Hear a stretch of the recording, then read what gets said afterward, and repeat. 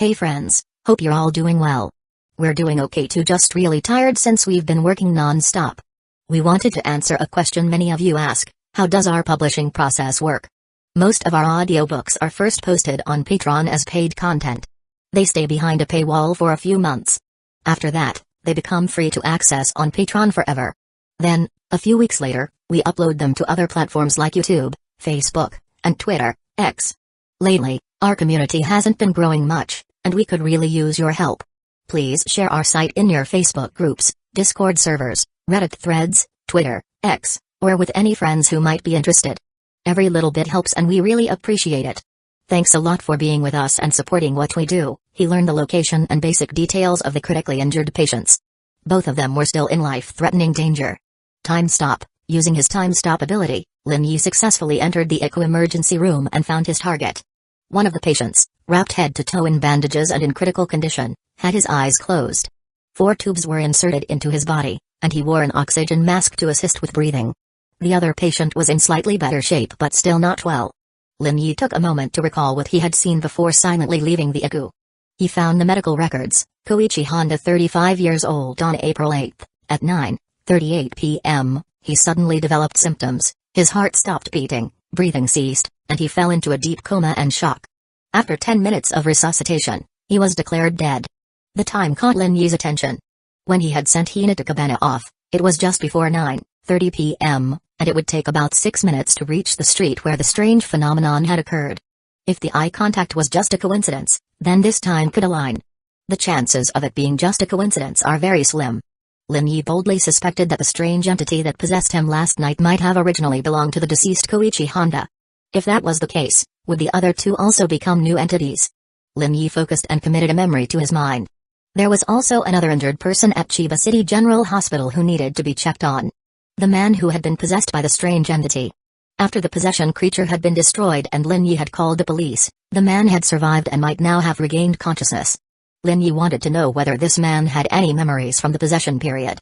A few minutes later, Lin Yi once again used the time stop ability to freeze the world and made his way to a special floor. With guards posted, he easily located the man. The man, dressed in blue hospital pajamas, was sitting up and watching TV, looking to be in stable condition. Lin Yi didn't speak to him directly but instead searched for the official inquiry notes. Name, Kenji Hirano. Age, 28. Condition, intermittent headaches, no memory of the possession period, vague dream-like recollections. His last conscious memory was riding the train back to his apartment. Conclusion, it is suspected that he encountered the strange entity on the train and was successfully possessed. The information wasn't much, but it was enough. Lin Yi's purpose was to confirm whether the man had any memory of the possession period, and this report had already given him the answer. He returned everything to its original place and left the room, heading back to the spot where he had activated the time stop. Only then did he release the time stop and let everything return to normal. The noisy sounds of the hospital filled the air. Patients were walking slowly down a hallway, and several nurses hurried by, as if something important had just happened. Lin Yi took the elevator down and left the hospital. It was already 6 o'clock. The sky had darkened. Lin Yi walked alone along the wide street, a light breeze bringing a refreshing chill. Ding ding ding. His phone rang. It was from Ai Hoshino. Good evening. Good evening. Lin Yi-kun, how was your day? Was school interesting? She was very curious about Lin Yi's high school life. To be honest, she sometimes wished she could go back to school. High school life is great. Full of youthful, beautiful JK girls. Just looking at them makes me feel at least 10 years younger. Lin Yi replied. Ha ha ha, 10 years younger? That would make you only 6 or 7 years old. I teased. The two chatted for about 10 minutes before the call ended. As an idol, Ai Hoshino returned to her daily routine. Most of her time was spent practicing dancing and singing. Additionally, on Lin Yi's suggestion, she had started a dedicated exercise regimen. Sigh. I wish Lin Yi-kun were studying in Tokyo. Chiba wasn't far, but still, it was a distance. If Lin Yi were in Tokyo, she could visit him every day. Ai Hoshino thought for a moment, her face turning slightly red. Slap. She slapped her own cheek. I shouldn't think like that. I need to train properly. Next time, I won't be a burden to Lin Yi-kun. With that, she resumed her running on the company treadmill, sweating as she continued to work hard. Lin Yi returned to his apartment and conducted a thorough check. ID cards, bank cards, 30,000 yen in cash, and he neatly arranged everything. Lin Yi had considered that the original owner might have kept a diary, But now he knew that wasn't likely. Most people didn't write diaries. Let's see if I can reset the bank card password via the app. If not, he'd have to visit a branch of the bank in Tokyo. Money was necessary. How to make money? His time stop ability was incredibly strong. Even if he robbed a bank, no one would notice. But Lin Yi had no intention of doing so. He had principles. Since he had decided to keep a low profile, he needed to be careful about his income and finances, to avoid drawing any suspicion. Maybe I should find a rich woman to support me. If he had a rich woman taking care of him, money wouldn't be a problem at all. Completely legal, and it wouldn't raise any suspicions from the authorities. Lin Yi chuckled, sat at his desk, and opened his computer. Let's first check out the safety accidents, deaths, and urban legends circulating around Chiba. The incident at the Kokoro Love Hotel and the bizarre fire injuries had made Lin Yi consider linking some of the real-world incidents with these strange events. He could actively trigger tasks in the strange game. Waiting passively wasn't his style. Chapter 58, Boys Have Those Days. Lin Yi wasn't familiar with Japanese internet and didn't know the related websites, so he had to go step by step. He used a browser to search for Chiba-related news and then used the comments section to privately message appropriate users to inquire about the information. However, the efficiency was low, and not all users were willing to reply. But in the end, he had gathered some information. An hour later, Lin Yi stood up to stretch and move his body. Exercise to improve physical condition, learn combat skills to increase combat power, and also firearms. Firearms and ammunition might not be effective against the strange entities, but they could help calm any human witnesses, making them more rational and willing to listen. Thinking of the middle-aged man at the hotel, Lin Yi felt that such reactions would likely increase in the future. The second thing is money. He needed money for his daily life and studies, as well as to purchase specialized tools and equipment for dealing with the strange game in order to improve his survival rate. Lin Yi knew very well that Time Stop was not invincible. For example, at the Kokoro Love Hotel, although the strange entity couldn't harm him while using Time Stop, if he hadn't noticed the pollution value and thought of a solution, he too would have been possessed and eventually turned into one of the strange entities. He could take an optimistic approach to the strange game. But tactically, he had to take it seriously and make full preparations. Lin Yi took a pen and paper and started writing in his notebook. Soon, the white pages were filled with words. He then began to erase and revise them repeatedly until he felt satisfied. It was late at night. Lin Yi glanced at his phone. It was already past midnight. He put down his pen, went to the bathroom to wash up, and quickly, the last light in his small apartment went out.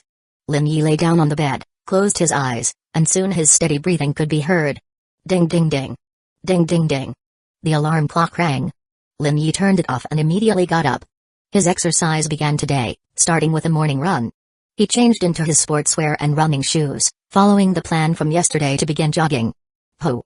Ho! Half an hour later, Lin Yi returned to his apartment, holding steamed buns and milk he had bought at the convenience store. Nutrition is also something to keep an eye on. After eating and taking a quick shower, Lin Yi changed into his school uniform and headed to school. Walking down the tree-lined path towards Subu High, Lin Yi looked at the energetic high school girls ahead, feeling relaxed and happy. This felt completely different from his high school life in his past life. Entering the school gate and climbing the stairs, Lin Yi arrived at the floor where Class J was.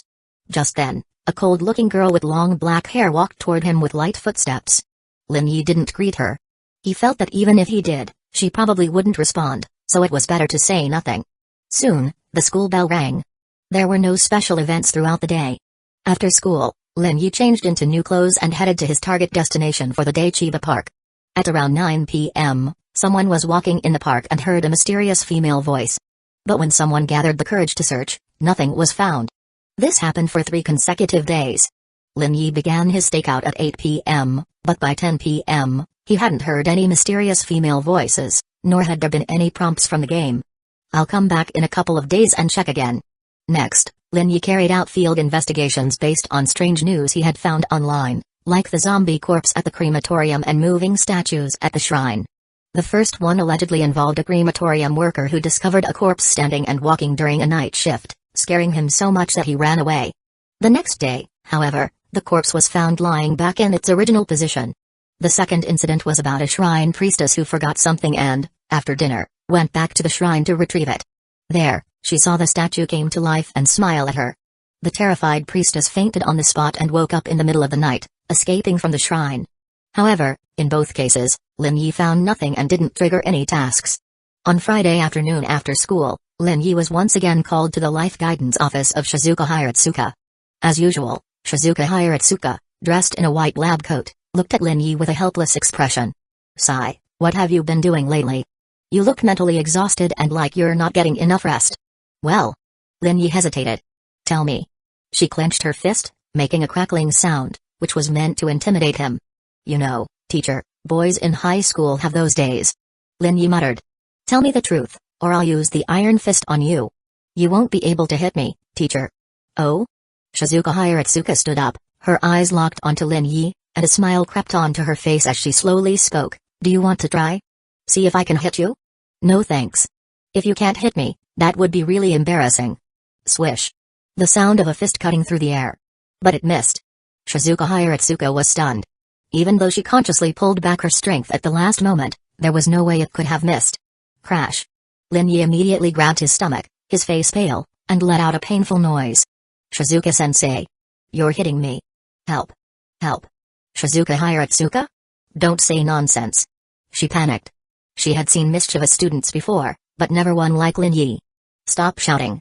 Fine, fine, tell me what you want, and I'll grant it. I need a girlfriend. Find one yourself. I want the right to take leave anytime. So that was Lin Yi's true purpose. That's impossible. But Shizuka Hiratsuka didn't outright reject him. If you have a good reason, I might approve it. Swish. Lin Yi shook his clothes. Thank you so much, teacher. I'll study hard and aim for the top of my grade to show you. Hey, if you can really get first in the grade, no, even third place, then I might consider giving you that right. It wasn't that she didn't believe Lin Yi, but the gap between him and first place was just too wide. After all, Yukino Shita had been in first place since the beginning of the semester, and the second place student was still 15 points behind her. It wasn't something anyone could easily surpass. It's a deal. I was waiting for you to say that. Lin Yi extended his hand toward Shizuka Hiratsuka, leaving her wondering if she had just been tricked by him. Could he really make it into the top 3? Deal. Shizuka Hiratsuka finally gave in and agreed. Lin Yi left with satisfaction. Next, he was planning to visit Chiba City General Hospital again. Chapter 59, The Tempting Female Nurse. In the past week, Lin Yi visited Chiba City Hospital for the second time. Over the span of 4 days, the man, Kenji Hirano, who had been possessed by a strange entity, had already been discharged. The 2 individuals severely injured in the Chiba Station fire were in different conditions. One, with relatively lighter injuries, had regained consciousness and was transferred to a regular ward, while the other, who was in critical condition, remained in the Ecchi under close monitoring. According to the information Lin Yi gathered from the medical staff, the severely injured person had little chance of survival. Vital signs were weakening, and it was likely that they wouldn't make it through the next 2 days. However, Lin Yi still hadn't triggered the game task he was hoping for. In the lobby on the first floor, Lin Yi sat in a quiet corner, silently contemplating. Could I have misjudged?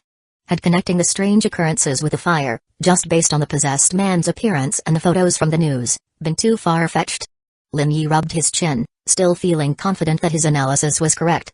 Maybe it's just a matter of probability. Not every person will trigger a strange event. With this thought, Lin Yi stood up. The antiseptic smell in the air wasn't particularly pleasant, and he decided it was best to return to his apartment, read some books, and rest. Tomorrow was Saturday, which would give him time to familiarize himself with Chiba City. As Lin Yi stood up, he noticed several young female nurses in their uniforms walking by in the lobby, chatting amongst themselves. I'm so exhausted these past few days. Finally, I get a good rest. A day and a half off. So happy. One of the young women in a pink nurse uniform wore a relieved expression. The intense overtime work had pushed her to her limits, and she was in desperate need of a break to recover. I envy you, Ren-chan. You just had time off last week. What's there to envy? I'm still stuck in the Ecchi, so busy. But your salary is higher. I don't care about the salary. As the nurses continued their banter, they passed by Lin Yi. A slight smile slowly appeared on Lin Yi's calm face. My analysis and judgment are correct. Ding. Detecting strong strange energy emanating from a nearby person. Task conditions have been met. Task initiated. Task name, rampage. Task type, real-world routine. Task objective, ensure the person's life safety, except. If no response within 5 seconds, the task will be automatically declined. The game prompt sounded just as the group of female nurses walked closer. Among the 3 nurses, one of them had a strong aura of strangeness attached to her.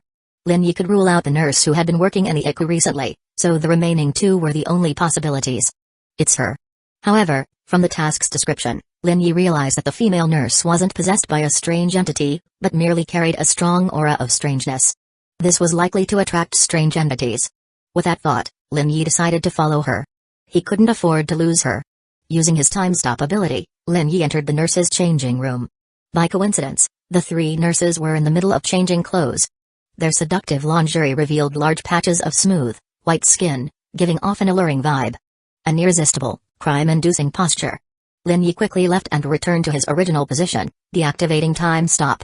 Truly, being a nurse, the uniform does add to the attraction. He muttered this comment to himself, suppressing any further thoughts. A few minutes later, the three nurses came out, walking together. Lin Yi initially thought they would head straight to the train station, but at the hospital gate, the group broke off, and Lin Yi followed the one nurse who was heading in a different direction. Tap tap. The soft sound of footsteps echoed as the nurse walked alone. The nurse, Ren Nanis, worked in the Ecchi of the city hospital, and her job pressure was immense. Despite being very busy, she occasionally had to deal with advances and confessions from men. She had chosen to work in the Ecchi to avoid such distractions, though the results weren't entirely successful. Oh. Tomorrow and the day after, I can finally rest. Just thinking about getting a good night's sleep made her feel a sense of relief.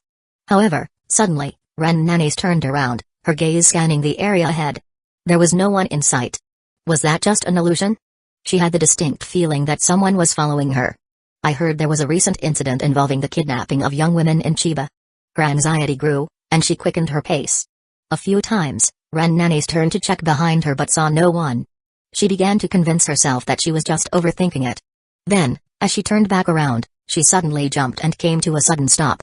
She had almost collided with a man in front of her. Sorry, really sorry. She quickly bowed her head in apology. Apologizing? You almost bumped into me. The man, who looked rough around the edges, scanned her up and down with an impolite look in his eyes. Miss, if you want me to forgive you, it's simple, just join me and my buddies for a meal. What do you think? Ren Nanis realized there were two more men behind him. By their clothes, they looked like delinquents. Ren Nanis instinctively took a step back, trying to create some distance, but the delinquents didn't intend to let the beautiful girl go. How about having a drink with us? We won't hurt you, I promise. Ren Nanis felt even more uncomfortable. Why was she running into this kind of trouble today? She immediately turned around and tried to run, but the delinquents were faster, blocking her path. She was surrounded. Hey! At this moment, Lin Yi appeared. He looked at the three delinquents and couldn't help but wonder. Was this the kind of crisis that the nurse had to face? It didn't seem related to anything strange at all. Kid, don't interfere in other people's business. Playing the hero? Let's see if you've got the guts. The odds were 3 against 1, and the advantage was theirs. However, seeing that Lin Yi wasn't backing down, the closest delinquent immediately swung his fist. Thud. The delinquent bent over, clutching his stomach and crying out in pain. The other two looked furious, their eyes filled with anger. Die, kid. One of them even pulled out a knife. But in the blink of an eye, both of them were on the ground, crying out in pain like pigs being slaughtered. Ren Nanis realized that she had been saved. She smiled at Lin Yi. Thank you. But as soon as she spoke, her expression changed. She recognized him. Wasn't he the masked man she had seen in the hospital lobby?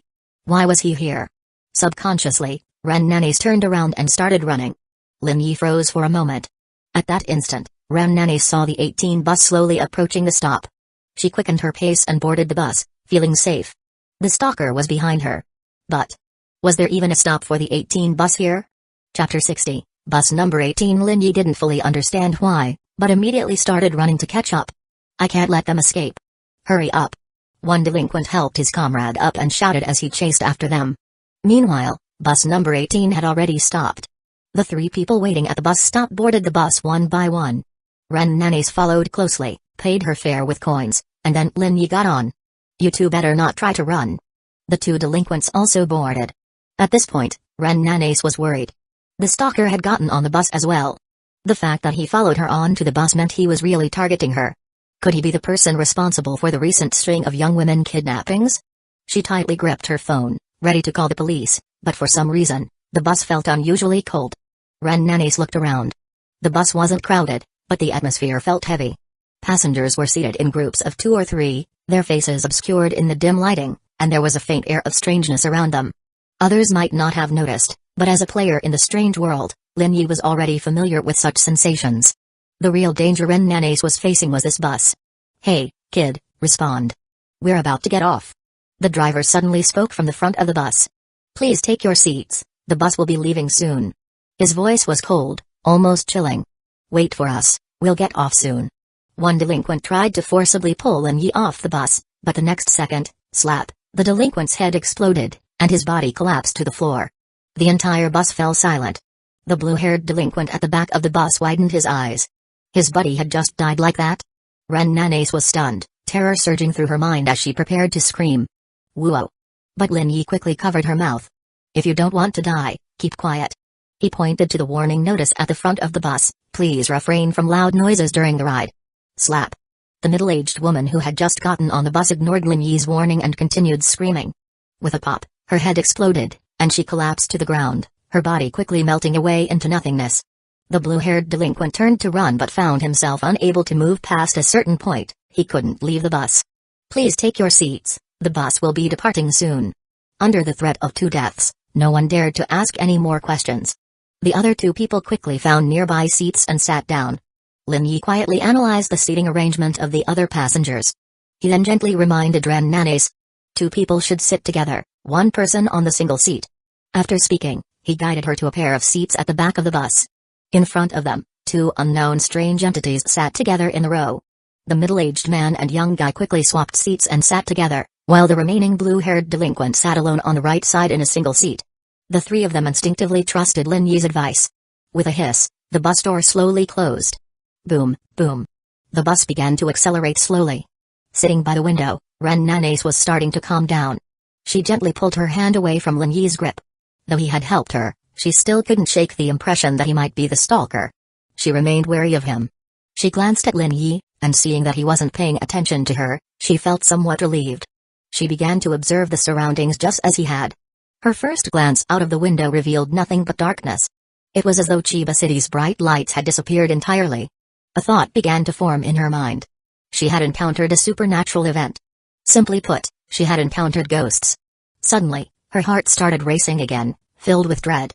Ren Nanes wanted to cry. She wanted to go home. She missed her parents. Who could save her? Just then, a warm, solid hand took hers, which was trembling. Ren Nanes froze.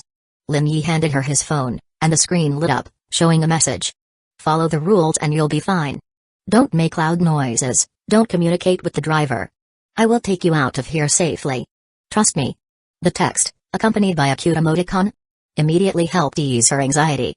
Despite him being the potential stalker, Lin Yi now gave Ren Nanes a sense of security. She trusted him. She believed she could make it out alive. Trembling, Ren Nanes took the phone and typed out a reply. "Why are you helping me? Do I need a reason to save someone? But you were following me, right? Yes, because you're very cute." Lin Yi chose this simple, direct reason, as it was easier for her to accept. He couldn't exactly tell her it was part of the strange game mission. Ren Nanes bit her lip, thought for a moment, and typed again. "Will we really be able to leave this bus alive?" Lin Yi gave her a thumbs up. Ren Nanes gently nodded, signaling her trust in Lin Yi. The other 3 passengers were still trembling. They had also realized that the other passengers around them were not human, they were definitely monsters. The blue-haired delinquent glanced at Lin Yi, signaling with his eyes, hoping Lin Yi would give them some reassurance. Lin Yi pointed to the notice on the bus. Boom, boom. The bus continued driving for about 3 minutes before slowing down. "The bus is about to stop, passengers preparing to disembark, please get ready." "The bus is about to stop, passengers preparing to disembark, please get ready." The repeated announcement made the group look toward the exit. Once the doors opened, they would finally be able to leave this terrifying bus. Soon, the bus stopped. The front and rear doors both opened with a swish. The exit doors were open. Hope was just ahead.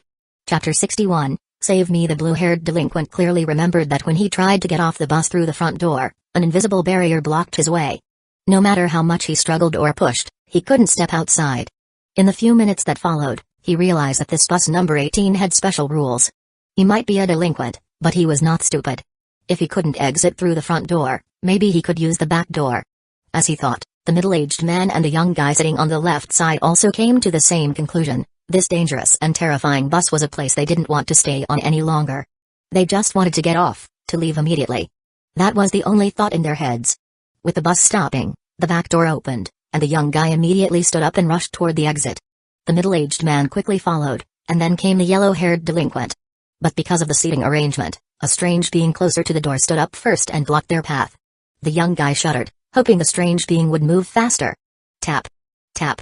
The strange being walked at a slow, deliberate pace, causing the young guy and his companions to silently curse, but none of them dared to speak or make any moves, fearing the strange being's wrath. Ren Nanis watched their reactions, feeling extremely anxious.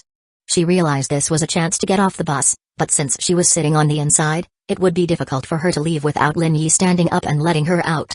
Ren Nanis shook her head and gestured toward the back door, her eyes filled with urgency. Slap. Time stopped. During the moment the bus was parked, the lights inside brightened slightly. Lin Yi immediately focused his attention on the route map on the bus. During the journey, everything had been pitch black, and they couldn't see anything. But now, the route map had appeared. The first stop was lit up. The words were unintelligible, but the second and third stops followed with equally cryptic text. However, the fourth stop, Chiba Station, was clearly visible, almost as if it was trying to tell them something. The first 3 stops weren't in the human world. Anyone who got off at those stops would surely die. Lin Yi returned to his seat, released time stop, and placed a hand gently on Ren Nanis' shoulder, applying slight pressure as he spoke. This isn't our stop. He pointed to the route map. Getting off here will get you killed. The strange being in the front had already exited. After hearing Lin Yi's warning, the young man behind him hesitated for a moment, unsure of whether to continue. The opportunity to leave the bus was right there. Should he let it pass? But this man seemed smart. It was Lin Yi's reminder earlier that saved them from dying, so he decided to trust Lin Yi this time. Just as he was about to turn and leave through the back door, the middle-aged man squeezed past him. What? The young man turned to see that the blue-haired delinquent had lost his balance, being pushed by a strange entity that had followed behind. The strange being wanted to exit but was blocked by the 3 of them. Losing patience, it forcefully pushed its way through. Slap. The young man stumbled and fell toward the bus doors. Damn it. He was horrified as he grabbed onto the handrail, but half of his body was already hanging outside. Lin Yi reacted a moment too late, but he still used time stop to try and pull the young man back. If the young man had chosen to exit on his own, Lin Yi wouldn't have stopped him. But since the young man was willing to listen, he didn't mind giving him a hand. However, safe travels, Lin Yi said with regret. He tried to pull the young man back, but no matter how much force he used, the young man's body seemed to be trapped by an invisible force, unable to move back onto the bus. Outside, the darkness was overwhelming, like an abyss that swallowed everything. Lin Yi returned to his seat. Time stop was lifted again. Ah! Help me. The young man was still struggling, desperately calling out for help from the middle-aged man and the blue-haired delinquent. Finally, he turned his gaze to Lin Yi. Save me. Lin Yi gently shook his head, signaling that there was nothing he could do. Clang. In an instant, the young man fell out of the bus, his body swallowed by the darkness. Another strange being, stepping on the bodies of the blue-haired delinquent and the middle-aged man, swiftly exited the bus. In less than 3 seconds, a horrified scream echoed from outside the bus. That scream was the young man's. He was dead. It sounded like he had been eaten alive. The blue-haired delinquent and the middle-aged man quickly crawled back to their seats, moving faster than they ever had before. Cold sweat drenched their foreheads and backs, and their legs trembled uncontrollably. If they hadn't listened to Lin Yi's warning, they would have gotten off the bus too. They felt an overwhelming sense of gratitude, especially the blue-haired delinquent, who had previously picked a fight with Lin Yi. Now, Lin Yi had repaid him with kindness, and he was deeply moved. Ren Nanis, after narrowly escaping death once again, felt incredibly fortunate. After a long while, Ren Nanis realized that she had unknowingly wrapped her arms tightly around Lin Yi's left arm. His solid arm gave her an unimaginable sense of safety. She slowly straightened up, pulled her hands back, and a faint blush appeared on her face, making her look incredibly cute. Thank you, she whispered softly. Lin Yi handed her his phone, the screen displaying, not sincere. Ren Nanis blinked and met his gaze. She recalled Lin Yi's earlier words, you're cute. An idea suddenly popped into her head. She lowered her head. Lin Yi shrugged. By now, no one else was trying to get off. Please take your seats, the bus will be departing soon. The back door slammed shut. Then, a figure appeared at the front door. The man was trembling as he slowly stepped onto the bus. All eyes instinctively turned toward him. His hair was messy, and his face was barely visible, but his blue leisure clothes were torn to shreds, covered in dust and a mixture of black and red liquid. Tap. Tap. He moved slowly, step by step, making his way to the back of the bus, his dark eyes scanning the surroundings. "It hurts. It's torn," he muttered to himself. The blue-haired delinquent and the middle-aged man sneaked a glance and immediately saw the ghastly state of his abdomen, where the flesh was mangled beyond recognition.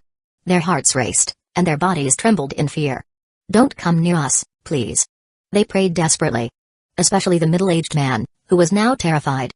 Since he was sitting in the double seat, after the young man had died, the seat beside him was empty. Chapter 62, Ren Nannies in action. The middle-aged man had his hands tightly clenched together, praying to Amaterasu, God, and the Buddha. He hoped, above all, that the strange being wouldn't sit next to him. But then, he stole a glance and saw the strange being had stopped when it reached his row. The middle-aged man gritted his teeth and quickly moved, stepping towards the aisle-side seat, deciding to sit there. Whatever it took, he was going all out. To his delight, the strange being moved back, walking toward the rear of the bus. He'd made the right move. The blue-haired delinquent was also relieved to be seated on the right side single seat. He had made a good choice. Phew. At that moment, the strange being sat down in the seat behind the middle-aged man. "It hurts. It's torn. It's coming out." A low, eerie groan echoed in the air. The bus started moving again with a loud rumble, and everything gradually settled back into silence. Lin Yi didn't think this cycle of getting on and off the bus would be so simple. There must be some hidden trouble ahead. After the bus moved onto the road, Lin Yi decisively activated time stop and moved toward the strange being to observe it up close. Its face was unclear, but its eyes were a dark, ashy color, and its torn clothes were fused with the bloodied flesh of its body. Enduring the discomfort, Lin Yi pulled at the clothes, trying to see the state of the strange being's body under the dim light inside the bus. There was a long, 10-centimeter wound, with black-red fluid oozing out and staining the torn clothes. That matches its murmurs, Lin Yi thought. Any normal person would be unable to move with such a wound. In fact, they would most likely be dead by now. He checked its pockets but found nothing useful, so he returned to his seat. The bus rumbled on steadily. Ren Nannies gently tapped Lin Yi's arm and turned her phone screen toward him. "Which stop can we get off at?" "Fourth stop, Chiba Station. The next stop is the second one. 3 more stops to go." But at least they were closer to hope. Ren Nannies felt a glimmer of hope rise. She had begun to adapt to the situation. At least there was now a chance of surviving and leaving the bus. She owed that to Lin Yi. Suddenly, Ren Nannies' gaze fell to Lin Yi's abdomen, which appeared to be wet and blackened. As a nurse, she was very sensitive to the scent of blood. That was definitely the smell of blood. Thud. Thud. She pulled Lin Yi's arm and pointed at his abdomen. Lin Yi looked down and immediately realized his abdomen was wet and sticky. Without hesitation, he lifted his shirt and saw a small wound, blood slowly seeping out. It had been infected by the strange entity's rules. Lin Yi looked at Ren Nannies, and under her stunned gaze, he reached out toward her. She instinctively tried to stop him, and that was when Lin Yi realized he could let her check for herself. He pointed to his own wound. Ren Nannies lowered her head and lifted her shirt, only to find she was bleeding as well. Her face instantly paled. It didn't hurt, but blood was flowing. Ren Nannies' gaze turned desperate, silently asking Lin Yi for help. The blue-haired delinquent also noticed the problem. Why was blood starting to flow? What was happening? He was terrified he didn't want to bleed to death. Instinctively, he glanced toward Lin Yi. At that moment, Lin Yi thought for a moment, then understood the cause. He immediately stood and walked toward the driver's seat. Under the confused gazes of the others, they saw Lin Yi take down a first aid kit marked with a red cross from the driver's seat. He carried the kit back to the strange being who had just boarded the bus. Click. The first aid kit opened. Looking at the contents, Lin Yi realized he would need to study and familiarize himself with medicines and tools for such situations. Ren Nannies, as a healthcare worker, immediately understood Lin Yi's intentions. But her legs felt weak, and her body was trembling from the cold. Still. She gritted her teeth, took a deep breath, and stood up, moving to Lin Yi's side. Ren Nannies pointed to herself and the first aid kit, indicating she would handle it. Lin Yi agreed without hesitation, offering to assist her. He gently lifted the strange man's shirt to reveal a 10-centimeter wound on his abdomen. Ren Nannies had seen many similar severe injuries before, so she wasn't fazed. However, seeing such a wound on a strange entity was something new to her. She started stitching the wound with practiced hands. Starting off a bit clumsily, she quickly grew more adept. With the right care, the wound could heal quickly without worrying about infection or severe scarring. In just 3 minutes, the wound was stitched up. The strange being's low moans finally stopped. "It doesn't hurt anymore. It feels better." The sounds from the strange man ceased completely. Both the blue-haired delinquent and the middle-aged man stared in shock, utterly amazed by the girl's courage to treat the strange being's wound. They immediately checked their own wounds, but blood was still flowing from their abdomen, though it had slowed down. Lin Yi also noticed that his own bleeding hadn't stopped completely. There must still be some rule they hadn't accounted for. Lin Yi motioned for Ren Nanes to return to her seat after finishing her work. Once seated, he noticed the blood still hadn't stopped flowing. Quickly, he scanned the bus and realized the problem. There were empty seats in the row. 2 strange beings and a middle-aged man occupied 3 of them. He immediately signaled the blue-haired delinquent and the middle-aged man to sit beside the 2 strange beings. They shook their heads vigorously, refusing to sit next to them. No way. They thought. I'm not sitting next to those creatures. Thud. Thud. Lin Yi didn't hesitate. He forcibly pulled both men to the empty seats next to the strange beings. It was a matter of life and death, so he used a straightforward and forceful approach. As for himself and Ren Nanes sitting next to the strange beings, he didn't mind helping others if necessary, but he wasn't about to risk his life for 2 men he didn't even know. If Ren Nanes could perform surgery to contribute to their survival, what were these 2 men doing, just sitting there? Besides, Lin Yi had tried to move the strange beings before, but once they sat down, it was as if they were connected to the bus, immovable. Therefore, he had to make the 2 men pay the price. The middle-aged man and blue-haired delinquent trembled in fear, convinced the strange beings would transform into man-eating monsters and devour them whole. Lin Yi pointed at Ren Nanes, and she checked her own abdomen again. Lin Yi leaned in to observe and even touched her side, making her shiver and blush. It's fine now, no more bleeding. Ren Nanes just wanted to say, you could have checked your own wound. But she knew Lin Yi was only using this excuse to take advantage of her. Whatever. It had already been seen, already been touched. She might as well consider it a reward for him. Thinking this way, Ren Nanes let go of her discomfort. Attention, passengers. We will soon be arriving at the 3rd stop. Please prepare to disembark. The 3rd stop was approaching. What strange being would board next? Chapter 63, Playing Games. Big Brother. At this point, even the blue-haired delinquent, who had poor grades in school and had relied on his fists and words to solve problems since high school, had came to understand the unspoken rules of Bus 18. No loud shouting, no talking to the driver, and no sitting alone in a seat on the row of connected seats. If you don't get off at the designated stop, you'll be devoured and killed by the strange beings.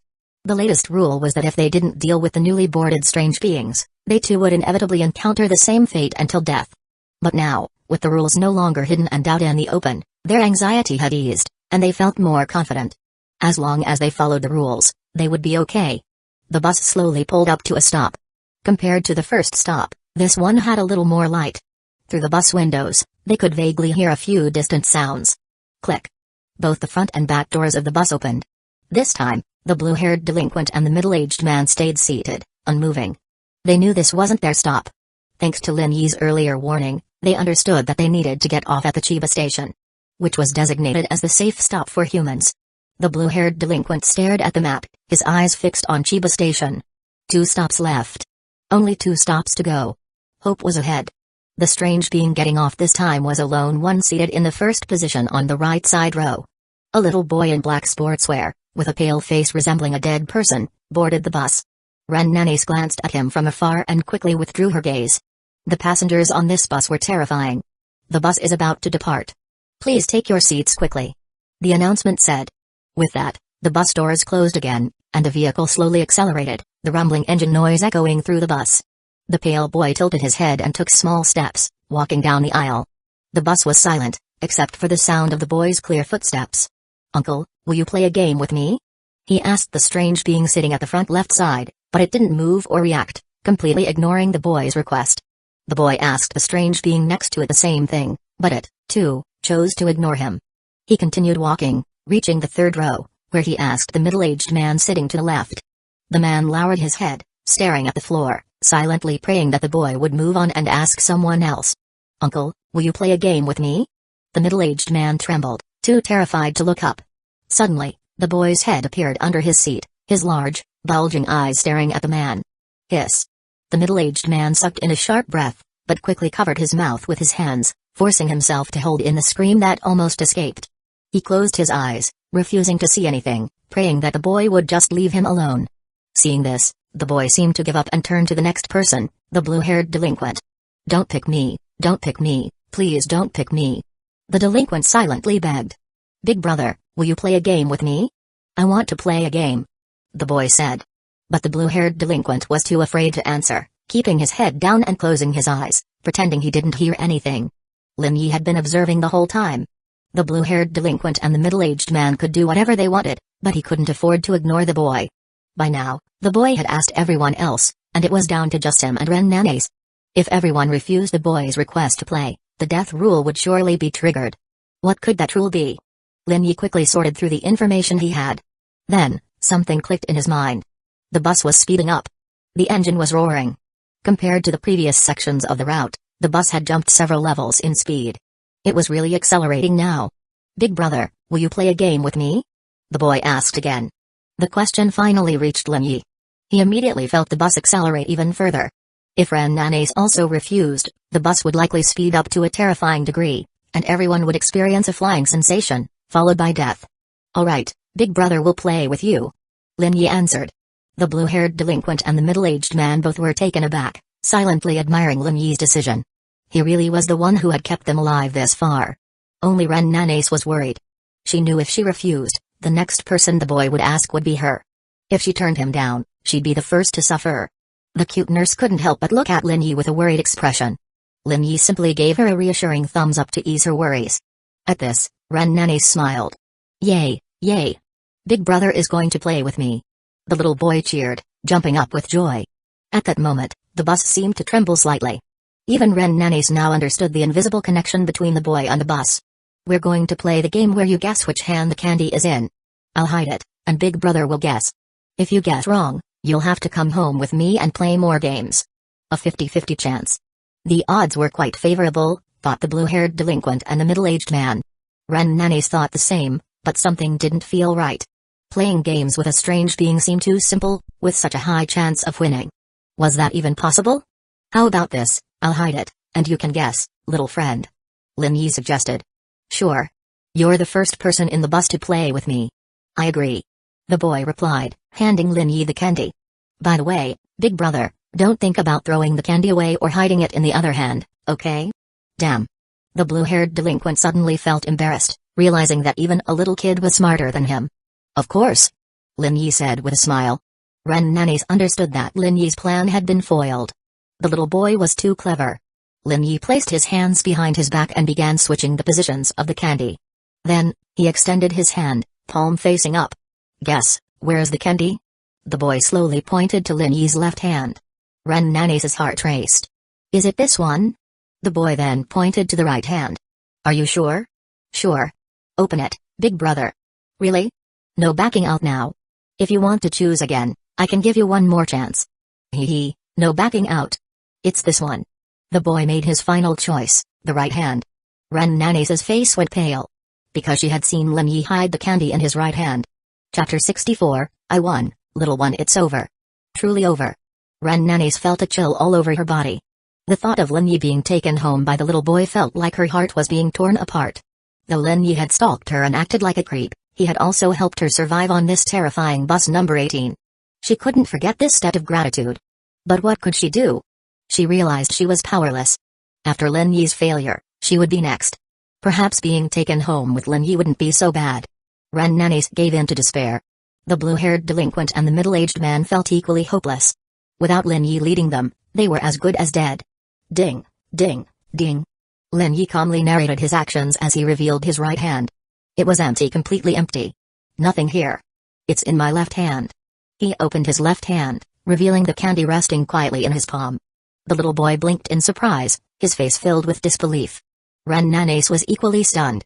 Impossible. She was certain the candy had been in his right hand. "I won, little one." No, no, no. I didn't guess wrong. I didn't guess wrong." The boy protested. "Shh. Lin Yi gestured for silence. "Big brother can play another game with you, but if I win again, little one, you must sit quietly in that seat." Lin Yi pointed to the single seat on the right. The bus's increased speed was related to the boy's rejection, but Lin Yi also suspected it had to do with the boy remaining unseated. "2 more games." "No, 3. The little boy said, holding up 3 fingers. "Fine. But after that, you can't ask anyone else to play." Ren Nanes immediately understood. Lin Yi was negotiating to protect her. She felt deeply moved. For her, Lin Yi was willing to take all the risks upon himself. How could she ever repay him? Big brother likes his pretty sister, doesn't he? The little boy's gaze fell on Ren Nanes for the first time. His pale face sent a shiver down her spine, but she forced a smile to avoid upsetting him. Yes, I do. Lin Yi answered without hesitation. Oh. And how about you, pretty sister? The boy's question turned to Ren Nanes. I do. She replied, knowing there was no possibility of saying otherwise. That's wonderful. Big brother and pretty sister like each other. That's great. But if big brother loses, I'll take both of you home to play lots of games. The boy said in his innocent yet chilling voice. Okay. Lin Yi agreed, and Ren Nanes naturally had no choice but to accept. Their fates were now fully intertwined. Live together or die together. Ren Nanes couldn't help but blush at the thought. Wasn't this the definition of shared life and death? The second game began. The boy guessed right hand, the candy was in the left. The third game began. The boy guessed right hand again but changed his mind at the last second to the left. This time, the candy was in the right. Ren Nanes watched with bated breath as Lin Yi revealed his hands each time, her nerves stretched to their limits. The blue-haired delinquent and the middle-aged men were so tense they felt they might have heart attacks. They knew if Lin Yi lost, they'd be next. But Lin Yi's winning streak gave them hope that he could win the final round. The final game will have new rules. I'll hide the candy, and big brother will guess. The boy said, smiling at Lin Yi. His pale face, coupled with the smile, looked even more eerie and unsettling. No problem. It's all just for fun. Lin Yi replied with a calm demeanor. Ha. The little boy placed his hands behind his back, shuffling them around before holding them out in front. Where is it, big brother? You have 3 seconds to guess. Ding dong. Ding dong. The bus fell silent. Everyone's gaze focused on the boy's hands. Left or right? Which hand was it? Under everyone's watchful eyes, Lin Yi slowly placed his hand on the boy's left hand. The left? It's not in this hand. The boy said. Everyone's attention shifted to the right hand. So it must be in the right. This decision held the fate of everyone on board. So big brother is guessing the right hand? I'll let you change your mind if you want. The boy said playfully, as though hinting that Lin Yi should pick the right hand. Neither hand. The candy is behind your back. Lin Yi said. The bus fell silent, the only sound being the low rumble of the engine. Ding, ding. You're right. The boy opened his hands, revealing nothing in either. Damn. The blue-haired delinquent and the middle-aged man cursed silently. This little boy was so devious. But thinking back to his earlier hints, they realized only someone as sharp as Lin Yi would have considered this possibility in advance. Big brother, you win. These 2 candies are for you and the pretty sister. The boy said, placing the candies in Lin Yi's hand. They're delicious. We all love them. The boy happily walked to the first single seat on the right and sat down. His pale face gradually regained some color, as though he was in a good mood after playing the game. The speed of bus number 18 also began to slow down, returning to its normal pace. It was only then that the rest of the passengers realized the danger of the bus's high-speed driving. If it had continued, they would all have been hurtling toward death on a doomed ride. Thankfully, they had passed this challenge. 2 stops remained before Chiba Station. Chapter 65, Infighting. The third stop had arrived. With the opening of the doors, the mysterious figures in the bus began to rise from their seats. The little boy sitting in the single seat on the right waved goodbye to Lin Yi and Ren Nanes, smiling as he seemed to remind them of something with his lips. The large bus was now left with only the 4 of them. The blue-haired delinquent stood up and moved to sit next to the middle-aged man, ensuring that both sides of the bus were occupied. By now, everyone was very clear on the rules. They knew they had to be careful to avoid violating any of them. The next stop would be Chiba Station. Once they reached Chiba Station, they would be able to survive and leave this place. Clack. Clack. At the door, a few figures appeared. 4 people boarded in order, all dressed in matching gray work uniforms. The clothes were stained with grayish-white dirt, making them look a bit shabby, and their faces were obscured whether due to the dim lighting of the bus or for another reason, it was unclear. The bus will soon be departing. Please take your seats, passengers. The driver's standard announcement echoed. The 4 individuals walked in synchrony, moving quietly without making a sound, and took their seats behind the blue-haired delinquent and the middle-aged man, as well as behind Lin Yi and Ren Nanes. At this moment, Ren Nanes froze. She could feel the eerie presence behind her, staring at her, making it impossible to move. In the end, she cautiously reached out and grasped Lin Yi's hand, seeking comfort. Lin Yi glanced at her but didn't release her hand. Instead, he enjoyed the soft touch of her hand, feeling comforted by the sensation. The blue-haired delinquent and the middle-aged man were on high alert, glancing over their shoulders, afraid that the eerie figures behind them might suddenly attack. However, the bus continued for some time, and the 4 new passengers showed no immediate signs of movement. They were eerily quiet, just like the previous passengers who had not caused any trouble. Could it be that nothing would happen now? The 2 men couldn't help but feel their tense hearts slowly relaxing. Another minute passed in silence. The quiet bus was finally broken by a low, gravelly voice. Hunger. Eat lamb. I told you, I want to eat lamb. Barbecue. Tastes good. The words were simple, but they seemed to have some sort of strange power, stirring a deep craving for food in everyone, the hunger growing stronger. Hunger. Eat. Lamb. Can eat half.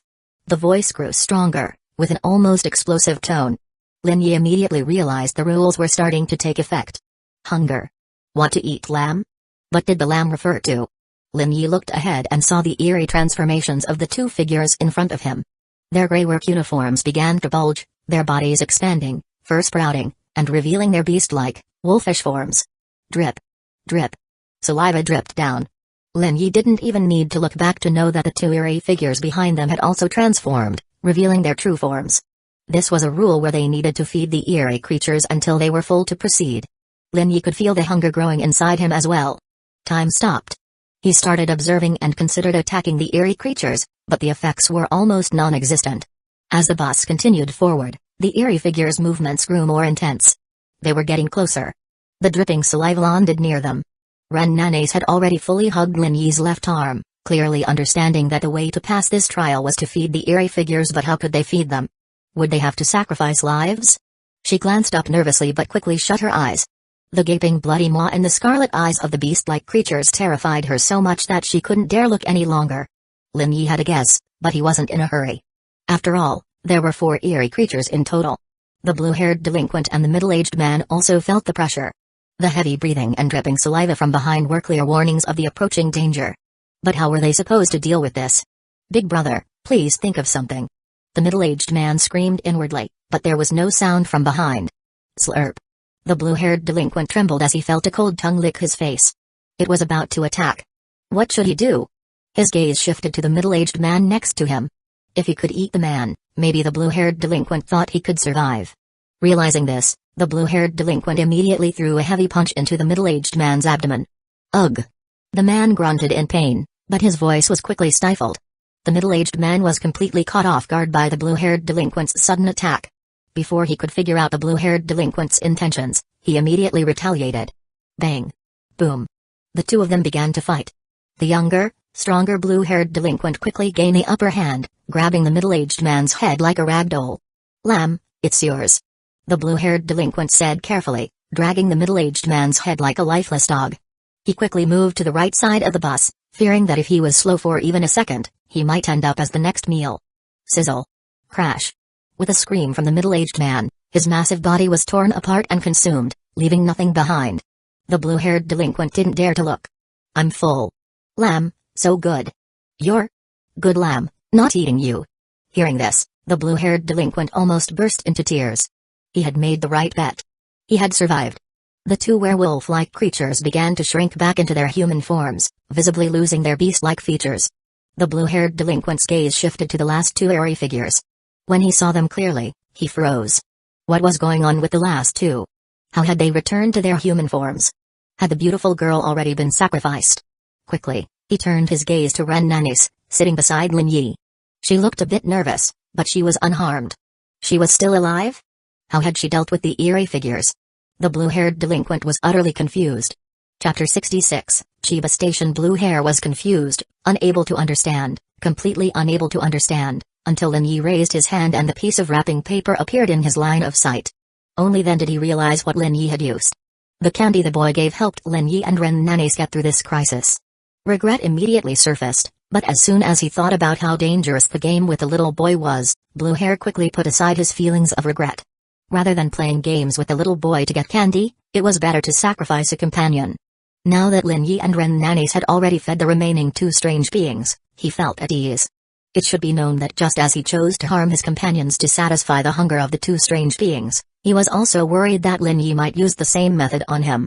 Compared to the beautiful girl Ren Nanis, his position in Lin Yi's heart was extremely low. If someone were to be sacrificed, it would definitely be him. Ren Nanis witnessed the whole process, shivering with cold fear. She was not only scared by the brutal scene of the middle-aged man being eaten but was also terrified by the cold and cruelty of human nature. If Lin Yi hadn't used the candy to satisfy the hunger and appetite of the two strange beings behind her, would she have been? Lin Yi pushed his phone in front of Ren Nanes.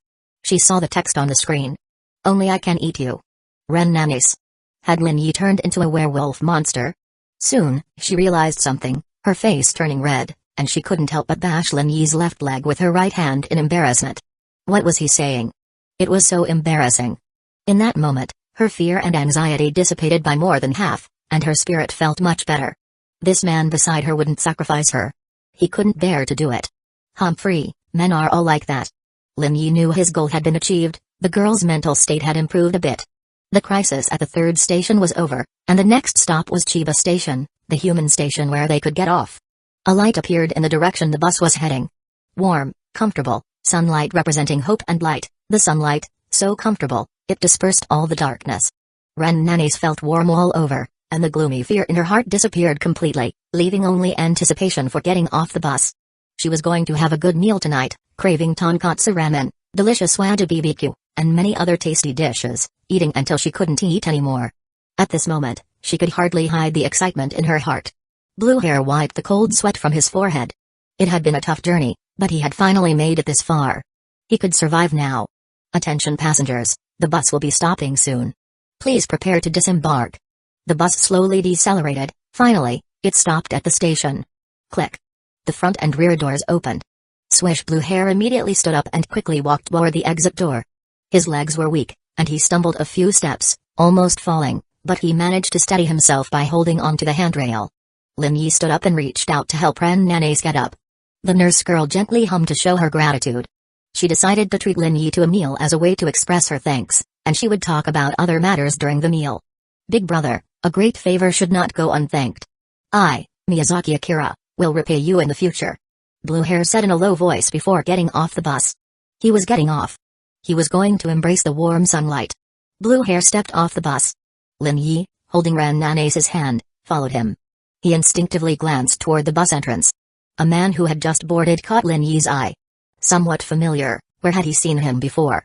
What's wrong? Ren Nanes asked cautiously. Nothing. But the familiarity with the scene wouldn't go away. He must have seen this man somewhere before.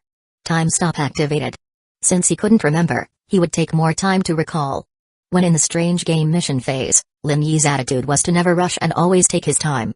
He walked directly to the man who had just boarded, carefully observing him, and finally, he remembered. It's him. Hayes Takeuchi. The only person who died directly at the scene of the Chiba Station fire accident, with 1 dead and 3 injured. He had seen this man's photo in the accident-related documents at Chiba City Hospital. Thinking of this, Lin Yi immediately cast his gaze outward, searching for his target. He saw the electronic clock hanging on the station wall. April 8, 2024, 14:15, Monday, the afternoon of the day of the Chiba Station fire. The train he was on had been delayed for a full 2 hours. We left the hospital at night, but now it's afternoon. He almost overlooked this key hint. This is not the correct station to get off. They can't get off here. Lin Yi immediately turned his head to look at the bus route map. On the right side of Chiba Station, where there had been nothing but darkness, a new station appeared: Chiba City Hospital. Lin Yi's eyes narrowed, and he immediately confirmed that this was the real stop to get off. Now that he understood this, Lin Yi took Ren Nanes' hand again. Time stop ended. Everything returned to normal. But Blue Hair was beyond saving. Lin Yi had tried to help him. Even though Blue Hair had sacrificed his teammate, Lin Yi still attempted to bring him back onto the bus. After all, whether there would still be danger on the road to the final station was an unknown, and they needed someone to test it. But Blue Hair had already stepped halfway off the bus. Lin Yi was powerless to do anything. Take care of yourself. Once Blue Hair stepped off the bus, he looked confused. In his astonished gaze, he saw Lin Yi pulling the beautiful girl back to their seats. At once, several doubts crossed his mind. What was going on? Why did they go back? Didn't they plan to leave? The next moment, Blue Hair, Miyazaki Akira, saw the 4 strange beings disembarking from the bus. It was as if he understood something. He had gotten off at the wrong stop. Let me back. Blue Hair tried to return but couldn't get any closer. He even ran toward the bus door, speeding up, only to realize that it was a door he would never reach. Meanwhile, Ren Nanes, who had been forcibly pulled back to her seat by Lin Yi, was completely bewildered. She even struggled, attempting to break free, Why were they sitting back down? Hadn't they already reached Chiba Station? Shouldn't they get off now? When the bus doors closed, Ren Nanase's face showed utter despair. It was over. They couldn't go back. She was going to die here. Chapter 67, Professionals do professional things. They couldn't go home anymore. No more delicious tonkatsu ramen, no more tasty wasabi BBQ, and so much more. Hope was gone. She was going to die here. Nanase Ren's expression was sorrowful, helpless, her body slumping against the seat. A faint tear shimmered in her beautiful eyes, about to fall down her fair cheek at any moment. At this moment, Lin Yi's hands were resting on the girl's body, but he wasn't applying force anymore. He withdrew his right hand and, seeing that Nanase Ren wasn't going to shout out loud, he immediately used his phone to type a message. We can't get off at Chiba Station. When we boarded, it was night, but now it's daylight outside. He turned the screen towards Nanase Ren. The nurse with cherry-colored hair stayed silent for a while, her eyes shifting. She seemed to have noticed something unusual. It was indeed daylight outside. The time was wrong, unless they had spent an entire night on the bus. She quickly took the phone and typed the reply.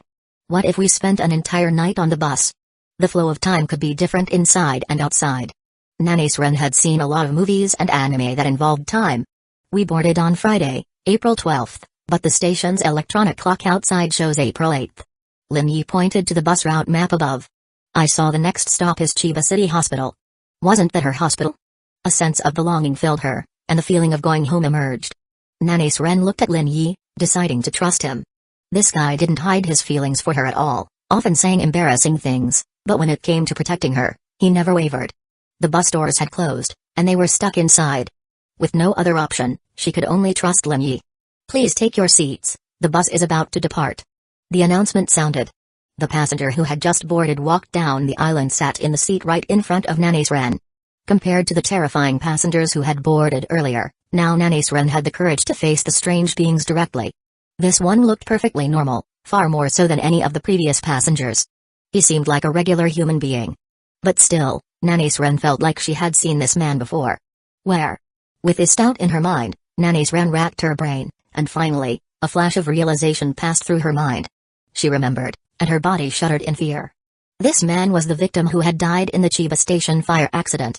Nanase Ren had seen his photo in the news and in the hospital. Realizing this, she immediately typed out the information on her phone, informing Lin Yi.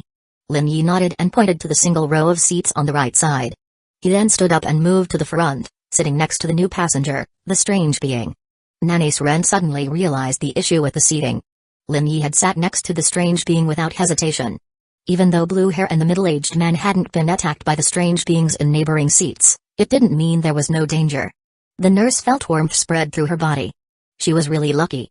Under Lin Yi's urging, Nanase Ren quickly walked to the single row of seats on the right, one hand supporting herself. She glanced sideways, her eyes watching Lin Yi, hoping he would be fine. He must be fine. I'll treat him to BBQ once we get off. She couldn't help but think. Boom boom boom boom. The bus was running smoothly, occasionally making a low rumbling sound. The silent interior was void of any voices, but Lin Yi's gaze stayed fixed on the man next to him as he observed the surroundings, not missing any detail.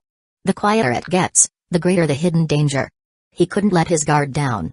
Until the very end, caution and vigilance were a must. Lin Yi would never joke around with his life. The man sitting next to him had his arms crossed, resting with his eyes closed, as though enjoying a rare moment of rest from his work. Nothing had changed. Could it really be safe? No, Lin Yi suddenly felt the bus was accelerating. The light coming through the windows was noticeably dimming, from the bright midday sun to the evening sunset. The change was speeding up. The rules must have been triggered. Lin Yi looked at the man, Hayes Takeuchi, and guessed that he might burst into flames like the strange being from Tuesday night, but until now, there were no signs of combustion. He didn't even feel any heat coming from the man next to him. Huh? Lin Yi's suspicion flickered for a moment. The next second, he reached out and touched the man's forehead. So hot. He had a fever. Instantly, Lin Yi understood the strange rule. Just like the strange being who bled from a 10-centimeter wound at the first station, this time, the issue was the man's fever. Water. But using time stop, Lin Yi searched the bus and found no water bottles. How could he lower his temperature? Even if there were fever-reducing medicine, it probably wouldn't help, especially since the first aid kit didn't contain any. Suddenly, as Lin Yi rummaged through the first aid kit, he found alcohol. He grabbed it quickly. Using alcohol for physical cooling, that was the solution. Lin Yi immediately opened the packaging, unscrewed the cap, and used a cotton ball to apply alcohol to the man's forehead. As soon as the alcohol touched his skin, it evaporated instantly, carrying away a large amount of heat. The bus speed slightly decreased, but it was still far from enough. The speed was still racing. The sunset outside was almost gone. Lin Yi knew there wasn't much time left. Once they missed the moment when the Route 18 bus had passed, the bus might not stop at Chiba City Hospital. At that moment, a delicate hand reached over and took the alcohol bottle from Lin Yi's hand. It was Nanny's Ren. The cute nurse with slender fingers pointed to herself and smiled faintly. "Let me do it." Her eyes seemed to say so. Lin Yi moved aside. As a nurse, Nanny's Ren was more professional than he was and knew how to bring down a fever faster. Professionals should do professional things. Now that the girl had volunteered, Lin Yi had no reason to refuse. Moreover, Lin Yi was very satisfied with Nanny's Ren. When needed, she truly stepped up. She wasn't afraid to confront non-human beings directly. Chapter 68, Don't Get Off the Car With Me. Ren Nanny's used a cotton ball soaked in alcohol to begin applying it to the man's forehead, neck, and limbs, starting a new round of physical cooling. These areas, with rich blood vessels, made it easier for alcohol to take away more heat. This was her expertise, and she couldn't afford to fail. Lin Yi had found a solution, but she had to bring the abnormal temperature down. Ren Nanny's threw herself completely into the task. In addition to using alcohol, she also fanned the man to speed up the heat dissipation. Her arms began to ache, but she endured without a word, pushing through the fatigue. Lin Yi watched the nurse's effort and smiled knowingly. He noticed the bus's speed had started to decrease significantly. The man's temperature was lowering, and victory was close. Finally, the man opened his eyes. Ren Nanny's immediately recoiled, scared. What should she do now? Should she keep applying the alcohol or stop? She looked at Lin Yi, seeking his guidance. He made an okay gesture, signaling her that she had done enough. Pa. Ren Nanny's wiped the sweat off her forehead. She was exhausted, feeling more tired than after a shift in the emergency room. She knew that the stress of the situation and the threat they faced played a big role in that. In the bus, if she hadn't done well, she would have died, or perhaps suffered something even worse. The mental strain and exhaustion were immense. Now it was over. She could finally rest for a bit. Ren Nanny sat up straight, massaging her sore arm, trying to relieve the tension. "Thank you, nurse." As she relaxed, a calm voice spoke from her left. Instantly, Ren Nanny's tensed up. What should she do? Should she respond? How? She glanced at Lin Yi. Only he knew how to handle situations like this. After all, he was the only one who had spoken to that pale little boy and the others. He had the courage to interact normally. Lin Yi nodded. The only prohibition on speaking in the bus was with the driver. Interactions with other passengers weren't forbidden. However, Lin Yi always followed the principle of don't speak unless necessary. But if it was an abnormal passenger talking, it was different. Like the little boy, the injured man, or the four abnormals whispering, their words always pointed toward clues for survival. "Ah, it's nothing. It's just what I'm supposed to do as a nurse." Ren Nanny's answered with a slightly stuttered voice. It took a lot of courage to speak up. At this moment, she admired Lin Yi even more for his ability to engage in normal conversation with the others. "The bus will arrive at the station soon. Please be ready to disembark." The bus announcement rang out. "We're almost there." Lin Yi stood up, preparing to leave. Ren Nanny's hurriedly stood up and moved aside to make space. As they brushed past each other, she heard a phrase, "Don't get off the bus with me." Instantly, Ren Nanny's mind went blank. Don't get off with me? Was the next station not the one they were supposed to get off at? Was Chiba City Hospital not their destination? No way. Ren Nanny's almost lost her composure. After all this time, and with Chiba City Hospital station almost in sight, was it not the correct station? The man reached the exit, holding the handrail, and then glanced at Ren Nanny's with a calm expression, as if he hadn't said anything at all. Lin Yi noticed Ren Nanny's unusual reaction and walked over, patting her on the shoulder, signaling her to sit down. Ren Nanny's moved to another seat. She immediately input some text on her phone and handed it to Lin Yi. "He just told me don't get off the bus with me. Does that mean Chiba City Hospital isn't the station we can get off at?" Lin Yi lightly tapped his fingers on his leg while thinking about the meaning behind those words. Was Chiba City Hospital really not the right station? Was he lying? Trying to trick them into staying on the bus? None of the passengers so far had directly lied. The rules of this abnormal game didn't involve distinguishing truth from lies. It wouldn't make sense to suddenly introduce a false statement near the end, just to mislead them and trap them in the bus. So, the man was telling the truth. They couldn't get off with him. Ren Nanny's, feeling desperate, had already given up on thinking and was ready to follow Lin Yi's lead, putting her life and future in his hands. They would either live or die together. At this point, Ren Nanes had come to terms with it. You make the decision. I trust you. Whether we stay or leave, I'll go with you. That was Ren Nanes' decision. To show her support, she reached out and held Lin Yi's hand. At this moment, the young nurse blushed slightly. This was the first time she consciously held a man's hand. It felt a bit big and rough, but very comfortable, making her want to hold it tighter. Alright, but don't you think it's a little inappropriate to take advantage of me? Immediately, Ren Nanes gave Lin Yi a teasing glance, but she didn't let go. After all, if she did, wouldn't Lin Yi be right? The bus stopped. The front and rear doors opened. Should they get off or stay on? Ren Nanes' heart raced, waiting for Lin Yi to make the decision. Lin Yi understood now. The route map had a new station. It wasn't that this station had changed, but another one had been added. Excuse me. Lin Yi didn't know when he had stepped in front of the man. He pointed at the route map and spoke. This isn't the station you can get off at. You should get off at the next one. The man nodded as if he had just realized something. I was dizzy from the fever, I got it wrong. Thanks for the reminder. You and your girlfriend should get off and head home. With a grateful expression, he sat in the seat on the right side. Lin Yi signaled Ren Nanes to hurry and follow him, and they both stepped off the bus.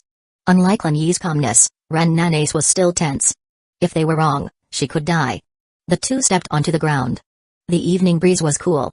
Ren Nanes instinctively hugged her coat, and then she finally looked around, taking in the surroundings.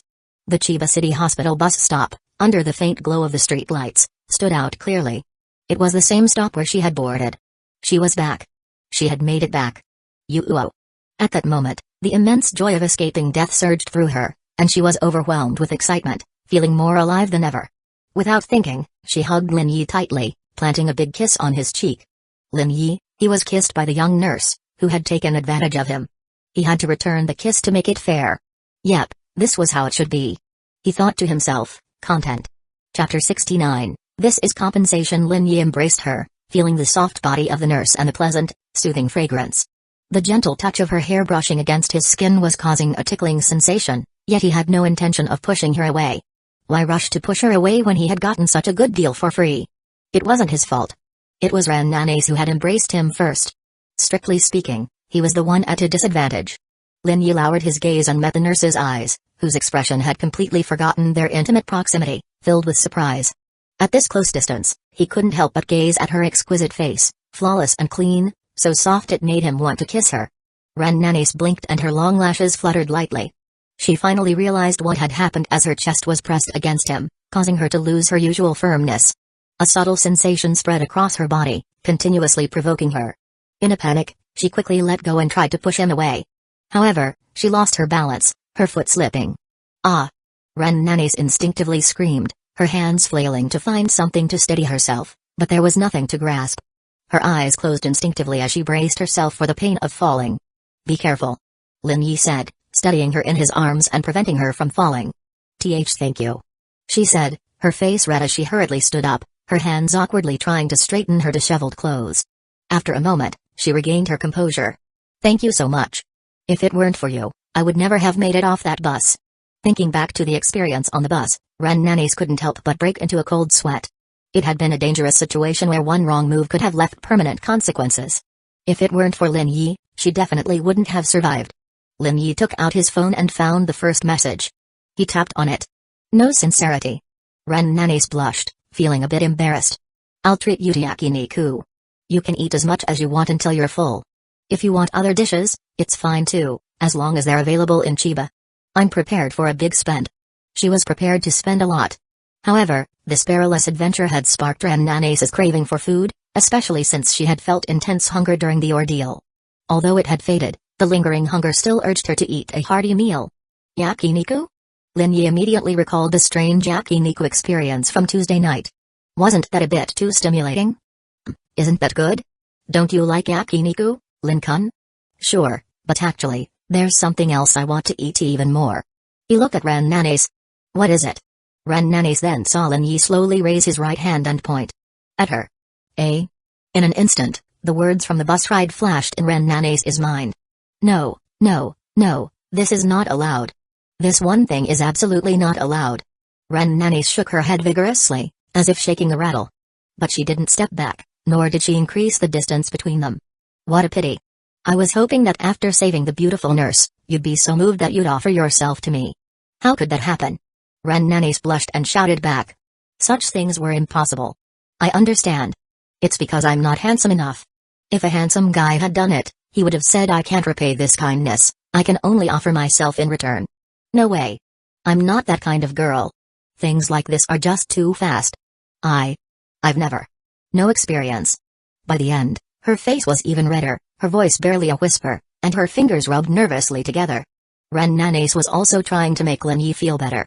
You're very handsome and charming, especially when you stepped up to protect me on the bus. I'm really moved. I like boys who are willing to protect me, but offering myself in return is too soon. She said a lot, some of it contradictory, but Lin Yi could see the kind of girl Ren Nanes was. It was just a joke earlier. Don't take it too seriously. She nodded. Suddenly, Ren Nanes remembered something and said quickly. I still don't know your name. She had just realized she didn't know how to address him. Lin Yi. I'm Ren Nanes. You can just call me Ren, Lin Kun. Okay.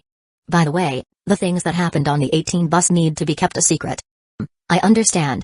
But if others find out, could there be any danger? Even without Lin Yi's warning, Ren Nanes intended to keep it secret. Although surviving the bizarre 18 bus ride was something she could boast about, she wasn't the type of girl who liked to show off and be envied. I can't say for sure, but if someone knows the details, there's a high chance they'll encounter that strange event. In other words, if she told a friend about the 18 bus incident, they could easily end up experiencing it themselves. Don't think that just because you know the rules, you'll survive. The rules can change. How many types of passengers do you think there are? There are many, so many that the number of rules might be as many as there are people in the world. Ren Nanes swallowed. Even if she were to board the 18 bus again, she might not survive. By the way. Lin Yi walked up to her, gently patting her on the shoulder and giving a small smile. Miss Ren, you just did something quite rude to me. What? Lin Yi pointed to his own cheek. You took advantage of me. You kissed me. Ren Nanes wanted to explain, to defend herself, but with Lin Yi closing in, she kept retreating until she backed into a tree branch, unable to move further. One of the things I hate most is being taken advantage of, so. You know what that means. Ren Nanes bit her lip, her hands clutching her clothes. She wanted to refuse but didn't know what to say. I'm sorry. Is that okay? She asked carefully. Lin Yi just watched, smiling, saying nothing, doing nothing, quietly waiting. Ren Nanes clenched her hands tighter, her body tense. After a while, she sighed and stopped struggling. You can kiss me. She even turned her left cheek towards him. Lin Yi didn't hesitate. He placed his hands on her shoulders and leaned down to kiss her delicate, flawless cheek. The feeling was nice, very nice. Other side. Huh? She froze. That was to make things even. Now, this is compensation. How could this be? But Ren Nanes turned her head, offering her right cheek. Her face was bright red, like a rose about to bloom. Would he ask for something even more outrageous now? She couldn't help but think. Chapter 70. The twin sisters. Lin Yi leaned in, and as Ren Nanes trembled, he kissed her right cheek. The feeling was really nice. Ren Nanes was torn between wanting to reject it and yet unable to, and this complicated, chaotic emotion added a unique flavor to the situation. It felt good to tease a girl. Lin Yi was in a good mood, so he spoke again. Well, next. That's it. Ren Nanes replied, squatting down and moving past him. It's over now, nothing else. Having anticipated what Lin Yi was about to say, Ren Nanes took action first. She jogged a few steps to distance herself from him. Lin Kun, follow me. Let's go to that mall. We're having yakiniku. Ren Nanes waved her hand, and under the street lights, her blue outfit outlined her slender figure. Her cherry-colored long hair swayed gently in the evening breeze, giving off a vibrant, youthful energy. Lin Yi stepped forward to follow her. On the way, Ren Nanes asked her question. Where is the next stop? Because of the series of embarrassing requests from Lin Yi, she had forgotten her biggest question. The crematorium. Ah. So it was the crematorium. Then what happens if he gets off the bus first? I don't know, but there are 2 guesses. 2? That sounds interesting. With an expectant look, Lin Yi spoke. We'll end up at the crematorium, because that's where he is going, so if we follow him, we'll arrive there too. And the other one? The morgue at Chiba City Hospital. Ren Nanes. No matter which one, she didn't want either. Yakiniku restaurant, Chiba branch. After careful consideration, Ren Nanes decided to bring Lin Yi to this yakiniku restaurant, which she had always wanted to visit but never could due to her budget. The reason was simple: her income wasn't enough, and this place was quite expensive. For someone like her, who was frugal and always saving money, this felt like a luxury meal. But today, she decided to treat herself not just to thank Lin Yi, but also to celebrate surviving her close call. Sizzle. Sizzle. The charcoal grill crackled, the black charcoal slowly turned red, releasing heat, while the bright red beef sizzled with bubbles, the beef fat making a cracking sound, and the aroma of grilled meat grew stronger. Ren Nanis looked on, her appetite peaked. Finally, the beef was done. She picked it up with her chopsticks and placed it into Lin Yi's bowl. Try it. Under Ren Nanis' eager gaze, Lin Yi picked up a piece of beef, dipped it in sauce, and placed it in his mouth.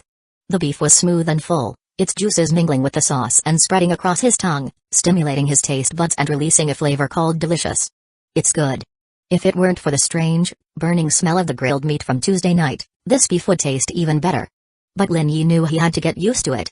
The strange game in the future would only present more disgusting and cruel things, so he could only adapt. Good to hear. I'm relieved. With beef at this price, if I said it wasn't good, you'd probably cry, Miss Ren. Then I'll take you to a more upscale yakiniku place. Good, it's a deal. I'm looking forward to the next time. Ren Nanis. She felt a pang of sympathy for her wallet for 3 seconds. She gritted her teeth and agreed. Another round of yakiniku wasn't a big deal. She, Ren Nanis, could afford it. How about? No, thank you. She immediately shook her head, rejecting it forcefully, fearing that Lin Yi would suggest more expensive dishes.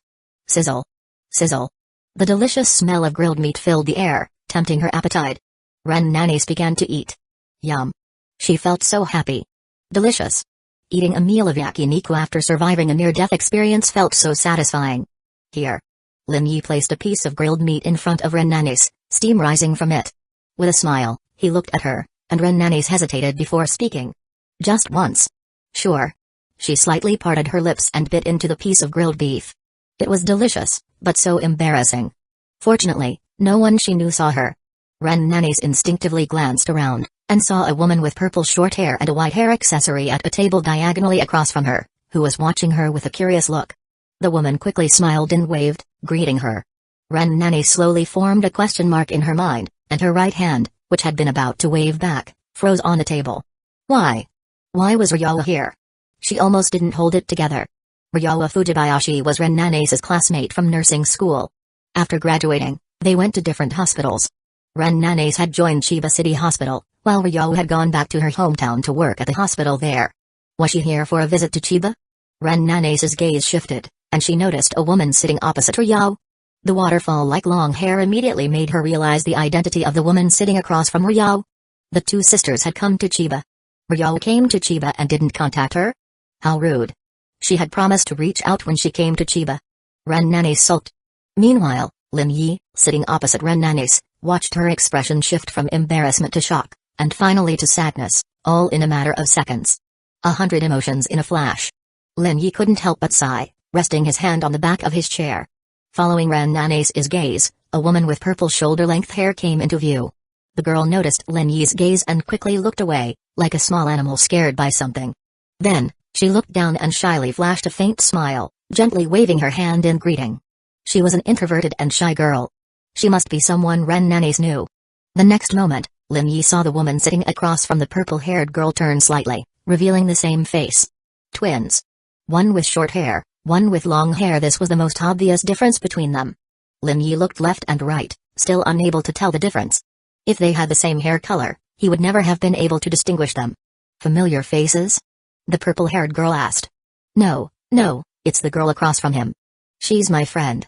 Ryawa Fujibayashi whispered. Oh. Your good friend from nursing school. You said you'd meet her when you came to Chiba. Should we go over now? The short-haired girl immediately shook her head. No, they're eating together. It wouldn't be good to interrupt them. Let's wait until they're done.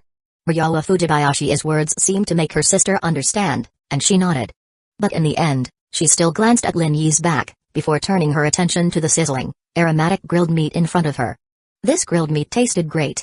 It was rare for her younger sister to splurge, so as the older sister, she had to enjoy this rare moment.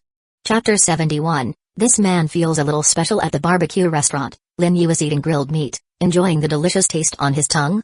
Seeing that Ren Nanis hadn't recovered yet, he actively asked.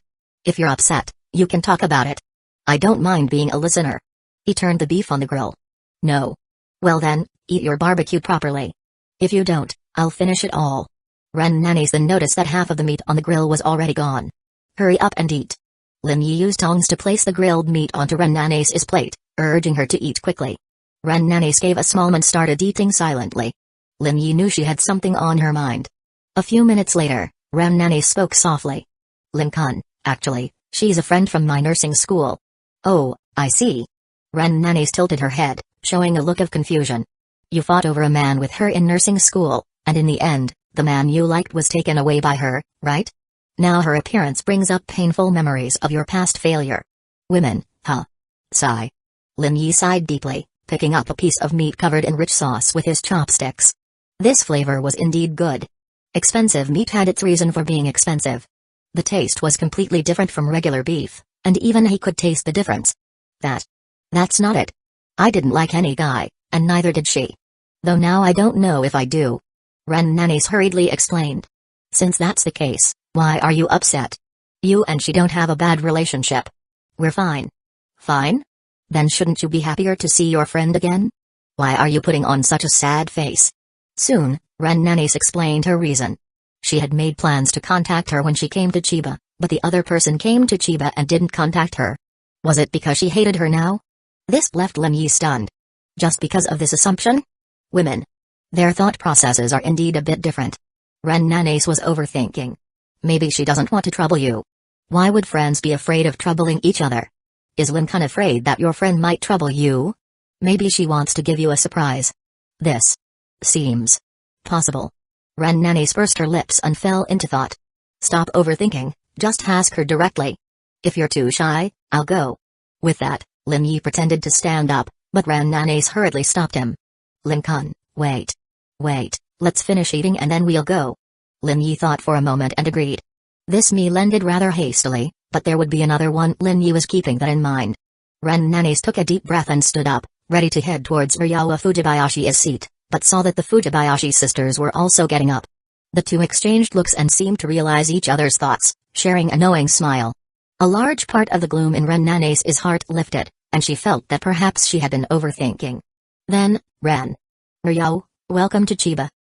I wanted to surprise you, but I didn't expect to run into you here. Is this your boyfriend? Good evening, boyfriend Kun. Fujibayashi Ryo greeted nervously. Her shy, weak personality had changed somewhat. At least now she dared to greet someone she had just met, though her voice still carried a soft, delicate tone. No, Lin Yi is not my boyfriend. He is my friend. Ren Nanes hastily explained, but Fujibayashi Ryo kept looking back and forth, recalling the scene where Lin Yi had fed Ren Nanes. She thought her friend Ren was shy and unwilling to admit it. I understand. It's really not like that. Really, believe me. Ren Nanes was almost about to start a full explanation, however, just as they were about to introduce themselves, the waitress came to remind them. So the four of them headed to the cashier to settle the bill.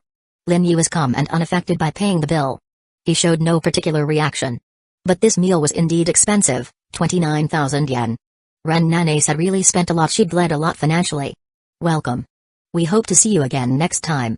Under the waitress's watchful eyes, the four left the barbecue restaurant and strolled down the street.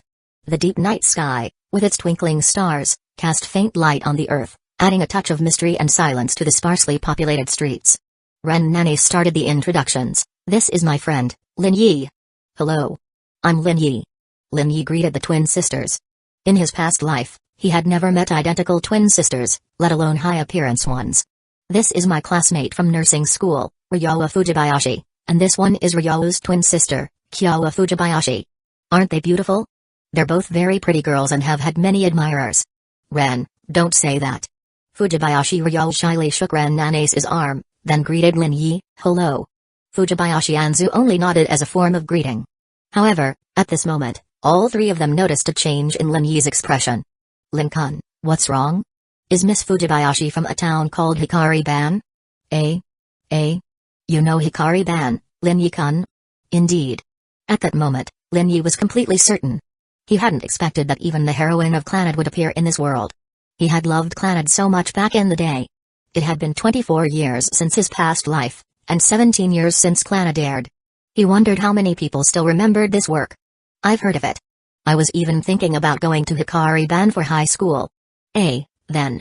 In that case, both my sister and I would be your senpai, right? Fujibayashi Ryo seemed a bit uncertain about Lin Yi's age. Yes, you'd be my senpai. Lin Yi confirmed. I'd like to ask if Miss Fujibayashi knows Miss Tomoyo Sakagami? Sakagami? Yes, I know her. Back then, nobody in the school didn't know her. She was the president of the student council at Hikari Ban High School when we were in our third year of high school. Do you know her, Lin Yi? I know her, though it's just me who knows her. Tomoyo Sakagami was here too. This world was truly getting more interesting. Fujibayashi Ryo glanced at Ren Nanes again, and seeing her friend's normal expression, seemingly unaffected by Lin Yi asking about another girl, she felt that maybe Ren Nanes and Lin Yi really weren't a couple. She then explained why she had come to Chiba. Her father's job had been transferred, and her sister, Kyo, had received a job offer to teach at a primary school in Chiba. So, after discussing as a family, they decided to move to Chiba temporarily. That's great, Ryo. This way, we can hang out together often. We can eat and watch movies like we used to. I really miss our happy days in nursing school. Ren Nanes and Fujibayashi Ryo walked side by side, chatting happily about their past lives in nursing school, and Ren Nanes' previous sadness seemed to have disappeared completely.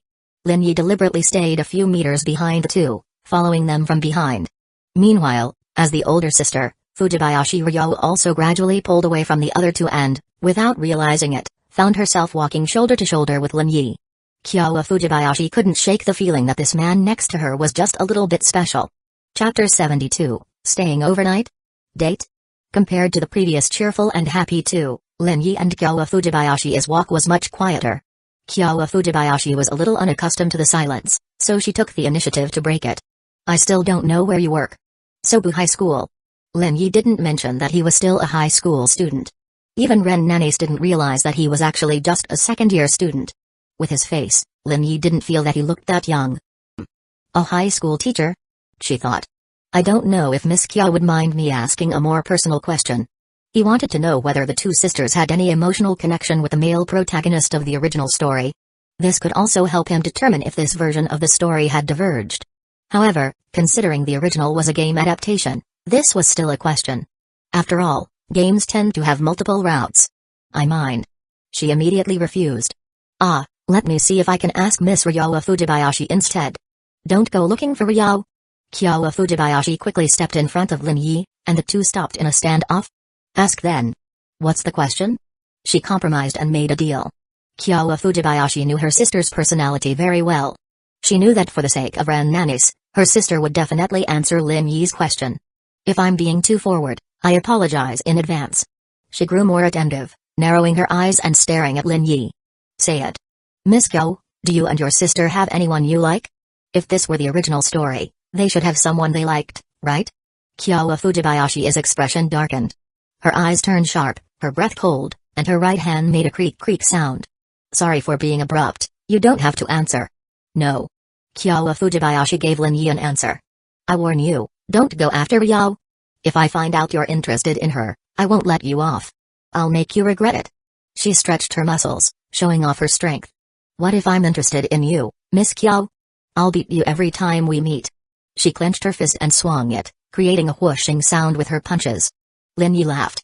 The girl in front of him had the same violent tendencies as the original character in his memories. Kyowa Fujibayashi got even angrier. Just as she was about to threaten him again, a voice came from behind. Big sister, what are you two doing? Nothing, I'm coming. Kyowa Fujibayashi immediately turned around. Her long purple hair swayed, leaving a beautiful arc. As she hurried to catch up, she shot Lin Yi a fierce glare. Lin Yi watched the purple-haired girl's back as she quickly caught up, a faint smile curling at the corner of his mouth. Ren Nanes and my sister are friends, so there will be more opportunities in the future. No rush, take it slow. Now, Lin Yi had plenty of patience. Today's two surprises made him feel good. What other surprises could this world bring him? He was looking forward to it. Waiting for the appearance of the other heroines from the other works. For that, Lin Yi resisted the urge to go online and, based on his memories, began searching step by step. He really enjoyed the surprise and novelty of the female protagonist suddenly appearing. If he searched for each work one by one, the ones that weren't available would disappoint him, and the joy brought by some works would only be to a certain extent. There's nothing more surprising than encountering the heroine unexpectedly. 9. p.m., the four of them parted ways. The Fujibayashi sisters were already near the house they rented. Ren, next time, come with Lincoln to visit our house. I'm really sorry today, I can't entertain you, the house is still a bit messy and hasn't been tidied up. It's fine. We'll come next time. Ryo, if you run into any problems, feel free to ask me. I'm more familiar with Chiba, after all, I've worked here for a few months longer than Ryo. They said their goodbyes.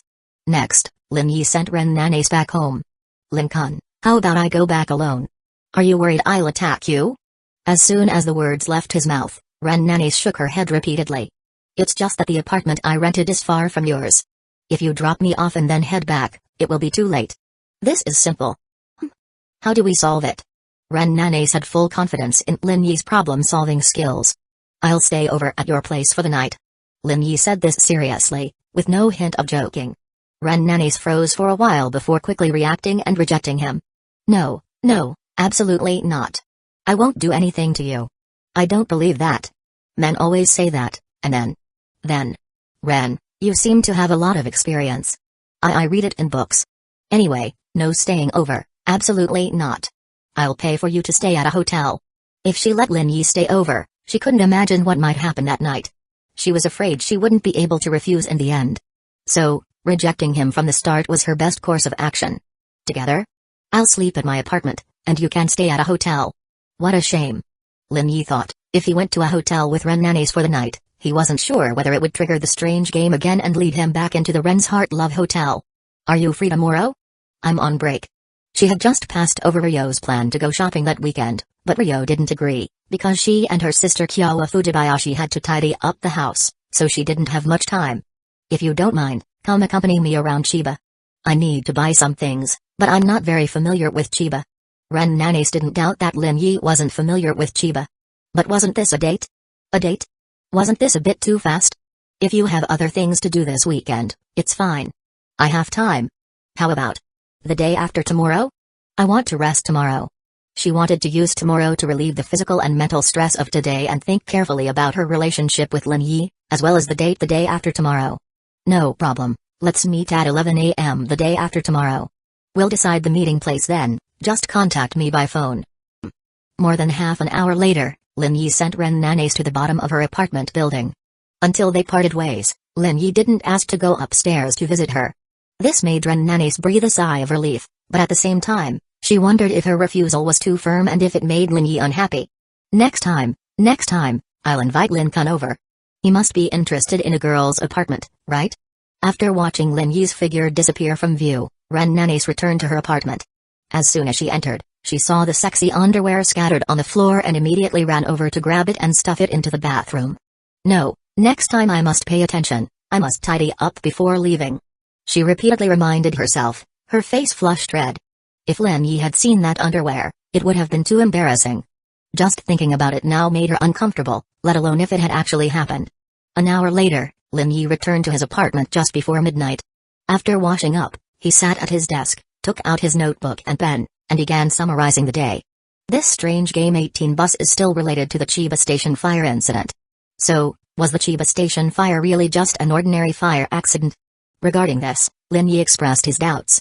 Chapter 73, Mysterious Object once is a coincidence, but twice is not necessarily so. Lin Yi had a premonition that he would encounter a mysterious game linked to the Chiba Station fire incident. It's necessary to investigate the truth of the Chiba Station fire incident. To search for related information. Lin Yi picked up a pen and wrote it in his notebook's plan. His memory was good, but he preferred to record important matters in his notebook to arrange his time more reasonably. Since he had no time to meet Ren Nanes the day after tomorrow, he would go tomorrow. Tomorrow, I'll go to the Chiba Fire Department and the Chiba Police Department to look for detailed investigation reports on the fire incident. Lin Yi made the decision to quickly find the materials and understand the details of the incident, which would help him handle future tasks and missions related to the mysterious games. Da. The pen in Lin Yi's hand lightly tapped the desk, making a crisp sound. Ren Nanes also hasn't received an invitation to the mysterious game. For now, we can assume that participants in ordinary real-world tasks won't receive invites to become players in the game. The total number of mysterious game players was smaller than expected. There were 7 passengers on the 18 bus, including him, and only 2 survived. Even so, Ren Nanes wasn't invited. Compared to Ai Hoshino and Hikari Kuroda from the Love Hotel, Ren Nane's contribution on the bus was absolutely greater. The bizarre suturing of wounds, the strange cooling of fever, Ren Nane's had exerted a lot of effort. Thus, participation, contribution, and invitation qualifications had little correlation. Player qualifications, for now, only depended on the type of mysterious game task. Shasha. Lin Yi recorded the events of the bus ride and reflected on whether he could have survived without the ability to stop time. The game with the little boy was difficult, purely by luck, or maybe the boy let me go. But that round, some passengers would inevitably die. Projects relying purely on luck were the most unsafe. Without time stop, he didn't think he could safely make it through. Future mysterious games would definitely feature more complex, more difficult, and more dangerous games. Lin Yi was actually looking forward to it. A new life, a new beginning in this mixed world of the second dimension. He wanted to experience more surprises, joy, and excitement. The mysterious games would surely fulfill this small wish of his. The summary for today ended. However, the task completion notification had yet to arrive. Could surviving the 18 bus be not enough? Time passed after midnight. At that moment, the familiar mechanical sound rang. Ding. Mysterious aura carrier Ren Nane's confirmed safe. Ordinary real-world task has been completed. Reward 1, 150 game points, blessing point split effect active. Reward 2, 150 experience points. Reward 3, random white quality items x2. Your current experience is 250 out of 200. You can now consume experience to level up your game character. Do you wish to level up? Level up. With Lin Yi's words, the new notification arrived. Congratulations, your game level has been upgraded to level 1. You gained 1 free allocation point. The equipment and item function is unlocked. When you obtain items in the mysterious game, you will get relevant information. The backpack function is unlocked. You now have 5 backpack slots. Your mysterious game has just begun. We hope you enjoy your game experience. The equipment and item function unlocked. Backpack. Lin Yi looked at his game character panel. His level had become level 1, with experience 50 out of 300. The next level requires 100 more experience than before? I still need 250 experience to level up to level 2. Leveling up 1 level gives 1 free allocation point. He currently had 8 free allocation points, which he hadn't used yet. Let me try the backpack function. He then focused his mind, and the pen in his hand disappeared. It has appeared in the backpack slot, taking up 1 slot. Let me try putting multiple identical items into the same slot. Lin Yi brought over a book. 10 books were no problem. Then, Lin Yi stuffed all the clothes and pants together and successfully placed them into one of the empty backpack slots. However, when he tried to add more clothes, they went into the second slot.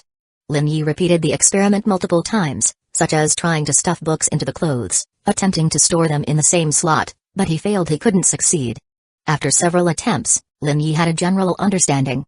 Items of similar nature can be stacked together and stored, but I'm not sure if there's a volume or weight limit. He guessed there might be one. The amount of clothes and books he tested was too little, nowhere near enough. He needed further experiments.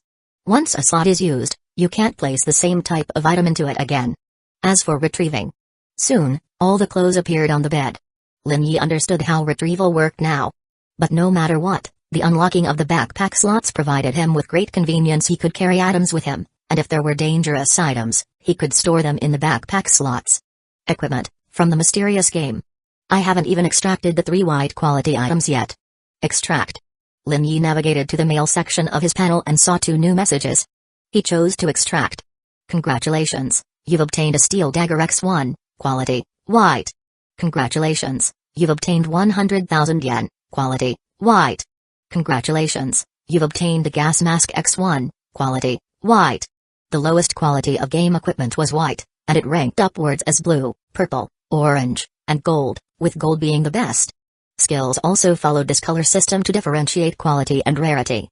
My time stop superpower should count as a skill, with at least gold quality starting. Lin Yi smiled, but unfortunately, the time stop ability didn't appear on his panel. The 100,000 yen could be spent, and the steel dagger and gas mask were items that could also be bought in real life, so they weren't particularly good items. Better than nothing. Lin Yi casually placed the gas mask and steel dagger into the backpack slots. He opened the drawer and, as he was putting away the notebook, he suddenly noticed something wrapped in cloth inside the drawer. This is... Lin Yi remembered. It was the mysterious black bead he had taken from the man's forehead during the attack at the concert on Monday. He unwrapped the cloth and took out the black bead. In an instant, related information appeared in his vision. This really is a mysterious game item. He had guessed right. Chapter 74, What do you want to do to my baby?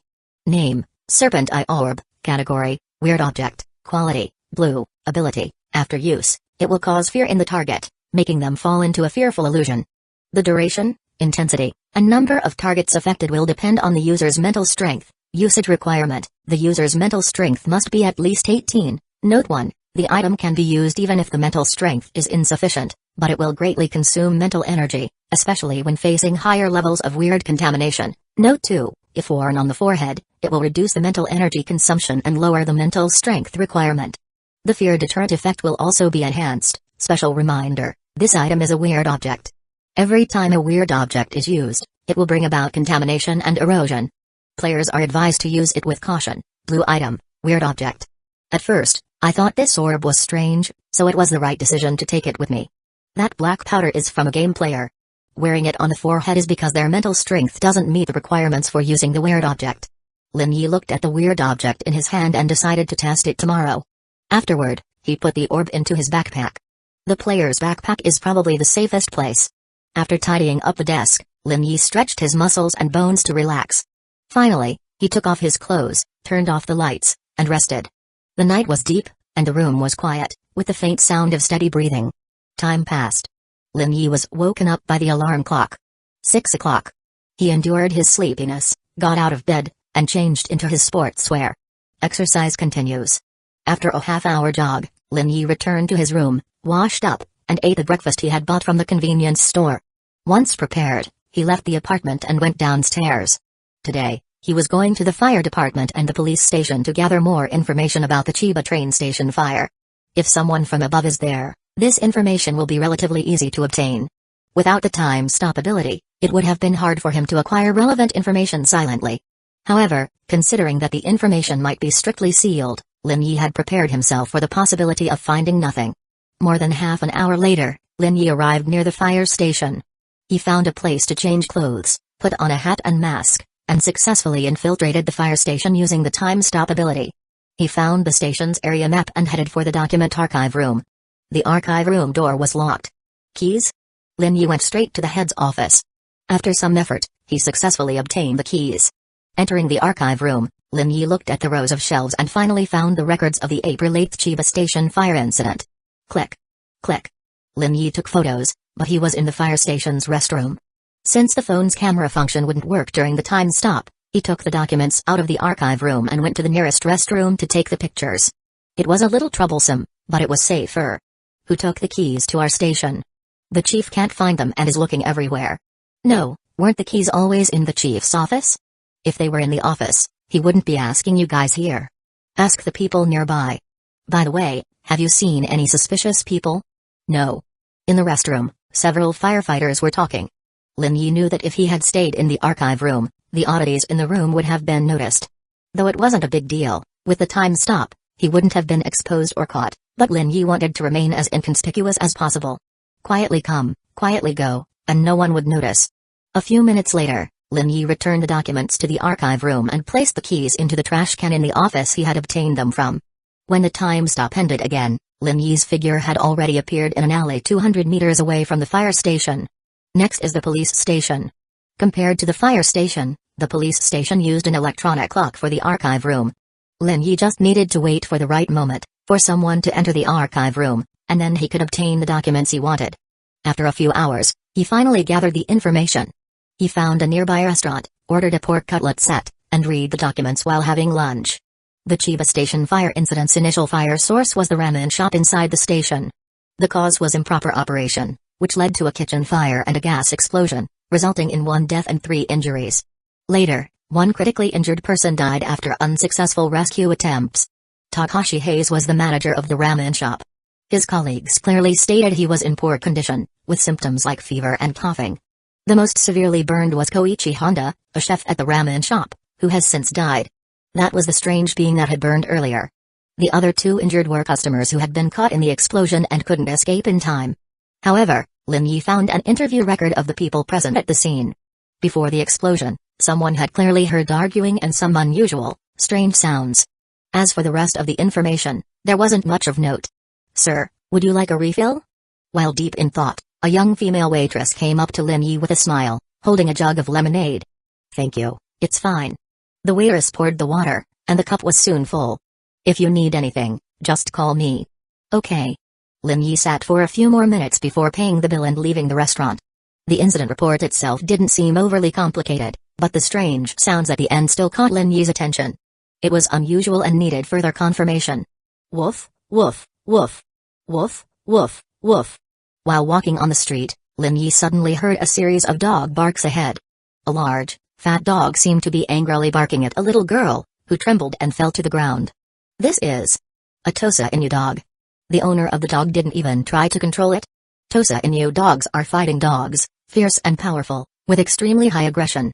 Once they enter a combat state, they fight to the death. Lin Yi quickly walked over. "Hey!" he shouted at the Tosa Inu dog. "Arf arf, woof woof woof." The dog glared at him, even attempting to charge and bite. The next second, arf arf oh. It let out a whimper of fear, its fierce expression immediately drooping, and its large body slumped to the ground, trembling. The serpentine orb worked very well. He had been struggling to find a suitable test subject, and this Tosa Inu dog was just perfect. "Hey, what are you doing? What did you do to my baby?" At that moment, a woman's voice came from behind. Chapter 75 Ghosts Cry and Wolves Howl. Rumi Tsurumi under Lin Yi's gaze, he saw a plump middle-aged woman running over at the fastest speed. She hurriedly picked up the trembling Tosa Inu dog that was lying on the ground. "Is this the baby? Hey, what did you do to my baby? If something happens to it, I won't let you off." The middle-aged woman shouted loudly. "This dog almost bit someone." "Impossible. My baby is very well behaved, it would never bite anyone. If it did, it's because you provoked it.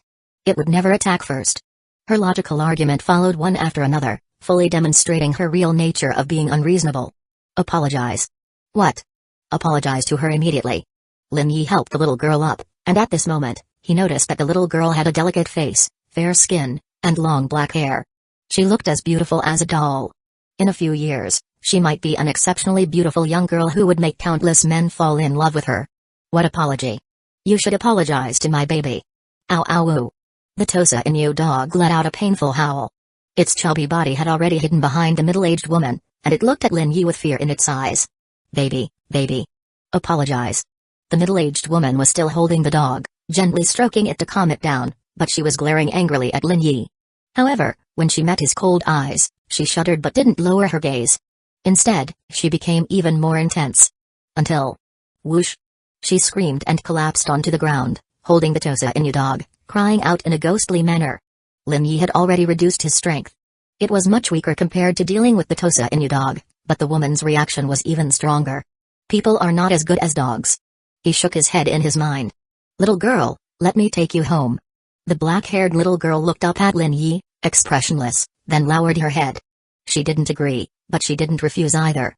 "If you have your parents' phone number, I can use my phone to contact them." Lin Yi offered his phone, but the little girl didn't take it. A few seconds later, she stood up and walked forward, and Lin Yi followed a few meters behind at a steady pace. About 10 minutes later, she stopped in front of a house. "Little girl, I'm leaving now. In the future, stay away from large dogs. Golden retrievers and huskies are fine, though." Just as Lin Yi was about to leave, the little girl finally spoke. "It was the dog that charged at us."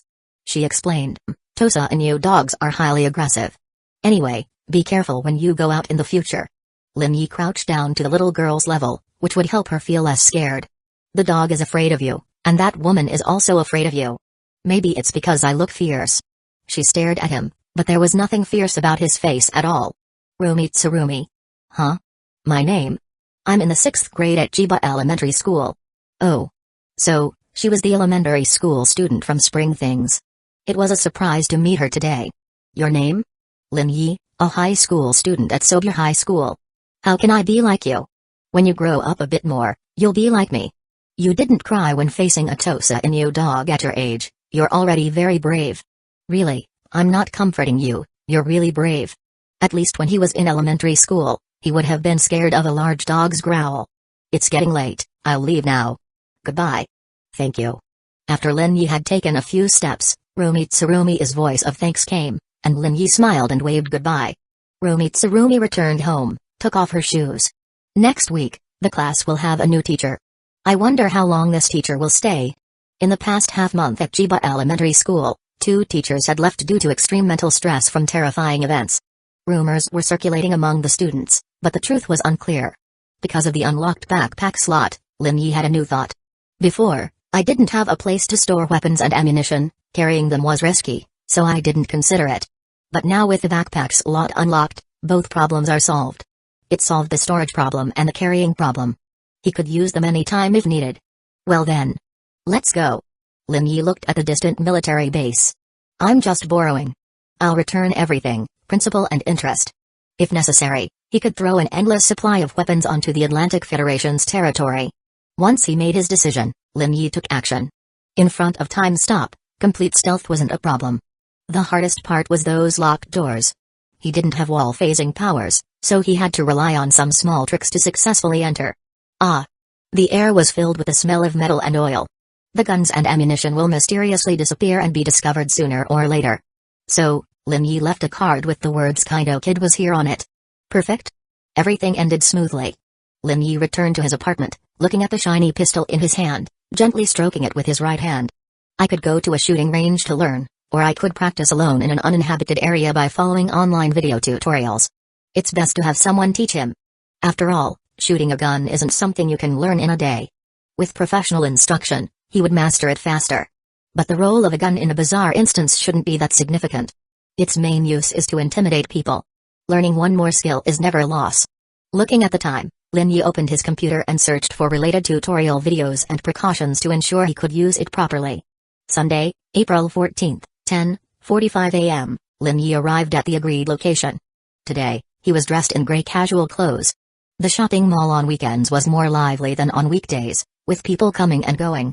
Occasionally, people handing out flyers walked past and offered them to Lin Yi. Lin Yi politely declined. 5 or 6 minutes later, a sound of footsteps came from afar. A girl in a cute pink dress walked toward him, and within 20 meters, several men's gazes were drawn to her on both sides of the street. Beautiful girls always attract men's attention. Sorry, I'm late, Lin-kun.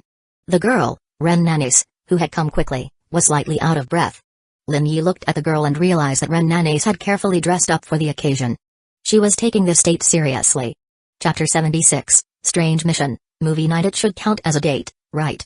Lin Yi couldn't help but think. Miss Ren, you're very beautiful. Thank you. Many men are captivated by you. Lin Yi pointed at the many male passers-by who were casting their gazes toward them, teasing with a smile. No. That's not true. They're not looking at me. But the blush on her face revealed her inner shyness. It's lunchtime. Let's go eat. Okay. Ren Nanes had no objections. They entered the mall, which had exquisite decor. Under the bright lighting, the spacious shopping center looked clean and tidy, with a few couples strolling hand in hand around the stores. The pairing of Lin Yi and Ren Nanes also attracted quite a bit of attention, giving off a couple vibe, but without holding hands, which made people curious about their relationship. Ren Nanes kept her head lowered, walking beside Lin Yi, too shy to look around, as the gazes from passers-by stimulated her sensitive sense of embarrassment. They took the elevator to the 3rd floor.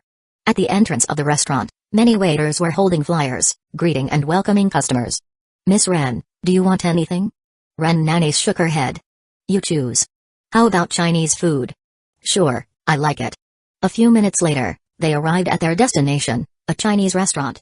Lin Yi wanted to see what Chinese food in Japan would taste like. Welcome. Lin Yi started ordering.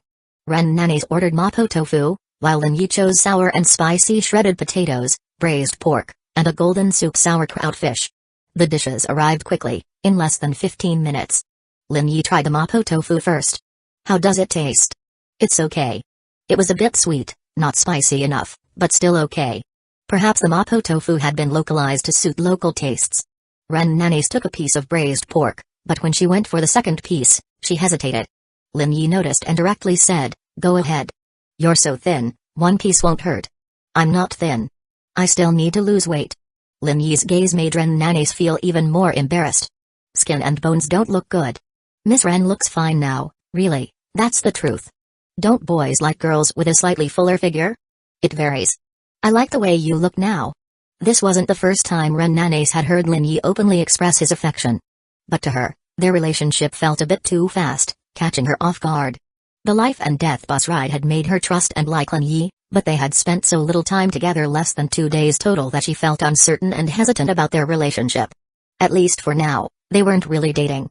Lin Kun must be a master in the dating scene, having been with many girls. Otherwise, why would a regular guy be so direct with a girl? Many things she thought were inappropriate to say, but Lin Yi spoke openly, without any embarrassment, as if everything were completely normal.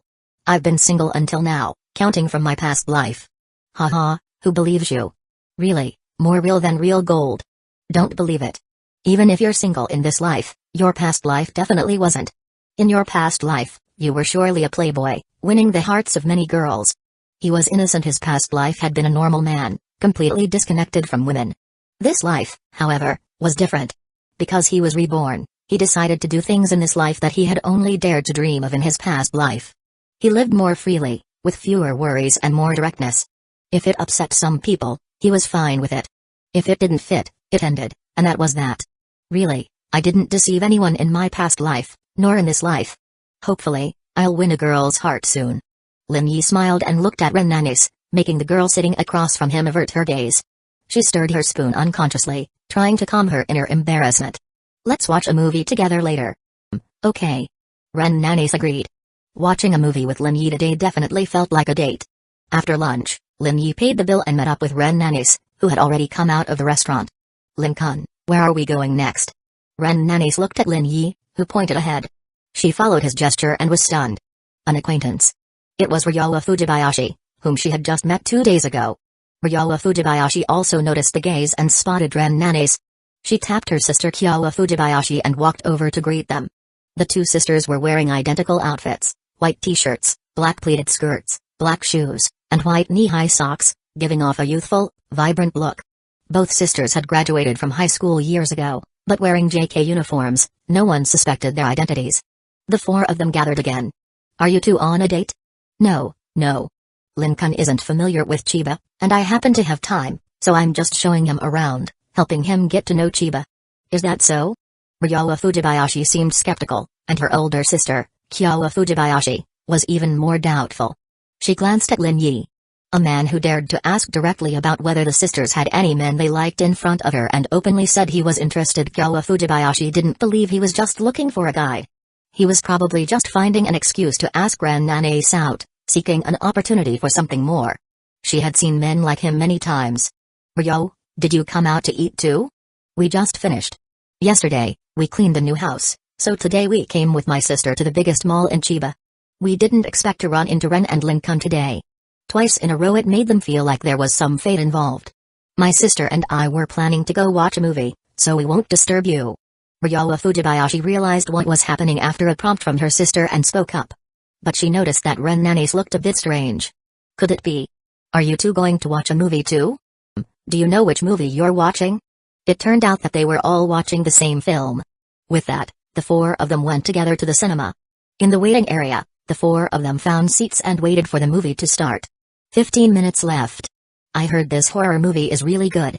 Why don't we watch it? A young man was talking to the girl beside him. No, I don't want to. Horror movies are too scary. Ah, what a shame. I heard the reviews are great, and it's based on a true story. There's no such thing as a true story horror movie. I actually want to watch it. Who doesn't know your thoughts? Dream on. The girl's shy tone made the young man show an embarrassed expression. No, I really just want to watch a horror movie. Really? I never said you couldn't watch one. The girl rolled her eyes at him. By the way, I saw in the group chat that there was a major traffic accident on the Chiba Expressway. A chain collision, and a lot of people died. It's true. My buddy just sent me a message. He was in the crash, but luckily he's fine. Thank goodness he's okay. The chatter around them continued. Lin Yi heard about the accident and searched for details on his phone. He had become sensitive to such incidents recently. You never know when something related to the strange game might show up. Ding ding ding. The phone rang. Ren Nanis answered the call. I understand. Okay, I'll go back to the hospital now. Ren Nanis showed a conflicted expression, but still agreed. What happened? As soon as she ended the call, Lin Yi immediately asked, and the Fujibayashi sisters also looked at Ren Nanis. Well, there was a rear-end collision on the highway. The hospital is short-staffed and wants me to go back to help. Ren Nanis looked at Lin Yi, embarrassed. Go ahead. She was taken aback. You'll have plenty of time and chances to familiarize yourself with Chiba later. You go back to work at the hospital, and make sure to rest. Don't wear yourself out. Ren Nanis nodded deeply, touched. Next time you rest, I'll definitely spend time with you, Lin-kun. I'll make up for leaving early today. Make up for it. I'm looking forward to your compensation, Ren. The sly smile made Ren Nanis feel flustered. She immediately became shy. Let's not talk like that in front of everyone. I'll take you to the hospital. No, we already bought the movie tickets. If we don't go, it'll be a waste. Ren Nanis insisted that Lin Yi stay. Seeing how serious she was, Lin Yi accepted. Good luck, Ren. Before leaving, Ryowa Fujibayashi clenched her fist and cheered her on. Thank you. Ren Nanis quickly walked away, leaving just Lin Yi and the Fujibayashi sisters in the waiting area. Now, Kyowa Fujibayashi was on alert, keeping a close eye on Lin Yi. She would never allow him to get close to her sister. It was time to enter. The queue had started, but there weren't many people. The movie they were watching was a youth-themed film, Chasing the Youth We Lost. It told the story of the love and lives of the main characters during high school, which was particularly appealing to the Fujibayashi sisters, who had already graduated and entered society. Lin Yi was only accompanying Ren Nanis, but now that she had left, he was essentially watching the movie with a new companion. As they followed the crowd into the theater, Kyowa Fujibayashi suddenly showed a pained expression. Sorry, I need to use the restroom. You two go ahead into the theater. Save me a seat in the middle. She was subtly warning Lin Yi. After saying that, Kyowa Fujibayashi covered her stomach and headed to the restroom. They waited a few minutes, but Kyowa Fujibayashi didn't come back. Ryowa Fujibayashi couldn't help but suggest. Lin-kun, let's go into the theater. Okay. Here, theater number 4. They walked in. They checked the seats and sat down one by one. They were lucky the movie had just started. At that moment, Lin Yi heard the system's notification sound.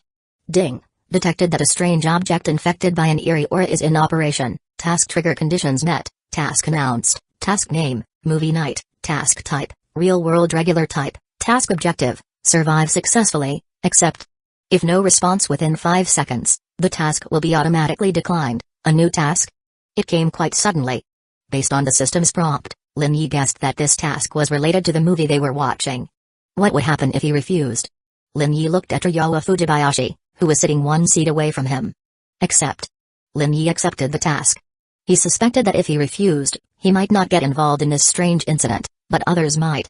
If Ryowa Fujibayashi got caught up in it, there was a high chance she could lose her life. This wasn't something Lin Yi wanted, and moreover, he actually liked eerie tasks. They were challenging and exciting. Since the task had already been presented, what reason did he have to refuse? Lin Yi moved one seat over and sat next to Ryowa Fujibayashi. The timid girl shivered slightly and whispered, Lin-kun, is something wrong? If something unusual happens later, don't be scared, don't run around. Stay calm. Okay. Ryowa Fujibayashi didn't fully understand, but she nodded, as if she had some idea. I'm here, nothing will happen. Ryowa Fujibayashi nodded again to show she understood. Lin Yi observed the situation around them. Including him and Ryowa Fujibayashi, there were 6 viewers in total. He wondered if anyone had already been affected by the strange occurrence, or if everyone except him and Ryowa Fujibayashi had been drawn into it. Of course, the most important thing was still the nature of this strange event. So far, Lin Yi hadn't noticed any changes in the theater. Meanwhile, on the large screen ahead, the movie slowly progressed. The opening had ended, and the main theme was beginning. The screen was black and white, with no background music, creating a desolate atmosphere. The audience felt a chill run down their spines. A romance movie like this had such a bleak atmosphere? Something wasn't right. The horror movie next door would be a better fit. On the other side, Kyowa Fujibayashi left the restroom and entered the theater, but she couldn't find her sister or Lin Yi. Excuse me, have you seen a girl who looks just like me, but with short hair? The audience shook their heads. Kyowa Fujibayashi asked several people, but no one had seen them. She sat down and waited. Maybe something happened, she should be back soon. She also sent her sister a message, but got no reply. 5 minutes passed.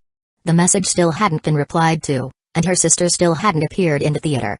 Kyowa Fujibayashi left the theater and called her sister. Sorry, the number you have dialed is out of the service area. Instantly, Kyowa Fujibayashi's face turned pale. That bastard man. What does he want with my sister? She regretted going to the restroom, regretted leaving her sister alone with that man. Chapter 77, You Want to Kill Me. The movie screen moved, the grayish-white tone, occasionally stuttering, as if something had affected it. Finally, the colors slowly returned, with gray turning into a hint of yellow, followed by a burst of colorful hues, the screen becoming colorful, but the texture and tone seemed to have traveled back 20 years. Phew. The sound of wind. Blue sky and white clouds appeared, and with the change of the camera, an aerial view of a school was fully revealed. High school, all 6 audience members present were very familiar with each other. This is what reminiscing about youth is like. Wasn't that style just now deliberately trying to provoke us? At this moment, a young male audience member couldn't help but comment. He really thought he had walked into the wrong film set and had ended up in a currently popular horror movie. A few people chuckled knowingly. They too had been worried, fearing the video might actually turn out to be a horror film. The scene zoomed in on a quiet, I-shaped teaching building. In the central courtyard, there was a playground, basketball court, and tennis court all present. Many students in school uniforms were strolling along the campus's tree-lined paths, with bursts of youthful, joyous laughter echoing occasionally. This was youth. This was a movie that truly embodied the theme of youth. The scene then shifted to the teaching building.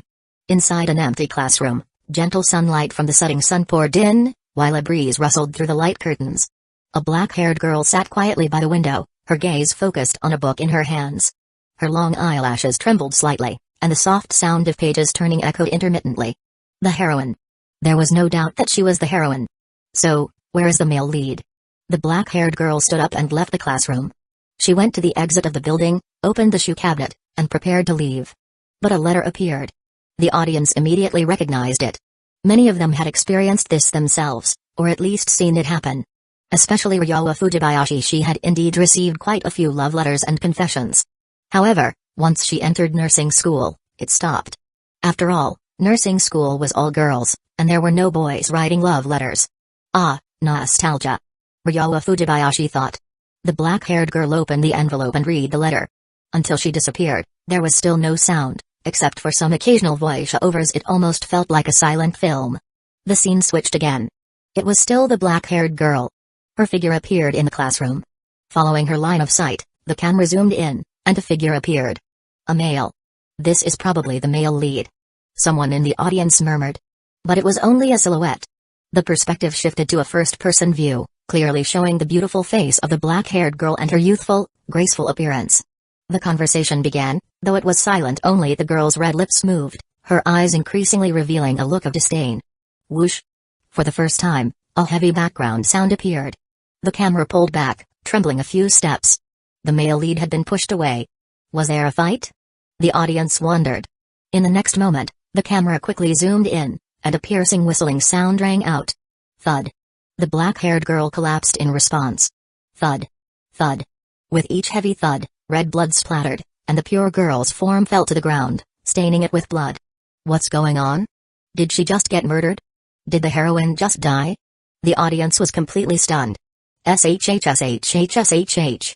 SHHSHHSHH. The noise buzzed and crackled. No one noticed. There's no way anyone noticed. A hoarse voice echoed. Don't you think so?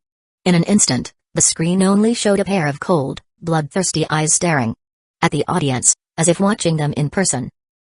What the hell? What the hell? Suddenly, the bloody eyes on the screen shocked the audience.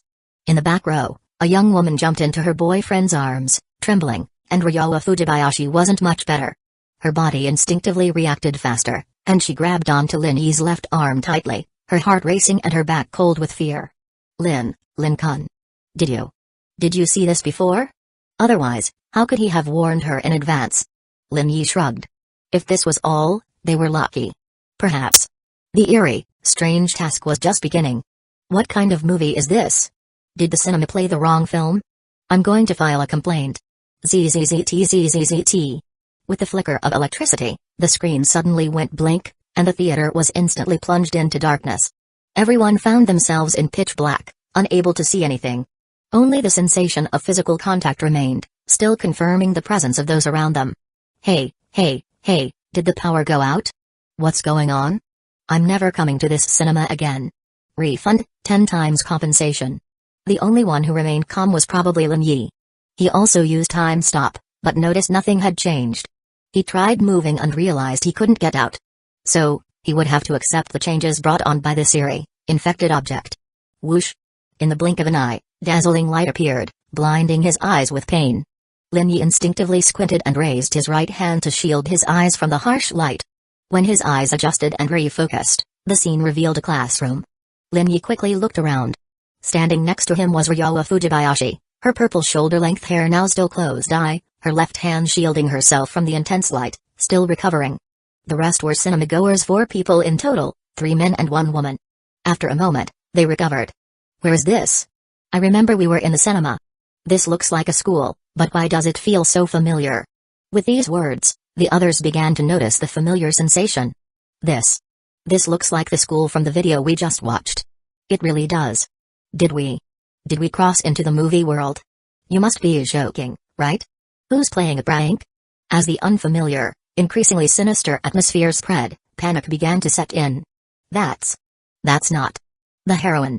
At this moment, everyone finally noticed a black-haired girl sitting quietly in the first seat of the front row. It seemed like she had heard the women's worried, tense voices, as she slowly turned around. Do you want to kill me?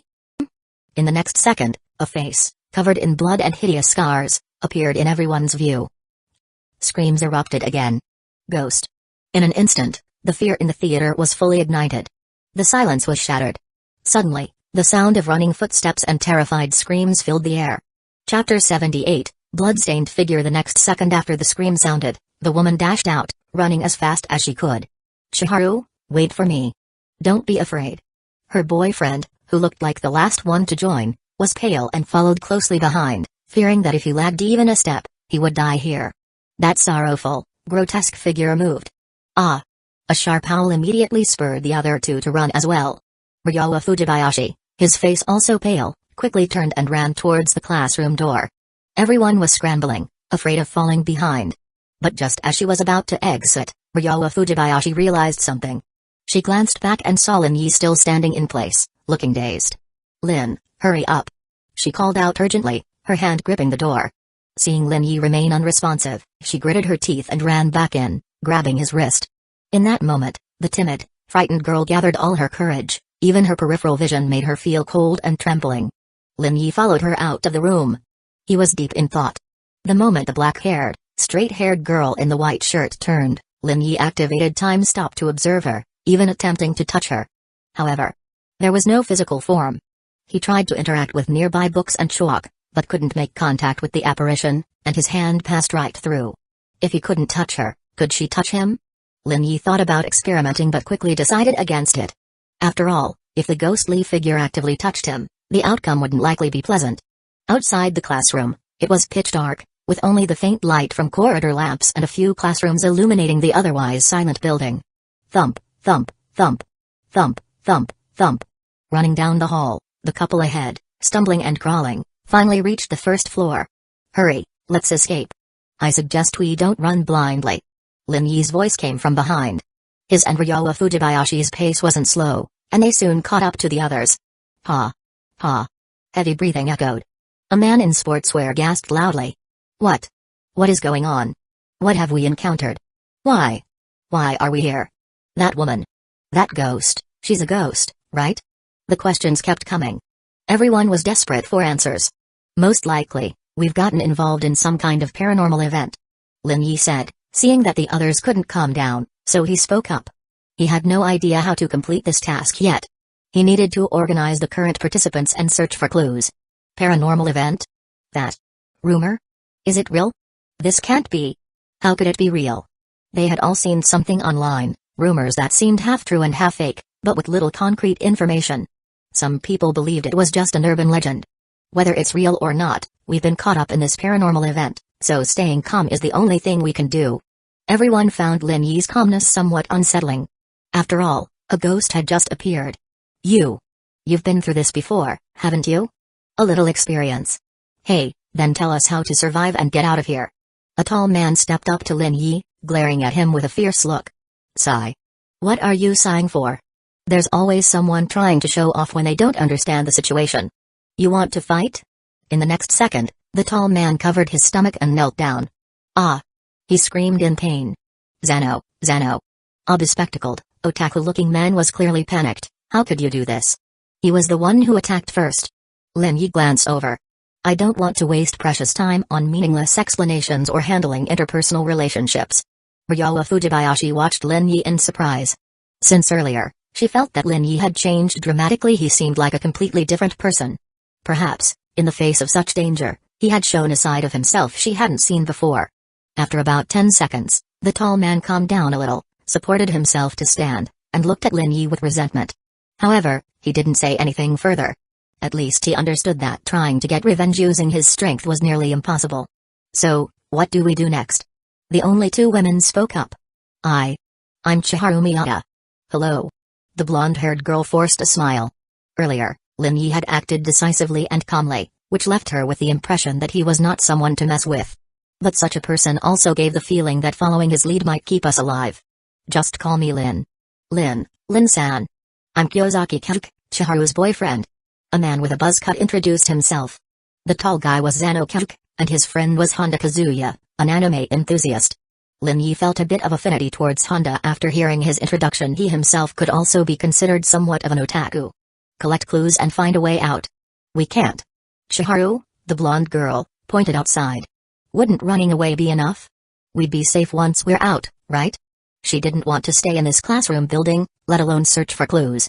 First, we can almost certainly confirm that this is not the world we belong to, so even if we run out, we can't go back. Second, we can't just run away. In most paranormal games, the area is usually restricted. Third, it's pitch dark outside, and there's not a single light source. Do you think that's normal? It was eerie, unnerving. Running outside would probably be the fastest way to die. Anyone willing to give it a try? I won't mind. The thought of death made no one move. The tall man, who had originally intended to escape with his friend, was now hesitant. I just came with Zano to watch a movie. How did we end up in this kind of event? The words hit everyone's heart. Ryowa Fujibayashi felt the same. Lin-san, my sister. My sister isn't in danger too, is she? She suddenly remembered her sister, Kyowa Fujibayashi, and anxiously looked at Lin Yi. At this point, she thought Lin Yi had surely been through this kind of dangerous paranormal event before. Miss Kyo will be fine, don't worry. Okay. At that moment, Chiharu froze in place, her voice trembling. She has come. The blood-stained figure appeared. Chapter 79, The Dead and the Clues. Thump. Thump. The blood-stained figure slowly walked forward, its slender body making heavy footsteps that echoed through the pitch-black night. The blonde-haired girl trembled uncontrollably. Compared to the ghost films she had watched before, this ghost was far more terrifying. Don't come any closer. Run. A chill shot up from the soles of his feet to his head.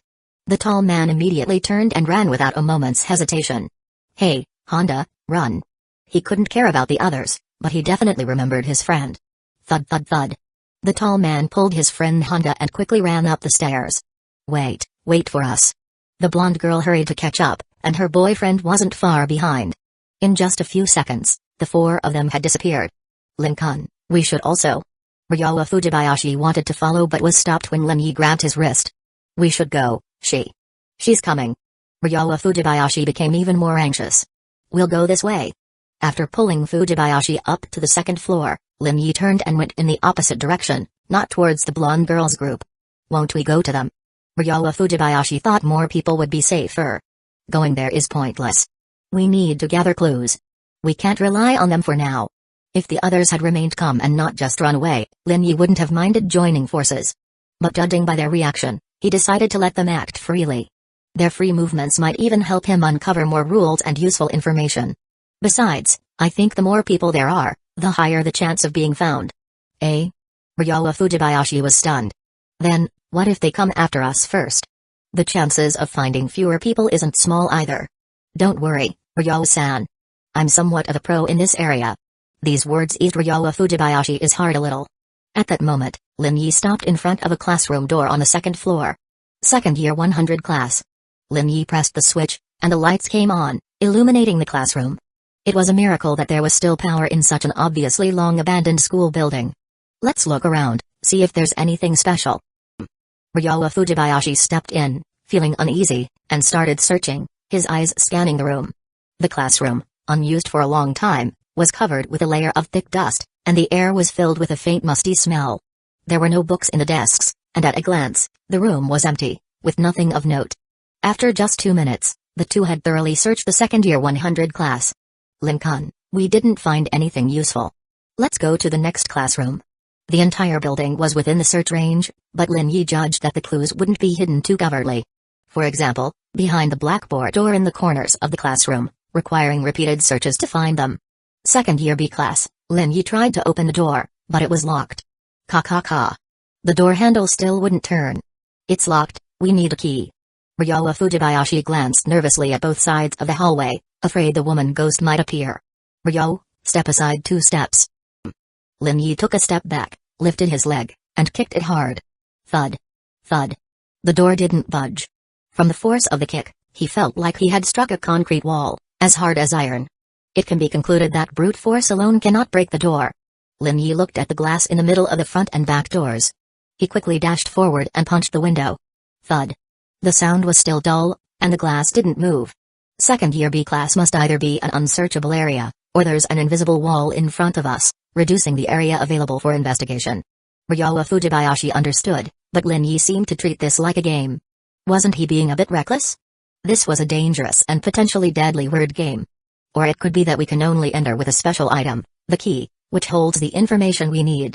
Ryoa Fujibayashi's eyes lit up. If there were clues, they just needed to find the key to the classroom. We'll go to the next classroom, second year A class. Similarly, the door to the second year A class was tightly closed and could not be opened. At that moment, a sharp scream echoed. Don't come over. It's all your fault. Who told you hiding here was safe? Now we can't get out. The direction was above, still a little distance away. Lin Yi recalled the aerial view of the school building from the video. They must have been trapped on the 4th floor. Ryoa Fujibayashi pressed his hand to his chest, his heart pounding wildly, as if Lin Yi was right. The woman ghost prioritized attacking groups with more people. On the other side, facing the approaching blood-stained woman ghost, the 4 were trembling. The tall guy was unintentionally pushed to the front. His tall figure had no deterrent effect, his face was pale, sweating with fear. Hey. Don't come, we have no grudges, no enmity, just let us go and everything will be fine. But the woman ghost showed no reaction, only closing in step by step. Think of something. Quick, think of something. Big guy, charge at her. You said it was just a woman ghost, what's there to fear? Alright, I'll charge, Honda, you take the chance and run. The tall guy patted his companion's hand, and the others let go. The next second, he angrily picked up the blonde girl and charged towards the woman ghost. In just a few seconds, the blonde girl's shock turned to terror. Let go of me. This man was using her as a human shield. She struggled and slapped, trying to get the tall guy, Zano, to let go of her. Let go of Chiharu. Her boyfriend, Kiyosaki, shouted angrily, but dared not move forward. As they neared, the tall guy suddenly threw the blonde girl toward the woman ghost and, without hesitation, rushed outside. Bang. As he took just one step, the tall guy suddenly fell to the ground. His feet had been entangled by black hair, dark and stained with blood. Hey. Help me, Honda. Help me. As he stared, horrified, the blonde girl managed to get up. Even though her legs were weak, she gritted her teeth and crawled up. Her boyfriend, Kiyosaki, ran too, seeing his chance. The woman ghost had shifted her focus away from them. But only Zano and Honda felt the pull in their hearts, wanting to help, but seeing their friend Zano entangled in a blood-stained figure, unable to break free, fear won over. Sorry. He ran faster, past Zano, disappearing into the distance. In the end, Zano was left with nothing but despair and the agonizing pain as his body tore apart. It was like being sliced by a knife, his body was being disassembled. Consciousness faded, plunging into complete darkness. Crack. The sounds of screaming and escaping echoed, but at this moment, Lin Yi and Ryoa Fujibayashi, standing in front of the second year A class, heard the distinct sound of the door lock turning. Lin-kun, this. Ryoa Fujibayashi pointed at the door handle. It's open, and it's related to what's happening over there. It was likely that someone had died. After a participant dies, a previously locked classroom door opens? This almost seemed like a way to force them into self-destruction. So, what do we? Let's go in and take a look. Lin Yi carefully opened the classroom door, then switched on the lights. In an instant, the second-grade classic classroom was brightly illuminated. It was not much different in layout from Class C. Ryoa Fujibayashi, holding on to the corner of Lin Yi's clothes with one hand, timidly followed like a little kitten as they entered. Ding! Suddenly, the sound of the intercom came through. In the next second, the intercom voice was heard. Classmate Dao is so beautiful, and her grades are so good. I heard she's also A. I really envy her. I wonder who will be able to win her heart in the future. That man must be very lucky. No one in our school qualifies. Ha, who knows, maybe a handsome transfer student will show up. The 4 sentences were somewhat noisy, making it hard to hear clearly. Was it the poor broadcast quality, or had the speech been affected by some uncontrollable force? But for Lin Yi, it was enough. This was a clue, this was intelligence. If class A in the 2nd grade had information from the intercom, then what about the other classrooms? Ryo, let's take a quick look around to see if there's anything suspicious. Hurry up. I got it. Ryo Fujibayashi also knew time was tight, so he immediately started searching with his eyes, scanning for any suspicious items. But after a while, he found nothing. Let's go. Listening to the direction of their footsteps, Lin Yi confirmed the position of the other 3 people. Lin Yi led Ryo Fujibayashi around the 1st floor. After a while, they finally found the 3 girls with yellow hair. The tall guy was nowhere to be seen. Something must have happened to him. Where's the tall guy, Zano? Did he die? Was he killed by the female anomaly? The 3 girls were still a bit cautious towards Lin Yi and Ryo Fujibayashi, seemingly worried that they might be female anomalies in disguise. You mean Honda? In the face of Lin Yi's gaze, Honda and the others answered tremblingly. We were trapped on the 4th floor. Zano was bound by the female anomaly's hair, and then he disappeared. Recalling Zano's desperate eyes, Honda still couldn't forget it. The guilt was tormenting him. He had abandoned his own friend. In the end, he didn't even have the courage to help. It seems the female anomaly can only deal with one person at a time. Just that one sentence seemed to give the 3 people a hint of hope. It seemed. It really was like that. If the female anomaly could deal with everyone at once, the 3 of them wouldn't have been able to escape. Chapter 80, A Hat on Your Head? Green. The female anomaly's hair, which could become long enough to completely wrap and bind an adult male, was able to free some strands to entangle and catch them without much trouble. Since the female anomaly didn't do that at the time, the reason could either be that she didn't want to, or she couldn't. Comparing the 2 possibilities, they were more inclined to believe the latter. This strange teaching building certainly had some kind of restriction or rule. Otherwise, humans like them would never be able to stand up to the female anomaly. I need to know everything that happened before and after you encountered the female anomaly. No detail should be left out. Lin Yi spoke up.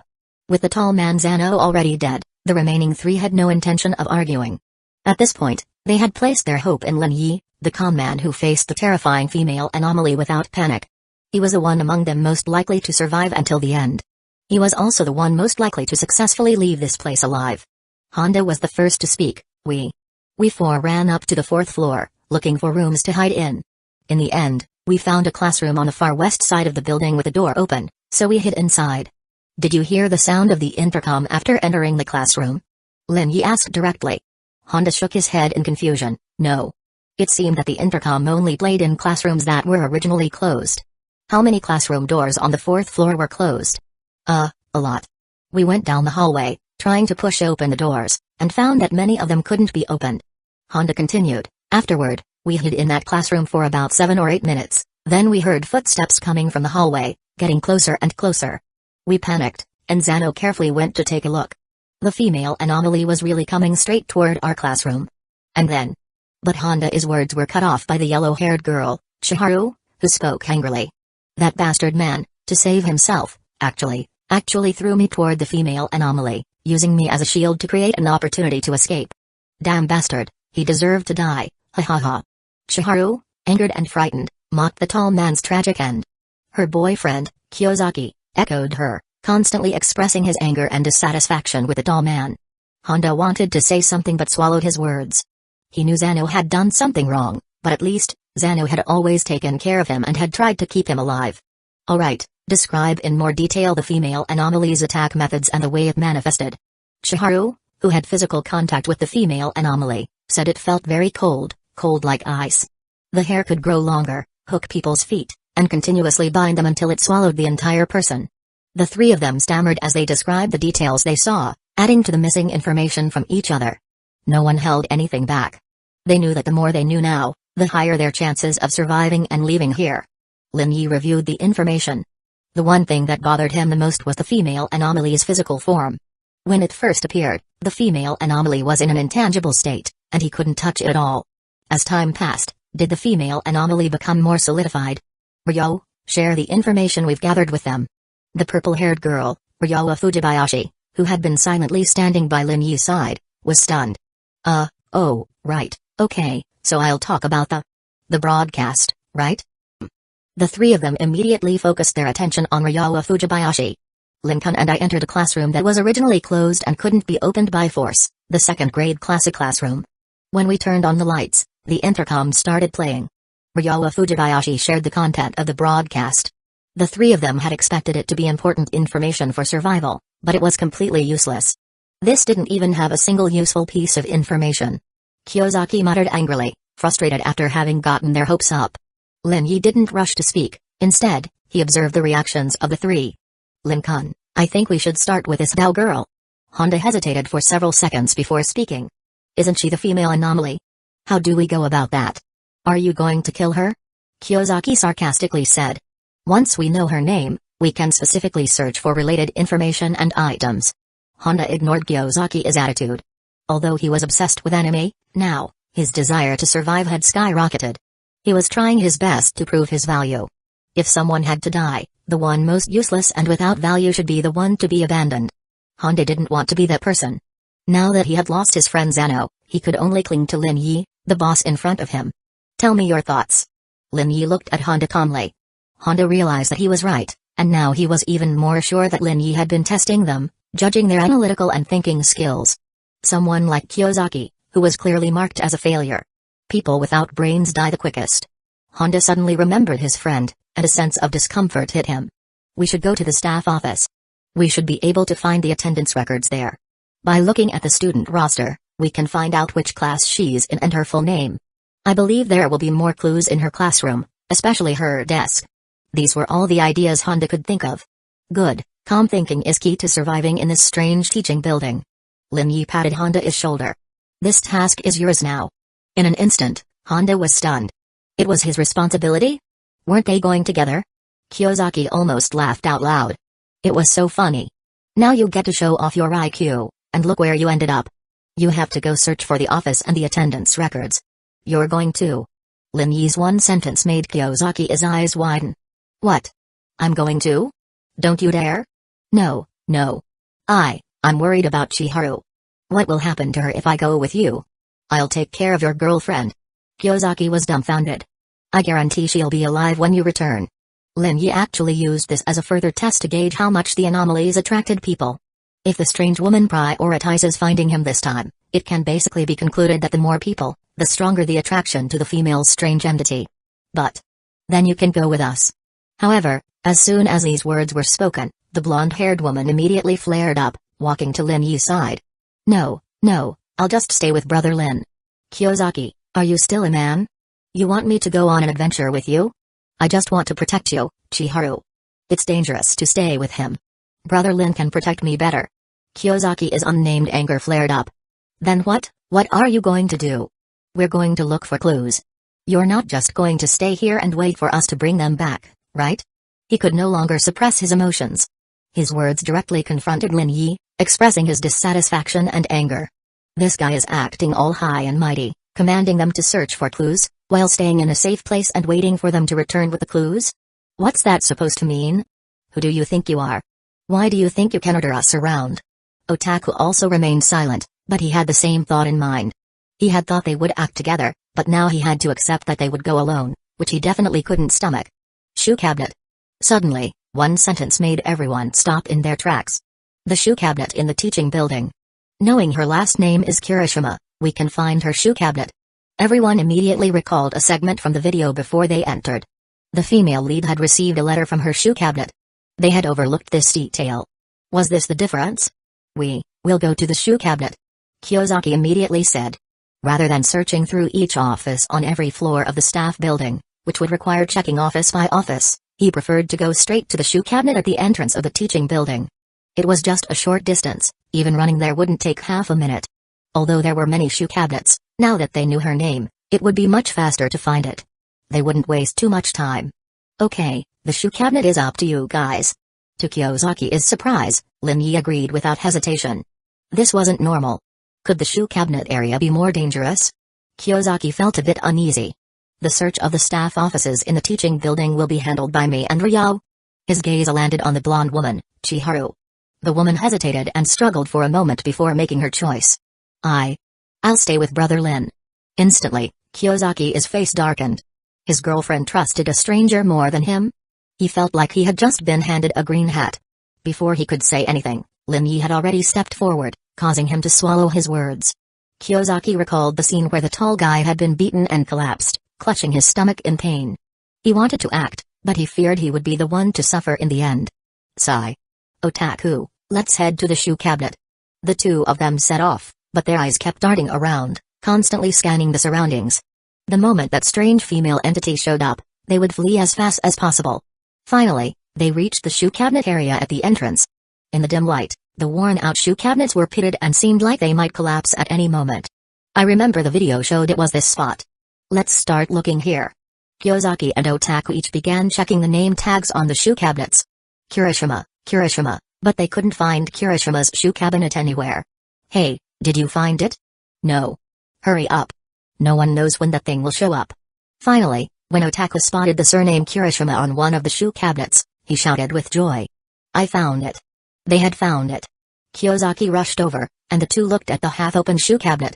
You do it, I'll stand guard. Kiyosaki urged, pushing him slightly. If he couldn't deal with Lin Yi, could he not handle this Otaku?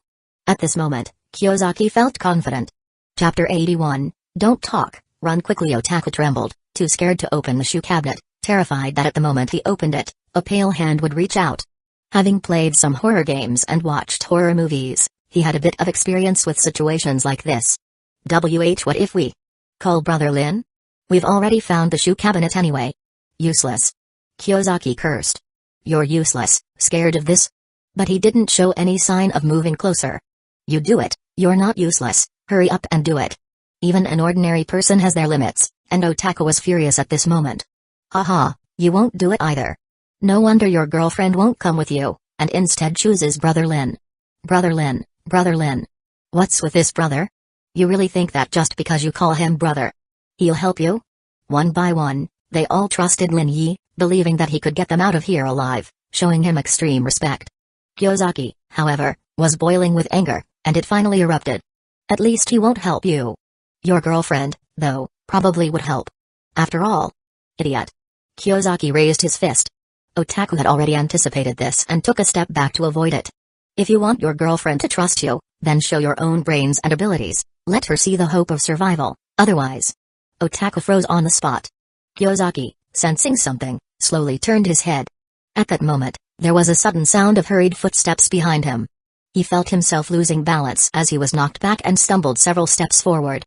Kiyosaki looked up and saw a familiar figure. What should have been a white school shirt was now stained with bright red blood. She had her long hair spread out, and between the strands of hair, a bloodied, grim face was pieced together. Ghost. Kiyosaki was so scared that his legs turned to jelly. He scrambled backward, rolling as he retreated. But Otaku, who had noticed and reacted first, opened the shoe cabinet with one swift motion, reached in with his right hand, grabbed something inside, and, without caring what it was, pulled it out and ran, crazily heading in the opposite direction. Run, just run, as long as he could run faster than Kiyosaki, it would be fine.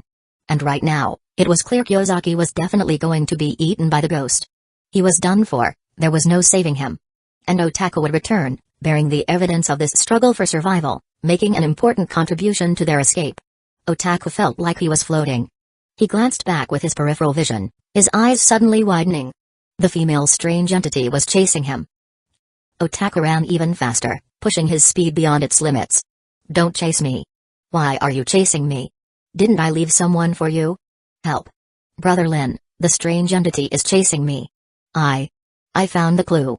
Just after finishing the search of the staff offices on the first floor, Lin Yi and the others heard screams and cries for help. You guys go upstairs. If you run into danger, shout. Ryo nodded vigorously and ran up the stairs, with the blonde woman following closely behind. Lin Yi ran toward the direction of the sound, using time stop to find Otaku and a strange entity not far from him. Kiyosaki is dead? Lin Yi walked a little further, only to see Kiyosaki unharmed. So, he turned back. This time, he prodded him again, but found that he still passed through the female strange entity's body without any obstruction. Am I being targeted? Why can't I touch it? What's going on? Lin Yi accepted this reality and dragged Otaku a little farther before deactivating Time Stop and running with him. Hurry up and crawl. The information from Time Stop was still limited. He had to let the female strange entity chase them for a while. Lin, brother Lin. That's great, you really won't abandon me. Otaku said with tears in his eyes. I found the shoe cabinet, I found the clue, this. Don't talk, just run. Lin Yi glanced behind him, but the figure seemed to have stopped and left, no longer chasing them. Gone? Lin Yi intentionally used Time Stop to confirm, and indeed, the strange female entity's figure had disappeared. The area around them had no trace of her. She left. Why did she suddenly stop chasing? With insufficient information, Lin Yi couldn't draw any reliable conclusions. So, he went upstairs and returned to Otaku's side. After ending Time Stop, they met up with Ryo and the blonde woman. This was the meeting point that he and Ryo had agreed on beforehand. If they were separated, this would be where they would reconvene. My boyfriend, Kyozaki, where is he? Why hasn't he come back? The blonde woman, trembling, shouted at Otaku. I don't know, he might be dead, or he might not be. No. Kyozaki would never be in danger, absolutely not. She couldn't believe that her boyfriend could die here. Otaku ignored her and handed what he was holding to Lin Yi. It was a book, a literary anthology. Lin Yi opened it, and a piece of paper fell out, swaying as it hit the ground. Ryo quickly squatted down and picked up the paper. Lin-kun. She handed it to Lin Yi. Under the hallway light, Lin Yi opened the note, and the faded writing came into view. I am Taku. When you find this paper, you must have been dragged into the strange incidents at school. I don't know how much the content of the paper has been affected, or how much useful information you can see, so, in various places related to her, I have left papers with different wording but the same meaning, hoping to help you. Don't ask me why the papers are placed in places related to her, because only in places related to her could the papers be preserved, to help future seekers. By now, I think you must already know who she is, Kirishima, the school belle of school. She was cruelly murdered in her lifetime. Her resentment transformed her into a wandering entity haunting the school. Many students and teachers mysteriously disappeared, and when they were found again, they were all dead. Before their deaths, all of them had suffered extremely terrifying experiences. The school fell into fear, and ultimately, the school was abandoned. But the curse didn't stop. She is still seeking revenge on every living being that comes to this school, but there are still those who have successfully escaped. Seeing this, everyone's eyes brightened. This was hope. They wanted to know how to escape. Great. We can finally know how to survive and leave here alive. There was nothing more exciting or happy than this. Ryo's face also showed a hopeful smile. They needed to leave soon, or else their sister would be worried. Chapter 82, Ryo Fujibayashi, I'm going to die. The content continues. Several lines in the middle are blurry, making the text unclear. After that, it says, when you see her, do not panic, do not be afraid, fear will only make her more. If you encounter her, you can hide in the staff office, but remember, do not stay there for too long. If you can hold out until dawn, you will be able to leave alive, or maybe. Once again, the text is blurry, and until the end, there's no usable information left. Hold out until dawn? Ryo Fujibayashi looked at the sky outside. It would still be at least 3 or 4 hours until dawn. Could they last that long? Will it really get light? Lin Yi's question made everyone's hearts tremble. Well, it should, I guess. The blonde woman hesitated and said, this is a strange world, we can't treat it according to normal logic. When it just says dawn without giving a clear time, it's best to ignore it if there are other choices. The Love Heart Hotel gave a clear time, and there were clocks everywhere showing the exact time. Though there could be discrepancies like time distortion, it was still much clearer than just saying dawn. For example, what if we're in the Arctic Circle? There's the phenomenon of polar day and night. If it's during the polar night, then who knows when dawn will come. Everyone accepted it, though with a bit of reluctance. Brother Lin, what do we do next? Look for the papers placed elsewhere, and for places related to her. Her classroom and desk must be one of them. They had already found the staff office on the first floor, so now it was time to head to the second floor staff office. The 4 of them searched, grade 2 attendance roster. The 3 of them searched while Lin Yi stood outside, observing and scanning the surroundings. Found it. Black Island, Black Island. Ryo Fujibayashi immediately covered her mouth as soon as she read the name. This was something Lin Yi had specifically told them. They could know, but not say it aloud. Lin Yi returned, saw the name, and nodded to indicate he understood. It might be someone with the same last name, but still, don't say it out loud. The first chapter's note mentioned don't 20 and repeatedly reminded them, so Lin Yi thought it was don't mention the name. After all, The name of the female strange entity in the paper had been affected. We understand, don't worry. Let's go. To grade 2, class F. However, after searching the entire office, they still couldn't find the key. They decided to check the next location. Lin Yi led the way, followed by Ryowa Fujibayashi, then the blonde woman, and finally Otaku, who was walking at the rear of the group, terrified out of his mind. He was scared of the strange female entity appearing from behind. Office. His eyes darted around, constantly checking the office locations, ready to rush into one if anything seemed off. At least, the office would be safe for a short time. Finally, after passing through Class C, the 4 of them arrived at Class F. Class F wasn't locked. They opened the door, turned on the lights, and the classroom was illuminated. Unlike the other classrooms they had searched, this one was slightly different.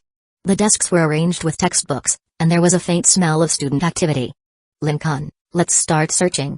Ryowa Fujibayashi was ready to start looking. While she couldn't help much in analyzing or solving key information, she could still help with the miscellaneous task of searching for clues. She did her best to contribute with what she could do. That was Ryowa Fujibayashi's style. Let's check those seats first. Lin Yi pointed to the last few desks in the first row by the window. Yeah, I remember. In the video, she was sitting at the last desk in that row.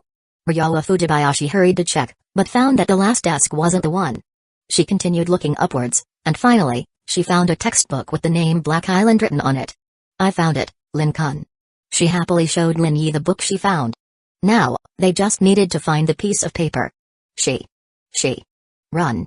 The blonde woman trembled and cried out, immediately turning and running toward the classroom door.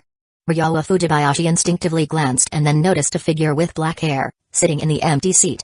In that moment, her body stiffened, her heart suddenly constricting, her eyes widened, and fear filled her heart. I'm going to die here. Sister, I think. I might not make it back. I'm sorry. The next second, in the blink of an eye, Ryowa Fujibayashi saw herself being carried, quickly running down the corridor. Huh? She formed a big question mark in her mind. What happened? Why am I being carried? The shaking made her feel uncomfortable, especially in her abdomen. Lin-kun. I'll put you down in a moment. This made Ryowa Fujibayashi, who had instinctively struggled, stop resisting. She also saw the blonde woman and Otaku rushing behind them at full speed. The 4 of them had escaped from Class F of the second year, while the strange female entity appeared at the door of the classroom in the distance. So fast? Ryowa Fujibayashi couldn't understand, confusion filled her, but she understood that she had somehow survived. Thank goodness. Once they entered the office, everyone let out a sigh of relief. Ryowa Fujibayashi was put down, her face slightly flushed. When she was put down, there was an unavoidable physical contact with Lin Yi, especially with him touching her sensitive areas. She was well aware that Lin Yi didn't do it on purpose, but having never been touched in those places by the opposite sex before, she felt a flush of shyness rising within her. That was close. Good thing we managed to escape. Brother Lin, how did you run so fast? Keep in mind, Lin Yi had carried someone, and they hadn't seen how he managed to lift them or when he had gotten ahead of them. Otaku and the blonde woman were full of questions. Don't ask things that shouldn't be asked. We're alive now, so we must have some life-saving skills. He gave an explanation, but without going into detail, which made Otaku and the blonde woman even more intrigued by Lin Yi's mystery and strength. Indeed, Lin Yi, who clearly seemed to have gone through many strange events, must have some hidden skills or methods that were the key to his survival. After hearing this, Ryowa Fujibayashi lowered her head and started rubbing her fingers together. Life-saving skills. That must be something he only used when facing a life-threatening crisis, and Lin Yi had used this precious skill to save her. But how should she repay this favor? What could she offer in return? Ryowa Fujibayashi fell into a state of confusion and inner conflict. Chapter 83, Ryowa Fujibayashi's gaze fell on Lin Yi's side profile, her eyes shimmering with light. She tugged at his sleeve, and with her red lips slowly parting, she spoke, "Thank you, Lin-kun." One simple sentence, filled with Ryowa Fujibayashi's gratitude. Facing the strange female entity so close, she could only feel endless fear, her mind going blank, her body completely frozen in place. Without Lin Yi, she would certainly have died. You're Miss Ren's friend, and also mine. Helping you is only natural. Would Miss Ryo just watch as I fall into danger and not help me? Ryowa Fujibayashi immediately shook her head in denial. Of course I would help you, Lin-kun. But since we entered this building, it's always been you helping me. She felt that she hadn't really done anything for Lin Yi. Miss Ryo seems to have forgotten that when we first entered this building, and when the strange woman appeared, everyone else ran, But you rushed back to the classroom, trying to get me out with you." As soon as the words were spoken, Otaku and the blonde woman, Chiharu, both had a slight change in expression. At that time, they were too focused on running to notice that Lin Yi had stayed behind in the classroom. At that moment, they both understood the position and importance Ryowa Fujibayashi held in Lin Yi's heart. If it came down to saving only one person, Lin Yi would definitely choose Ryowa Fujibayashi. The blonde woman looked at Ryowa Fujibayashi, and jealousy began to spread within her. She was more beautiful than her and received special attention. Why? Well, actually, without me, Lin-kun could have escaped on his own. Ryowa Fujibayashi's voice grew softer, with a hint of weakness, making one feel an urge to protect her. But Lin Yi quickly suppressed this thought. Now was not the time to be bullying Ryowa Fujibayashi. "Brother Lin, what should we do next? That strange woman can obviously appear in her seat at any time. We won't be able to get any important clues from the desk, will we?" Clatter. A few books were thrown into a pile of textbooks, creating a distinct sound. At that moment, Otaku froze. "That's amazing, Brother Lin. Not only did you save Miss Ryo, but you even brought out the books. As expected of you. I was just thinking of suggesting that we lure the strange woman away to get the clues from her desk. Now we don't need to do that at all." He couldn't hide his excitement. They didn't need to take the risk of going back to Class F of the second year. Otaku knew very well how dangerous his suggestion was. It would require the cooperation of two people, and since Ryowa Fujibayashi couldn't be part of that, either he or the blonde woman would have to go to the desk to gather clues from the strange woman's seat. He had a 50% chance of being chosen, and because he was the one who suggested it, he might have even more chance, but now it was all unnecessary. They no longer had to take the risk.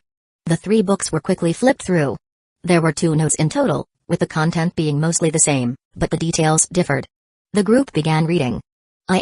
When you. A lot of the text was the same, and a large section in the middle had been erased by some force.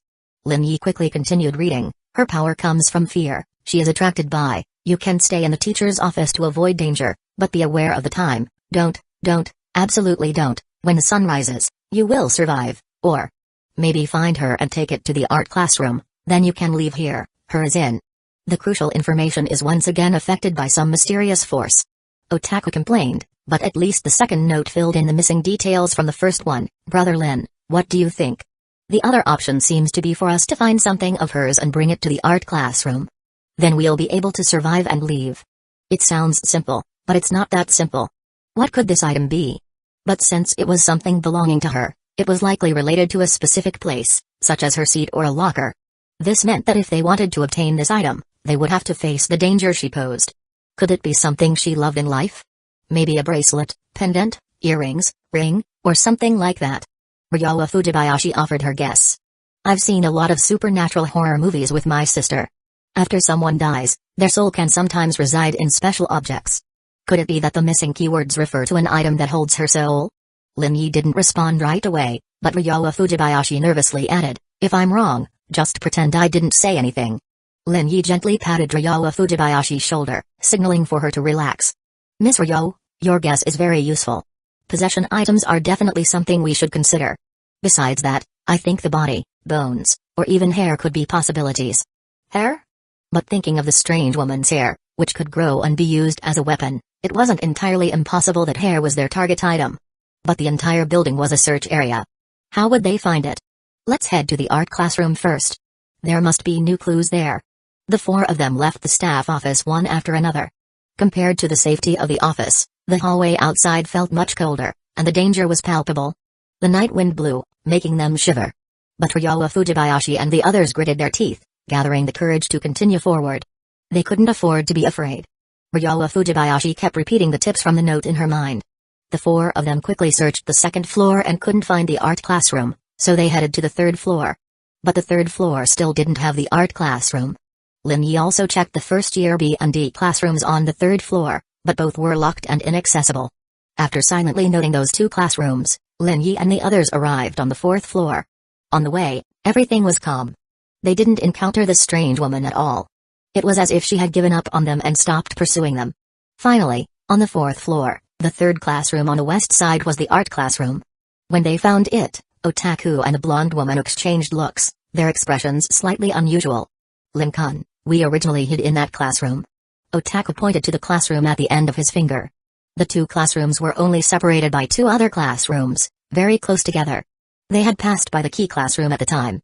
Maybe if they had hidden in the art classroom, they would have been safe and sound, and perhaps even found some useful clues. The blonde woman also thought of this, and then thought of her boyfriend, Kiyosaki. Sigh. Her boyfriend, Kiyosaki, had already been killed by the strange woman. At this moment, Otaku gripped the doorknob and slowly turned it. Creak. The door slowly opened. Silence. No sound. A faint smell of paint wafted in. This was the art classroom. Chapter 84, The Girl in the Painting, exquisite and cold. The next moment, Otaku reached out to the side of the door to search for the light switch, and with a click, the switch was turned on. Swish. A sudden sound of something cutting through the air rang out. Otaku froze, his eyes wide in shock, staring at the figure that suddenly appeared in front of him. He was completely paralyzed, unable to dodge in time. Bang. A chair was thrown, but it missed and crashed heavily to the floor, making a muffled thud. Lin-kun, thank you. Otaku, drenched in cold sweat, looked at the chair in front of him. If it hadn't been for Lin Yi pulling him away just now, he would have either been dead or severely injured. What are you doing? Do you want to kill me? Kiyosaki, weren't you killed by the strange woman? Have you become a strange being too? After shouting twice, Otaku took a few steps back, his face full of caution as he stared at Kiyosaki. Hey! Lin-kun, be careful. This guy is likely a strange being. Otaku warned. Hey, so now you're trying to frame me as a strange being? Kiyosaki sneered twice. Well, it's true, the bad guys always accuse others first. After all, you pushed me toward the strange woman by the shoe cabinet earlier, trying to buy time to escape. But unfortunately, the strange woman didn't go after me, she went after you, the selfish one. Just like she dealt with your friend first. That's nonsense, don't talk nonsense. Otaku cursed. Haha, so you've been exposed, now you're embarrassed? Chiharu, stay away from him. He could kill you at any moment. Chiharu, the blonde woman, subconsciously stepped a few steps away from Otaku. Otaku tried to explain, but Kiyosaki spoke first. I advise you to give up on this trash, who might push the people around him to strange beings at any moment. You're strong, so you won't be hurt, but the girl beside you may not be so lucky. He looked at Ryowa Fujibayashi, making her feel a bit tense and uncomfortable. How could I hurt Lin-kun's woman? But how have you survived until now? Why are you here in the art classroom? Otaku raised a question. It's normal to encounter Kiyosaki alive anywhere in the school building, but encountering him in the art classroom was definitely suspicious and worth thinking about. Hey, of course, it's because of this. Kiyosaki reached into his pocket and immediately pulled out a note. Where? Did you get this from? Otaku exclaimed. Besides the shoe cabinet and the F-class seat, was there another place with notes? Of course, it's from the shoe cabinet. There was another note inside. You didn't even take this important clue with you? You wasted the time you pushed me into, but in the end, you got nothing. You really don't care about anything just to escape, haha, trash. Kiyosaki's mocking laughter grew louder. I took the books and notes. They're all with Lin-kun. Otaku quickly defended himself. Oh, you didn't deny pushing me. Now, do you understand? Kiyosaki's gaze landed on Lin Yi. This is between you two. If you want revenge, I won't stop you. Lin Yi's words made Otaku feel a chill in his heart. Was he being abandoned? He was unwilling to accept it. But, wait until we successfully leave here alive. Lin Yi pointed to the text on the note Kiyosaki had handed over. It should mean no one should die. I suspect that if someone dies, her power will grow stronger. The 4 notes had almost completed the missing information from the first notes. A place used 2 notes with different but consistent information to reduce interference and provide more useful information. That was a good method, but why not place 3, 4, or even all versions of the notes as clues? Lin Yi couldn't help but think. Now, with Lin Yi's statement, the conflict temporarily stopped. The 4 of them entered the art classroom. One by one, incandescent lights emitted a white light, illuminating the empty art classroom. On the walls, paintings were hung, an oil painting of Mount Fuji, a landscape of blooming cherry blossoms, and in the middle, a portrait of a young girl. At a glance, all their gazes were drawn to that portrait. The gentle wind blew, the sheer curtains fluttered, and a girl with long black hair gazed out the window, leaving only an exquisite and beautiful side profile. Lin Yi recognized her, the female lead of the movie, the beautiful girl with straight black hair, also the strange woman who had turned the school building into a blood-stained nightmare. She's so beautiful. Ryowa Fujibayashi couldn't help but admire. Even as a girl, she couldn't help but praise her beauty. Exactly like the photo. It truly restored her stunning looks and aura. The details are amazing, the nose, mouth, and especially her eyes, They perfectly captured her cold expression. The guy who painted this must have really liked her. Ryowa Fujibayashi, though not an artist, couldn't help but comment on the painting. Her words were a bit lacking, but she still praised the skill behind the painting. Don't touch it. As Ryowa Fujibayashi subconsciously reached out, a voice suddenly stopped her. It was Kiyosaki. Don't mess with the things here. Who knows what kind of changes it might trigger. Sorry. Ryowa Fujibayashi quickly apologized. You came here earlier than us. Have you found anything? Lin Yi directly asked Kiyosaki. Kiyosaki shook his head. After I came here, I turned on the lights at first, then turned them off and hid here. I didn't search the art classroom. But the strange woman, called Kirishima, has never come here. I think this place should be safe. We can stay here until dawn. So after escaping to the art classroom, he just hid here? Chiharu, Kiyosaki's girlfriend, felt an inexplicable discomfort. Her boyfriend was hiding here but hadn't even thought about coming to hide with her. She was angry. Wasn't it because she chose Lin Yi back then? She did it for her own safety, and also for his sake. If they encountered the strange woman together, what if he had to turn back to save her? By staying by Lin Yi's side, she had completely avoided this problem. Kiyosaki could have focused on escaping and saving himself without worrying about her. She did this for Kiyosaki's sake, to reduce his burden, but now Kiyosaki was hiding here by himself to survive. It was truly despicable. He didn't deserve to be her boyfriend. Once they got back, she would break up with him. Search around for anything unusual. If you find something strange, don't touch it. After Lin Yi said this, Ryowa Fujibayashi and the others began to move. Only Kiyosaki stood still, looking uninterested. Lin Yi didn't force him. If he didn't want to do something, then he didn't have to. Chapter 85, Is this the high-level player? Lin Yi looked around and focused his search on the paintings. If there were any clues hidden in the art classroom, the most likely place would be in the paintings. He glanced again at the portrait of the black-haired, straight-haired beauty among the many paintings. Even as an outsider, he thought it was very beautiful and detailed. Whether it was the expression, skin, hair, or the details of the clothes and sleeves, everything was perfectly painted. The artist was definitely someone who paid attention to detail and pursued perfection. Ryowa Fujibayashi stood next to Lin Yi, her eyes methodically scanning each item nearby. She was doing her best to contribute. Otaku and the blonde girl went to the other side of the art classroom. The only one who remained still in the classroom was Kiyosaki. This made Chiharu, the blonde girl, feel uncomfortable. She thought her boyfriend really lacked intelligence. In the current dangerous situation, even though he despised and opposed Lin Yi in her heart, he shouldn't be showing it now. Instead, she should be actively contributing and proving her worth. With her boyfriend acting like this, Chiharu had no doubt that if anything went wrong, Kiyosaki would be the first one to be abandoned.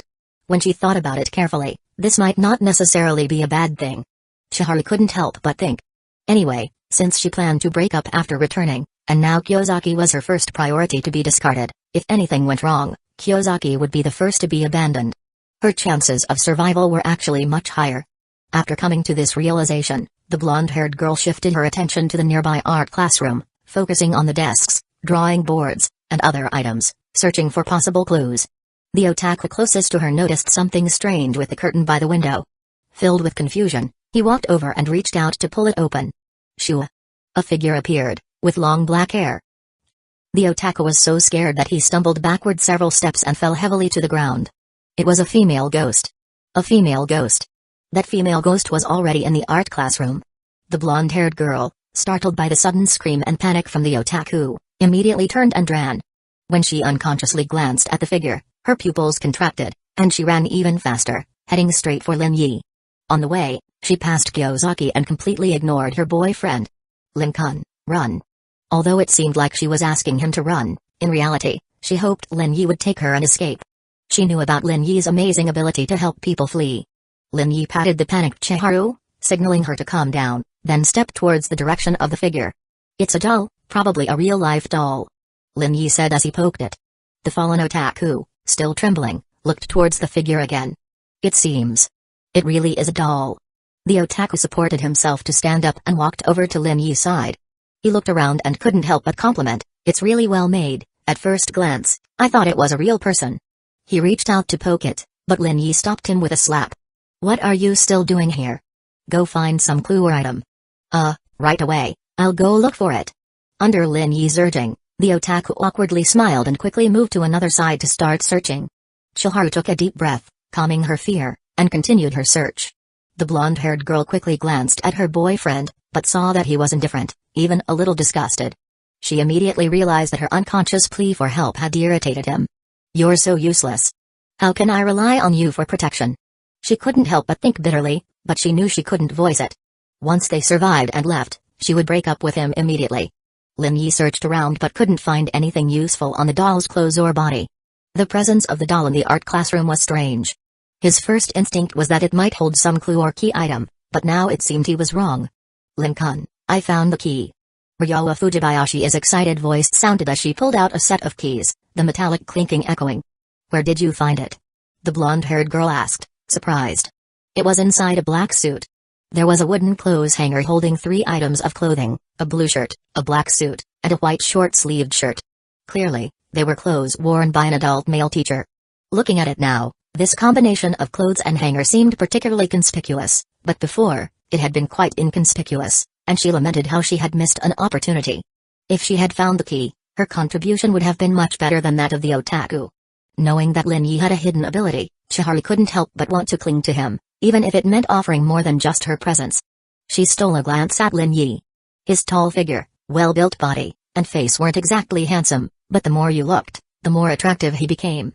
Most importantly, it was his courage, ability, and strength to survive in this eerie school building. Such a man.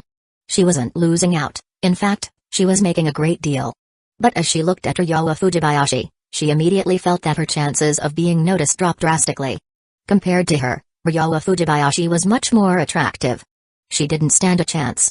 Chihari quickly walked over to Ryowa Fujibayashi, focusing on searching the nearby area, though she didn't find anything else useful. After about 10 minutes, the 4 of them had thoroughly searched every inch of the art classroom, even checking the hidden compartments behind the drawing boards for any notes. And indeed, they found a piece of paper with some clues. It was hidden behind a portrait of a girl with long black hair. The contents were similar to the previous notes but gave them 2 additional pieces of information. Bones. The different wording seemed to suggest that the author of the message wanted to tell them, bring her bones to the art classroom. Bones, human bones, her bones are in the teaching building. Ryowa Fujibayashi swallowed nervously, her heart racing. She had thought it was something like a ring or a necklace, items that could be kept, but it turned out to be bones. How do we find them? At worst, we can search the classrooms one by one. I suspect the girls' bones are in those classrooms with closed doors. Now that we have the keys, we can go straight to those rooms, open the doors, and search for the bones inside. With Lin Yi there, the otaku wasn't worried about safety. You make it sound easy. Are you going to search yourself? The blonde-haired girl rebutted with a single sentence. I'll go with Lin-kun. Hey, I thought you could handle searching 3 or 4 classrooms on your own. She laughed. There were 10 identical keys, with no differences. Now, there were 9 left. Earlier, when Lin Yi and the others went to the next door's music classroom to experiment, the key could open the classroom door directly, but once the door was opened, the key would disappear. They had 9 chances to open the classroom doors. In other words, they had 9 attempts left. The entire teaching building had 4 floors. The first, second, and third floors housed classrooms for each grade, along with the corresponding staff offices. The first floor also had a physics lab, the second floor had a chemistry lab, and the third floor had a biology lab. As for the 4th floor, besides the art classroom, there were a music room, a library, a study room, the administration office, the principal's office, and the student council office. If I remember correctly, there are still 12 classrooms in the entire teaching building that are closed and require a key to open. Lin Yi thought back, recalling the status of the classrooms as he searched the art classroom. He had made a mental note of the classrooms on the 1st, 2nd, and 3rd floors, and during the recent test, he quickly counted the situation on the 4th floor. The 4th floor has the principal's office, the student council office, the library, and the administration office, 4 rooms in total. The 3rd floor has the biology lab, a staff office, and 2 classrooms from Class 1B and 1E, 4 rooms. The 2nd floor has classrooms for Class 2D and 2G, while the 1st floor has a physics lab and Class 3F. At this moment, everyone was silent. Is this what high-level players are like? Experienced veterans who have gone through terrifying and bizarre games? They could at most remember 4 or 5 classrooms, but Lin Yi had memorized all of them and could clearly and orderly recite the names of the classrooms. When comparing people, the difference is truly vast. If it weren't for Lin Yi's earlier memorization of the status of each classroom, they would have definitely needed to go out and explore again, confirm the specific closed classrooms and their total number, and then return to discuss. But now, that's no longer necessary. How much time does this save? No, the key isn't time, it's how much risk has been reduced. The longer they're outside, the more likely they are to be attacked by the female ghost. 12 classrooms, 9 keys left. Which 9 classrooms to choose? The gazes of Ryowa Fujibayashi and the others fell on Lin Yi. Up until now, Lin Yi had always been their brain. Occasionally, it was the otaku and Ryowa Fujibayashi who provided some ideas, but the others had little useful advice. Lin-kun, you decide. I trust you. After Ryowa Fujibayashi expressed her opinion, the otaku immediately spoke up. Lin-kun, whatever you choose, it's fine, Lin-kun's choices are always right. As for the blonde-haired girl, she didn't need to be mentioned. The only one who didn't react in the art classroom was Kyozaki. At this moment, he was standing far away, becoming the only member of a small group. I think we need to search the 4 rooms on the 4th floor, the principal's office, the student council office, etc. On the 3rd floor, we need to check the staff office and the biology lab. And on the 2nd floor, since it's the grade she attended, we need to search the second-year classes, Class 2D and 2G. The 1st floor should have the physics lab. Altogether, there are 9 rooms. To simplify, we'll give up searching the 1st year B and D classrooms and the 3rd year F classroom. Because the female ghost is a 2nd-year student, the likelihood of finding the target item in 1st and 3rd year classrooms is low. Ryowa Fujibayashi pursed her lips, as if she wanted to say something. Fujiki, do you have any thoughts? Well, could the 3rd year F classroom be special, since it's Class F? That letter is indeed quite unique. She herself is from Class F. Lin Yi then looked over at Kyozaki, who had been treating him like air, and spoke. Kyozaki, what do you think? No. He coldly rejected, completely excluding himself from Lin Yi's group. Kyozaki-kun, Lin-kun asked for your opinion, you don't have to be so cold about it. The blonde-haired girl suddenly felt her value in the conversation. Everyone is discussing and trying to find a way to survive and leave here. We're about to go out and search for the hidden bones. You're acting like this. Hey. Kyozaki laughed. What's wrong with me? I'm not participating in your discussion, not giving any opinions. What's the problem? Of course, there is a problem. You've excluded yourself from this group. This would greatly reduce their survival chances. The blonde-haired girl was even more impressed by Kyozaki's intelligence. I'll just say it here. I'm not going out to look for clues, and I definitely won't go looking for any bones. I don't want to be killed by that female ghost. Right now, all of us are in this art classroom, and she hasn't shown up yet. I can now be sure that this place is very safe, and we won't encounter any ghostly attacks. I'll stay here until dawn, and then leave. His words made everyone think of another way to leave here. Once the sun rises, they can leave. The blonde-haired girl suddenly felt like a fool. Her boyfriend was actually quite smart, he had already thought of a way to survive and clear the situation long before. But it was undeniable, what her boyfriend said was right. This place was safe. The female ghost hadn't shown up so far, and there was a very high probability she wouldn't return. The art classroom was safer than the staff office, even an absolute safe zone. Chiharu, as your boyfriend, I advise you to stay here. The blonde-haired girl couldn't help but glance at Lin Yi. Unless he threatens to kill us, we don't want to go out. Do we really have to leave here? In an instant, the atmosphere in the art classroom changed. This place was very safe, the female ghost wouldn't come, and once it was daylight, they could leave and return to reality. This place was safe. But what if daylight never comes? Isn't it fine to go looking then? The blonde-haired girl suddenly understood and widened her eyes. Lin-kun, you can choose to stay here, I won't force you. Everyone can make their own choice. The first to speak was Ryowa Fujibayashi. I'll stay with Lin-kun. She trusted Lin Yi. The otaku hesitated. For safety reasons, he definitely thought staying here was safer, but choosing to stay here also meant splitting ways with Lin Yi. If any danger came, Lin Yi would definitely not step in to help him. And he still had issues with Kyozaki. What should he do? Lin Yi started walking toward the art classroom door, and Ryowa Fujibayashi immediately followed, the two quickly leaving. If you stay with me, you'll encounter the female ghost, he said to the girl beside him. But I trust Lin-kun, he will protect me, I'll be fine. You're really confident. Well, not exactly confidence. Ryowa Fujibayashi's face turned red in embarrassment. Wait for me, Lin-kun. Eventually, the otaku came running out. After some internal struggle, he decided to act with Lin Yi. The art classroom was safe for now, but would it stay that way? Maybe there was a time limit. That was his guess. Chapter 86, Dead, Committed Suicide. Lin Yi quickly understood the reason for the otaku's and Kyozaki's actions. He and Kyozaki had conflicts, And if Kyozaki harbored any feelings of revenge, being alone in the art classroom might not guarantee his safety. The blonde-haired girl was Kyozaki's girlfriend, and since the otaku had conflicts with Kyozaki, the blonde would likely help him. Facing this pair, a man and a woman, would be difficult for the otaku, as he's an average person. Lin-kun, I still trust you. I feel much safer being by your side. The otaku chuckled, a sense of safety surrounding him. Earlier, when I was by the shoe cabinet on the first floor, I did push that guy down to buy myself some time to escape. But don't worry, I will never do anything to hurt you or Ryo-san. If I ever do anything to betray both of you, I'll be struck by lightning.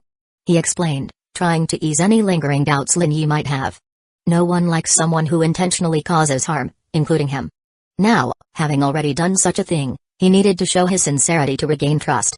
Lin Yi didn't say much, only indicating that the otaku should keep up and focus on his task. If they encountered the female ghost, he shouldn't scream or panic. The otaku nodded vigorously, signaling that he understood. Lin-kun, where should we start searching? Let's start from the 4th floor. Lin Yi looked toward the student council office in front of them. Inserting a key and turning it, the door to the classroom opened, and the key quickly vanished. Click. The lights turned on, illuminating the spacious, empty student council office. You stay outside and watch. Alright, Lin-kun, if the female ghost comes, I'll notify you immediately. The otaku stayed by the door, keeping an eye on both sides of the hallway, constantly checking, occasionally stepping to the edge of the corridor to look down, as if trying to see if the female ghost was on the 1st floor. Inside the office, a voice suddenly echoed a broadcast. Black Island is a model student. I recommend inviting her to join the student council. There have been reports of rumors saying Black Island has an improper relationship with. The rumors are spreading wider, and the school has asked the student council to pay attention to the situation. Stopping the spread of rumors and maintaining the order of the school is the student council's responsibility. From these 4 sentences, Lin Yi quickly made a simple analysis. The rumors about Black Island and someone had caught the students' attention and caused some unrest, prompting the school to request the student council's involvement. The vague name mentioned in the rumors was likely the key person in this situation. Lin-kun, I'll start searching. Ryo Fujibayashi had also thought for a moment but couldn't come up with any specific clues or items related to the target. I'll check here, maybe we'll find more clues. The two of them began searching the student council office. They checked everything from the desks to the bookshelves, to the cabinets on the other side, looking through every place that could hide something. But they found nothing. Library, Black Island looks really good when reading, so elegant. That new teacher is really handsome. I almost thought he was a transfer student. Wow. The combination of handsome guys and beautiful girls is always a treat to watch. Office of Academic Affairs, Teacher Yamada is about to retire. We need to hire a new teacher. Black Island still ranks first in the 2nd year. No surprise, she's amazing. Cough cough, another student is dating. All they do is date and not focus on their studies. Sigh. Finally, the last place left on the 4th floor was the president's office. The door opened the same way, the lights came on, the spacious office was luxuriously decorated. The black bookshelves were neatly arranged on both sides, books and documents quietly placed on the shelves. The gray solid wood desk and black leather chair paired together, further showcasing the office's upscale aesthetic. Everything spoke of the high status of the office's user. Lin Yi and Ryo Fujibayashi entered. No sooner had they stepped in than the speakers in the office came to life. The latest results of the comprehensive exams for all 3 years. In the 2nd year, Black Island is still first. The list of new teachers and transfer students. President, please review. The rumors are spreading more widely. Does the school need to formally intervene? I suggest the student council get involved. Rumors. What was this rumor about? Dating? Was dating prohibited in the school? Lin Yi was aware that many Japanese schools do forbid dating, but students still did it in secret. As long as it wasn't too obvious and didn't attract the attention of teachers, schools and staff usually turned a blind eye. The two of them resumed their search. Lin-kun. Suddenly, Ryo Fujibayashi found something on the desk and called Lin Yi over. Lin Yi saw a name written on a book. Black Island. He vaguely sensed something important. And in the photo frame on the desk, there was only half of a photo. An elegantly dressed man in a suit was staring sternly at the camera. Click. Lin-kun, she's here. The otaku rushed in, his voice trembling with urgency. The female ghost was here.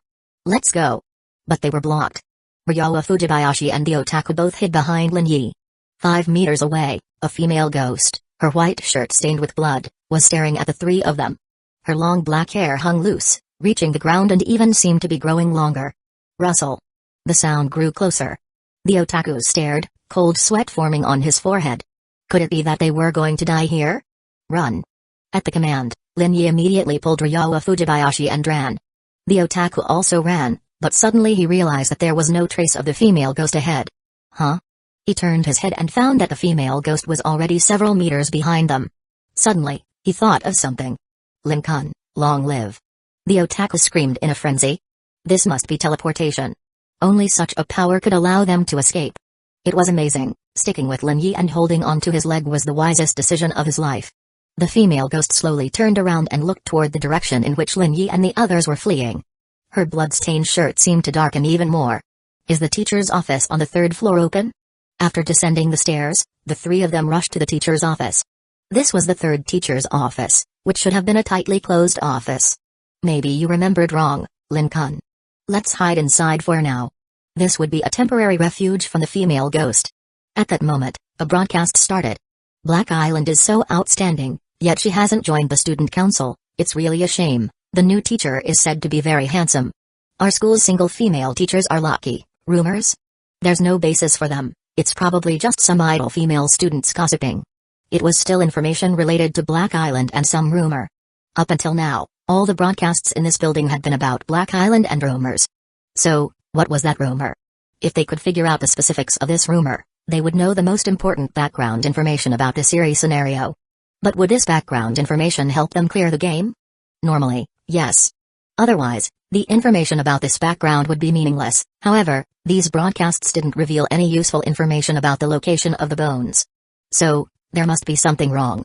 Normal games wouldn't give meaningless information. Even incorrect information is meaningful, so these broadcasts must be hinting at something, hiding an important piece of intel. At this point, Lin Yi realized something else. According to the pattern so far, all classrooms where the broadcast played were originally tightly locked offices. These classrooms couldn't be accessed by brute force. They could only be opened with a key, or dead. After the death of the tall student, the originally locked door to the second-year class had opened. So, someone had died. Lin Yi looked at Ryowa Fujibayashi and the otaku near the door. These two had been with him the entire time, so the probability of them being the dead was low. If Ryowa Fujibayashi and the otaku had died without him knowing, then he would have died long ago. This meant that the incident had happened in the art classroom. Second year 500 class, Black Island, I like you, please go out with me. So many boys confessed to her and got rejected. Hey, what's so great about that kind of woman? The shoe cabinet is full of confession letters again? I heard there are even letters from teachers. Haha, this joke is too much, it's impossible. Teachers wouldn't do that, cold and unlikable, not at all charming. If I had a good dad, I'd be just as popular. Second year class G, Black Island disappeared? Was she kidnapped? Is she dead? The young lady was kidnapped. What will she endure? She deserves it. She was always so cold and aloof at school, treating us like this all the time. If I caught her, I'd torture her for 3 days and nights, doing this and that. Hey, I heard someone saw Black Island at school after coming home late. Don't scare us. How could that woman still be here at school? First floor physics lab, another student took leave because of being scared. I heard it's the ghost seeking revenge. Don't scare us. There's no way something like that could exist at the school. Black Island came back for revenge. She's getting back at us. I want to quit. I don't want to study here anymore. I want to quit. First floor, third year class F, 2 unused keys appeared, and Lin Yi used one on the third year of class. Black Island, we didn't mean to hurt you. We're innocent. We really didn't say anything bad about you. It wasn't us who spread the rumor about you, and it has nothing to do with us. You should take revenge on the person who killed you. We really don't know where your head is. Please leave us alone. Quick, run to the president's office. It's safe there. Someone stayed there all night and survived. At this moment, the screams continued. Even through the broadcast, one could feel the extreme panic of the people involved at the scene. Ryowa Fujibayashi unconsciously held on to Lin Yi, and even when she realized what she was doing, she had no intention of letting go. It was too dangerous here, so scary. She could only feel safe by staying close to Lin Yi. Third floor biology lab, several teachers are acting strangely, even the most optimistic teacher, Akihara, wants to quit because she can't handle it anymore. The principal committed suicide. What's going on? Is there any hope for our school? I don't want to die. There's a body in the lab. A body. There's a body in the lab. Teacher, call the police. The teacher has fainted from fear. All the classrooms in the teaching building had been searched. Every classroom had its own broadcast message. Lin-kun, what do we do next? To the president's office. Lin Yi processed the information they had gathered. So far, the broadcasts have mentioned her and rumors, but the only clear location information is the president's office, and the only clue related to the bones is the head. He looked at the two of them and continued, the key item to clear this scenario should be the head. We need to find the head. Is it in the president's office? Because the female ghost suddenly appeared, the three of them had quickly left the president's office without fully searching every corner, so it was highly likely that the head was in the president's office. As for other places, they had pretty much searched everywhere, even the bathrooms, but there was no sign of the head. Stick close to me, we're going to the president's office.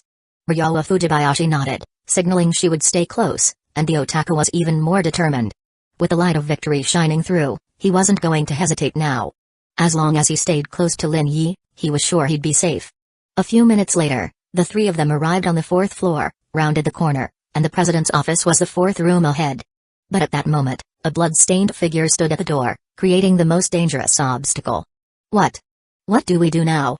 The female ghost was blocking the entrance to the president's office. How could they get in? The otaku was having a headache. But he was increasingly certain that the key item to clear the game was in the president's office. If only they had found it earlier the last time they were in the president's office. Ryowa Fujibayashi stood by Lin Yi's side, glancing at his profile, waiting for him to make a decision. Lin-kun, how about I act as the bait? The two sides had been at a standoff for a while, with the female ghost motionless, blocking the entrance to the president's office. This led Ryowa Fujibayashi to cautiously suggest something. The otaku was shocked. This weak girl dared to propose herself as bait? He couldn't do it. He wanted to speak up, but realized he didn't have the courage. At that moment, the screams from the broadcast and the desperate look in his friend Zano's eyes before his death echoed in his mind. The otaku couldn't do it. Lin Yi heard the girl's suggestion and couldn't help but ruffle Ryowa Fujibayashi's hair. How could I let you do something so dangerous? There was a pause. Entering the president's office wouldn't be an easy task. But the otaku's expression changed. If Ryowa Fujibayashi wouldn't do it, then it would have to be him. At the sight of that ghostly figure, the otaku couldn't help but shiver. If only the yellow-haired girl had come out too, at least he would have a companion if he had to act as bait. Chapter 87, The Girl and the Strange Entity. What should they do? Refusing to act as bait to lure the female ghost away? That would mean severing ties with Lin Yi. If he still hoped for Lin Yi to lend him a hand in the future, that would be completely impossible. But what if he accepted? The otaku stared at the horrific appearance of the female ghost, her disheveled black hair floating around her like deadly threads from hell, each strand exuding a murderous bloodlust. He was too scared to go near. Lin-kun, how about we return to the art classroom and come up with a plan? The otaku's idea was to find someone else to act as bait to distract the female ghost. At least it couldn't be him alone. He wasn't enough to fill the gaps between the female ghost's teeth with his 180 pounds of flesh. You two stay here and wait for me. After saying this, Lin Yi walked straight ahead. Tap, tap. The sound of his footsteps echoed clearly. Ryowa Fujibayashi clenched her hands, nervous, her eyes fixed on Lin Yi, terrified that something might happen to him. The otaku, with tears in his eyes, realized that Lin Yi would rather face the female ghost alone than let him act as bait. Not even a brother would treat him this well. 10 meters. 8 meters. The female ghost remained still, showing no signs of movement.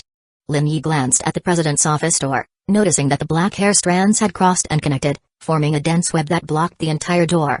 Unless he had a way to deal with the female ghost and the hair, even if time stopped, he wouldn't be able to get in. At 5 meters, Lin Yi stopped, his gaze fixed on the female ghost and the black hair scattered on the floor. But the female ghost didn't react to his approach. She only turned her blood-stained, menacing face toward him, her eyes seemingly locked on him. I've actually been thinking about something. Why do you show obvious aggression toward others, but toward me, the aggression is weak, almost non-existent? At this distance, if the female ghost moved a few steps closer, she could quickly attack by using her hair, and no one would be able to escape. From a distance, Ryowa Fujibayashi and the otaku froze, starting to think about why this was happening. And now I have a bold guess. Lin Yi slowly raised his right hand, wiggling his fingers. Ah, Honda, come here and walk over slowly. The otaku was startled, but faced with Lin Yi's request, he gritted his teeth and didn't refuse. So, with a nervous heart, he slowly started walking over. Each step felt like it took all his strength. SHH, SHH, SHH. The sound of hair rubbing against the floor suddenly echoed, especially clear and sharp in the quiet night. Many strands of hair began to move, slowly extending in the direction of the otaku. He was even more afraid now, his face growing paler. Why was this happening? Was it because I'm not as handsome as Lin Yi? Is that why you're targeting me? Wanting to attack me? This was too much. It was bad enough being disliked and discriminated against by girls at school, but now, this female ghost in this eerie school was discriminating against me too. The otaku couldn't bring himself to keep walking, but since Lin Yi hadn't told him to stop, he couldn't turn back. Lin-kun, should I keep going? His steps were now slower than a snail's. Keep going. Just those two words made the otaku grit his teeth and take a step forward. SHH, SHH, SHH. The rustling of hair grew even more intense, and the strands seemed to be standing on end. I'll keep going. The otaku braced himself and took another step. The black hair swirled like it was dancing. The otaku froze in place, too scared to move. His expression was completely frozen, and sweat poured from his forehead. This was definitely targeting me. Is this what it's like to be an otaku in the second dimension, completely ignored and disliked? Go back. The voice was like an angelic sound from heaven. The otaku, having received the order, quickly and cautiously backed away. Once he'd put enough distance between himself and the female ghost, his steps quickened, and he rushed to Ryo Fujibayashi's side, exhaling a long breath. Now, he was safe. Ryo, you come here too. Ryo Fujibayashi, also nervous, tried to keep her fear in check. To avoid being too scared, she focused her gaze on Lin Yi, walking at a steady pace toward him. Ahead, the female ghost's black hair had started changing again. After this series of tests, Lin Yi had already figured things out. Ryo, you can go back now. But unexpectedly, Ryo Fujibayashi walked behind Lin Yi. The girl with purple shoulder-length hair brushed aside her bangs, revealing a faint smile. It's safest by your side. She trusted that, if real danger arose, Lin Yi wouldn't leave her behind. She also realized that Lin Yi must have come to some conclusion. Do you remember the information from the various notes? In the distance, the otaku was also listening closely. It seemed a little far away, so he took a few steps forward to hear better. Seeing her, don't panic, don't be afraid. Fear will make her. Lin Yi repeated one of the hints. The rest of it should be something like excited, thrilled, more aggressive. At first, I thought this hint was to tell us to stay calm when we encountered her, to think of ways to escape more clearly. Now, it's obvious that she's more aggressive toward people who feel fear. If we were to describe it like a game, it's like characters who are fearful will be attacked more easily, with higher levels of hostility. At this point, Ryo Fujibayashi finally understood the purpose of the tests. Because she and the otaku were both so fearful, their proximity triggered a stronger reaction from the female ghost. Then, she looked at Lin Yi, standing calmly without any fear, realizing that Lin Yi wasn't scared at all. So, the female ghost hadn't reacted strongly to him. I see now. The intensity of fear was connected to attracting the female ghost. The otaku thought of his friend and recalled why the female ghost ignored Gyozaki and came after him in the shoe locker room. It was because, at that time, he and his friend Zano were the two most frightened people in the area, so the female ghost prioritized attacking them. As long as you're not afraid, you won't be attacked.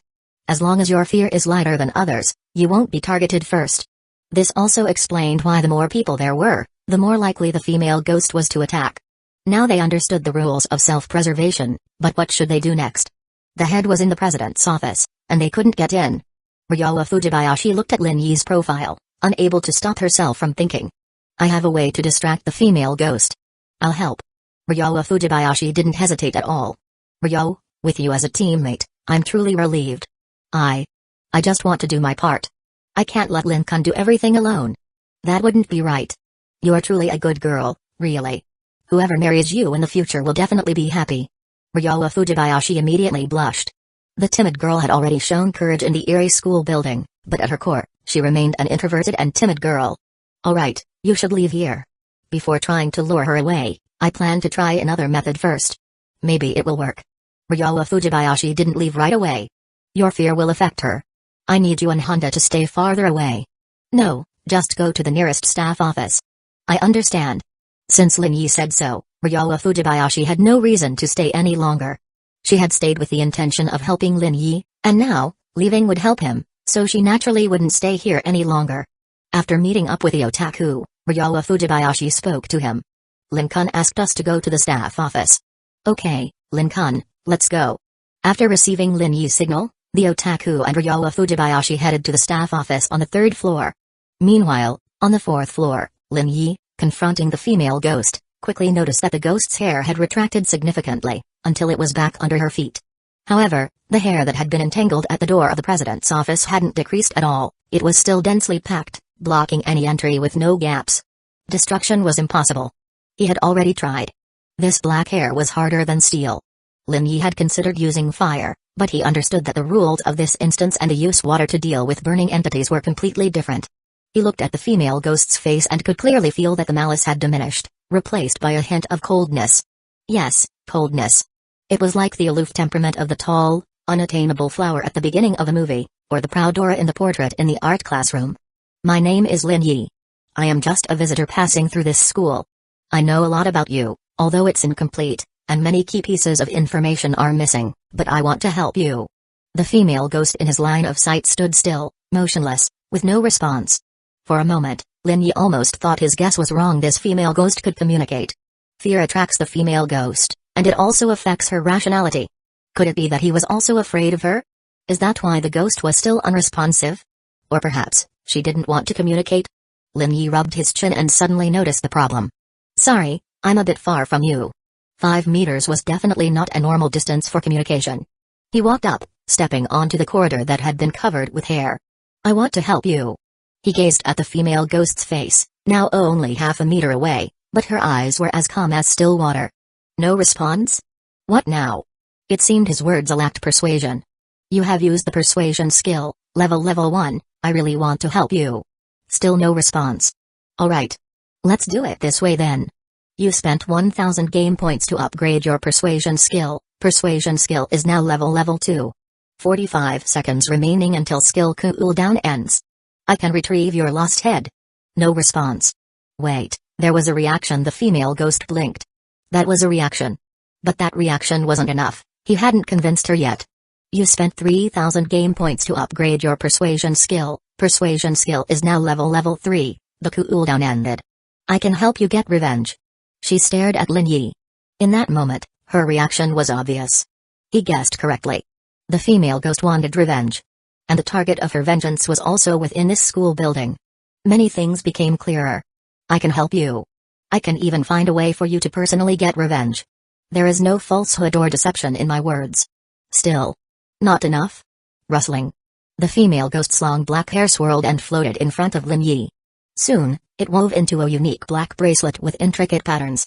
It silently floated in midair, and under the light of the street lamp, it seemed to emit a faint, mysterious aura.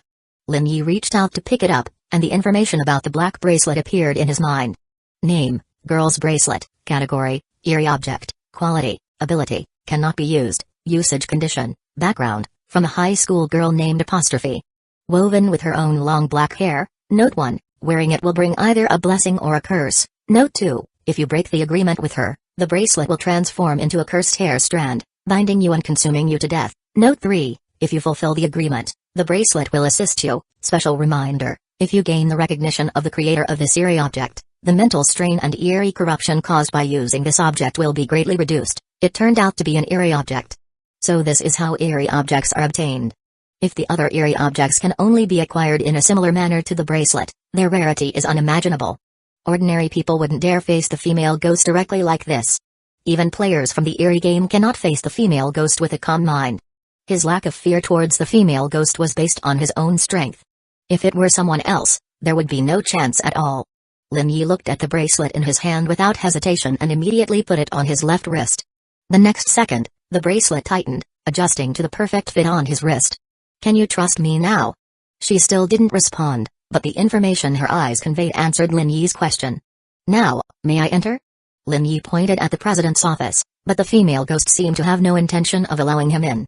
I suspect your head is inside the president's office. She remained silent, with no response. Here's what we'll do. You should now be able to control the bracelet. If you agree, let the bracelet tighten. If you disagree, do nothing. If you're unsure, just blink. How does that sound? The bracelet tightened. Communication was established. It was only a matter of time before clearing this instance. Chapter 88, She Deserved It. 10 minutes later, Lin Yi had asked many questions, but many of them did not receive clear answers. She had lost many of her memories and couldn't communicate properly. She didn't understand many of his questions. But, overall, they had established basic trust. The biggest threat from this eerie task no longer posed a danger to him. Finding your head, helping you get revenge, I already have some ideas. So, can you trust me and let me take the items inside? Lin Yi stared at her, and the two of them quietly held eye contact for 10 seconds. Rustling. The sound of hair moving. The black long hair entangled around the president's office door slowly retracted. After a minute, a complete door appeared in Lin Yi's line of sight. She agreed to let him enter. Thank you, now you go wait in the art classroom, and I'll take care of the rest. She glanced at Lin Yi and left, her figure quickly disappearing around the corner of the corridor. Lin Yi went downstairs to meet up with Ryowa Fujibayashi and the otaku. Lin-kun, is it done? Let's go to the president's office. Lin Yi led the way, and the three quickly arrived on the 4th floor. The female ghost's figure had already disappeared. Had she been eliminated? Or had she been successfully lured away? Either way, it proved Lin Yi's strength. Crack. The three of them re-entered the president's office. Lin-kun, I'll handle this side. I'll take care of this side. But no matter who searched, they couldn't find anything. Ryowa Fujibayashi looked at the ceiling, but there was still no sign of the head. Where could it be? This office doesn't seem to have a hidden compartment. Lin Yi also pondered. There was no head, but there were bones, as he had gathered from the information he received from her, and it was absolutely accurate. However, she didn't know exactly where they were, so searching was necessary. But they had already searched everywhere. The bookshelf had been moved, and the back was checked, but there was nothing. Lin Yi's fingers tapped on the desk, producing a crisp thud sound. Lin-kun, maybe it's hidden in a very concealed place. Many novels have that space-folding idea, or hidden spots that only appear after certain objects are placed. Ryowa Fujibayashi smiled and suggested a new theory. That is possible. But it didn't match the setup of this instance. If it were a hidden place revealed through solving a puzzle, related clues would have already appeared. Where else hadn't they checked? Lin Yi glanced around and realized they had already searched the entire president's office. It couldn't be that the bones had already been burned to ash and turned into something else, right? Lin Yi sighed and sat down. At that moment, the bracelet suddenly moved slightly. Lin Yi looked down, and his calm heart began to race. A surge of anger, hard to describe, was building up inside him. Lin-kun, don't get angry, we will find it. Ryowa Fujibayashi immediately hurried to comfort him. She knew how much pressure Lin Yi had been under in the eerie school building. After finally solving the female ghost issue, not finding the crucial head would be enough to break anyone's resolve. The otaku trembled. We've found it. Huh? Ryowa Fujibayashi gasped in shock. Right here. Lin Yi stood up and looked at the black leather chair. What? Shocked, Ryowa Fujibayashi stared wide-eyed, unable to suppress her gulp. Her voice trembled. This can't be where the head is, right? It's bones. Lin Yi closed his eyes and slowly exhaled, his rationality slowly bringing calm to the rage flooding his mind. If that's the case, her transforming into a vengeful spirit isn't impossible at all. Whoosh! Lin Yi grabbed the black leather of the chair with one hand and yanked hard. With a ripping sound, the chair revealed its true form. Inside the sponge, filled with latex, were human bones, quietly embedded in it. Cruel, terrifying, a chair embedded with human bones. Ryowa Fujibayashi almost screamed. As a nurse, she had seen corpses before, and even handled human bones, but making a chair out of human bones? This was the first time she had witnessed something so horrific. Who did such a cruel thing? The otaku was on the verge of losing control. So scary. This place is just too terrifying. I want to go home. Mom, where are you? After a long moment, the oppressive, deathly silence slowly began to lift. We'll go to the art classroom. When we get there, everything will end. Lin Yi picked up the chair and walked ahead. Ryowa Fujibayashi, watching Lin Yi's back, could only feel the suppressed anger radiating from him. She couldn't help but think that Lin-kun was truly gentle. He felt genuine sympathy and anger for the tragic fate of the female ghost. Following Lin Yi, Ryowa Fujibayashi spotted the female ghost in the distance, but Lin Yi didn't stop. He continued walking forward with steady steps. She took a deep breath, controlling the fear inside her, and followed close behind. If Lin-kun wasn't afraid, then neither was she. Lin-kun felt sympathy and anger, so did she. The fear inexplicably began to dissipate. Only the otaku trembled, his legs shaking, but he didn't turn to run. He gritted his teeth, steeling himself, and moved stiffly to keep up. The three of them passed by the female ghost, and nothing happened. The otaku breathed a sigh of relief and silently congratulated himself for making the right choice. He had bet correctly, following Lin-kun was definitely the right call. Crack. The door to the art classroom opened, and the three of them entered one by one. But at that moment, only Kyozaki remained in the art classroom. "Hey, where's your girlfriend?" The otaku looked around but couldn't see the girl with yellow hair. "Didn't she stay with you in the art classroom?" "What do you mean by she went with us?" "She left shortly after you all did. She came to me and said she was going to join you guys." "You didn't abandon her and get her killed, did you?" At that moment, Kyozaki's sharp, scrutinizing gaze grew colder as he quickly walked up to Lin Yi, but upon sensing Lin Yi was difficult to deal with, he shifted and took 2 steps to stand in front of the otaku, acting as if he was going to grab the otaku's collar. "Watch your actions." Lin Yi's calm voice stopped Kyozaki's hand in midair. "Humphrey, Chiharu must have been killed because of you guys. You must have discarded her like a pawn." He snorted and turned away. "Why are you bringing a chair into the art classroom? Weren't you supposed to be looking for bones?" "The bones are in the chair," Ryowa Fujibayashi explained. "Lin-kun, according to the note, as long as we bring the bones to the art classroom, we can leave the building, right?" "Yes, the items are in the art classroom now, and after that, we can leave the building and this school. Finally, we can leave." The otaku was so overjoyed that he almost cried. Ryowa Fujibayashi also smiled, glad that they could finally leave and see her sister again. She hoped her sister wouldn't worry too much about her safety. "And you? Are you coming with us?" Lin Yi asked Kyozaki. "I won't, thank you," Kyozaki coldly replied. "The fact that Chiharu died because of you guys will never be erased, even if I follow you out of here." "Suit yourself," Lin Yi said, turning to head toward the art classroom door, with Ryowa Fujibayashi and the otaku following suit. With a loud clang, the door to the art classroom slammed shut. "Kyozaki?" The otaku turned around, noticing Kyozaki hadn't come out with them. Click, click, click. He tried to open the door but found the doorknob wouldn't budge. "It's locked." "What's going on?" "Lin-kun, what is he?" At that moment, the otaku realized Lin Yi was also missing, mysteriously vanished. Not far away, the female ghost was silently watching. The otaku was on the verge of tears. "This is it." Meanwhile, in the art classroom, just beyond the door. "Ha ha ha. Ha ha ha." Kyozaki laughed loudly. "Finally, it's in my hands. The bones of her body are finally in the art classroom. I can finally leave this building. I can finally escape the fate of being trapped here." Looking at the bones under the black leather, Kyozaki couldn't hide his excitement. He turned and walked towards the window of the art classroom, pulling back the curtain. He looked at the puppet, reached out, and removed the head from it. "Now, with the complete corpse in my possession, I fear her no longer." Victory was his. The head was indeed inside the puppet's head. A great idea. "Of course." Kyozaki froze as soon as he finished speaking. He slowly turned around and saw that the art classroom, which should have been empty, now had another figure inside. "How did you get in here? You shouldn't be able to come in." He had clearly seen Lin Yi leave. Once the art classroom's door was locked from the inside, it should have been impossible to open unless using a key. Lin Yi had only 10 keys, and they should have all been used by now. So, how did this guy get in? Did you leave a spare key?" But there was another problem. If the door had been opened with a key, he should have heard the sound of it opening. He tried to recall, but he hadn't heard any door opening sound. "No, all 10 keys have been used." "So, how did you get in?" "Guess, Akiyama." "Teacher." At Lin Yi's calm response, Kyozaki suddenly realized something. His identity had been exposed. "When did you suspect me?" "When I saw you in the art classroom, I already suspected you. You've been replaced, you're no longer Kyozaki." "Reason?" "I'm confident I played the part close enough to him.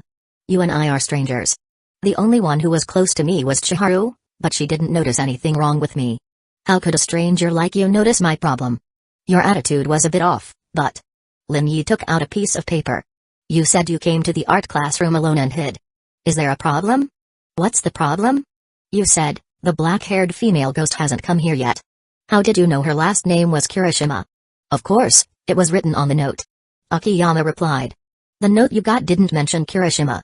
And we never told you her last name." Silence. Endless silence. A small slip-up revealed his abnormality. "Of course, there's more. 10 keys, 6 participants, and there are 15 classrooms in the entire building that are tightly closed. After the initial death of Zeno, the classroom door in Class 2A opened. After Chiharu Miyata's death, the staff room, which should have been locked, also opened. With each death, a classroom door opens. This is actually a way to lower the difficulty of our search. Usually, the classrooms that open after a death have important clues. But that's not the main point. This rule shows that when only one of us remains alive, All the classroom doors in the building will open, and if you count the art classroom, all the doors, including the art classroom, will open and cannot be closed. But by that time, for those involved, it would have lost any meaning. Remember when I counted the keys and locked classrooms in the art classroom? 9 keys, 12 classrooms. Including the art classroom, that's 13 classrooms. The discrepancy is 4. There were 5 of us in the art classroom, and including you, that's 5. But if you're not human, it's just 4. I see now. He understood. Everything was clear. This guy was truly sharp. You're impressive. I'll admit that. As a reward for seeing through my identity, I'll let you leave here alive. You can take your woman with you. But Lin Yi remained so calm that Akiyama couldn't help but shiver. This guy doesn't want to leave? I'm in no hurry to leave.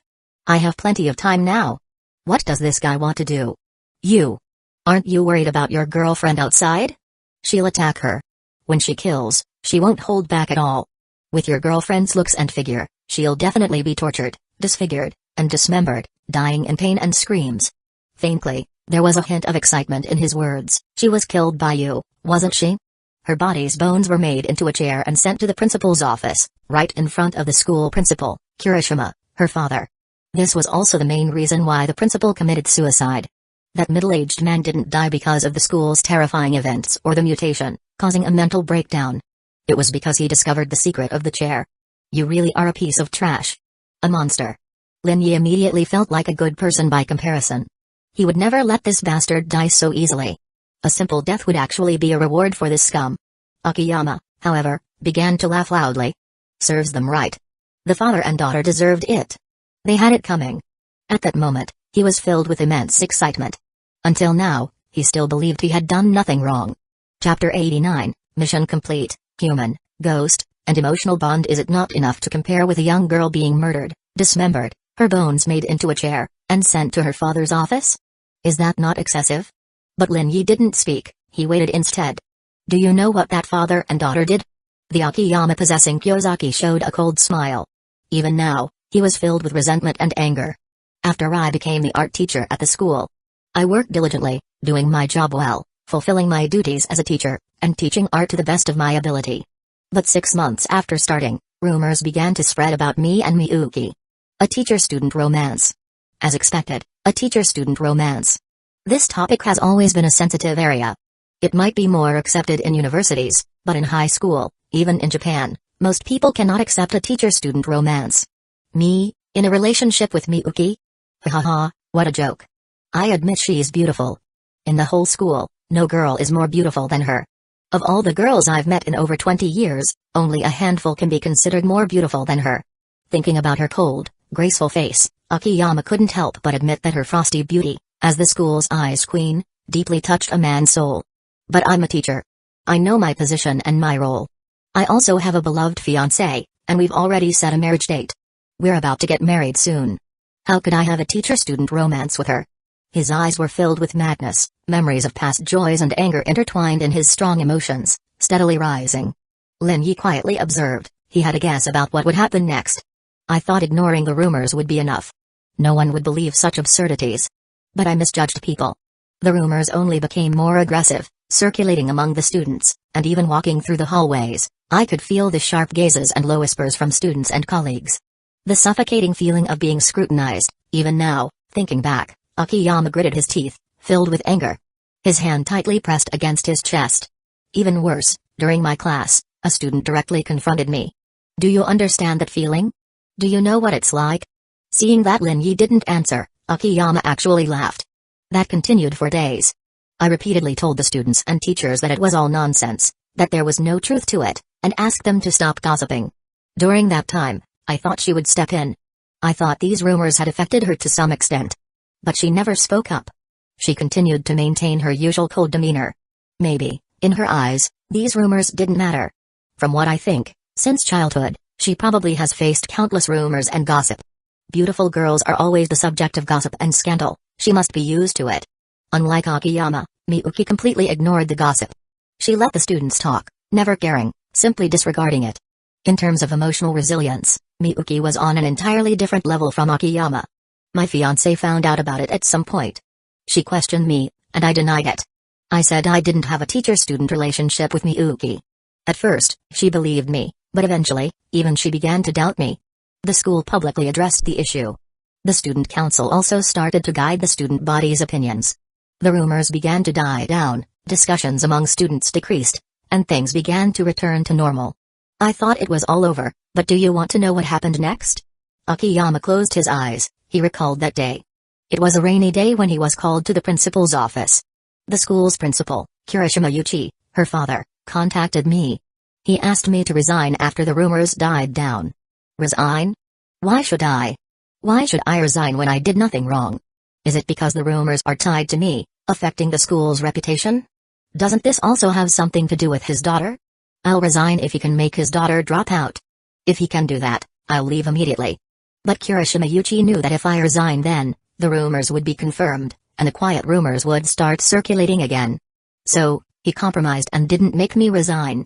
But then came all sorts of small problems.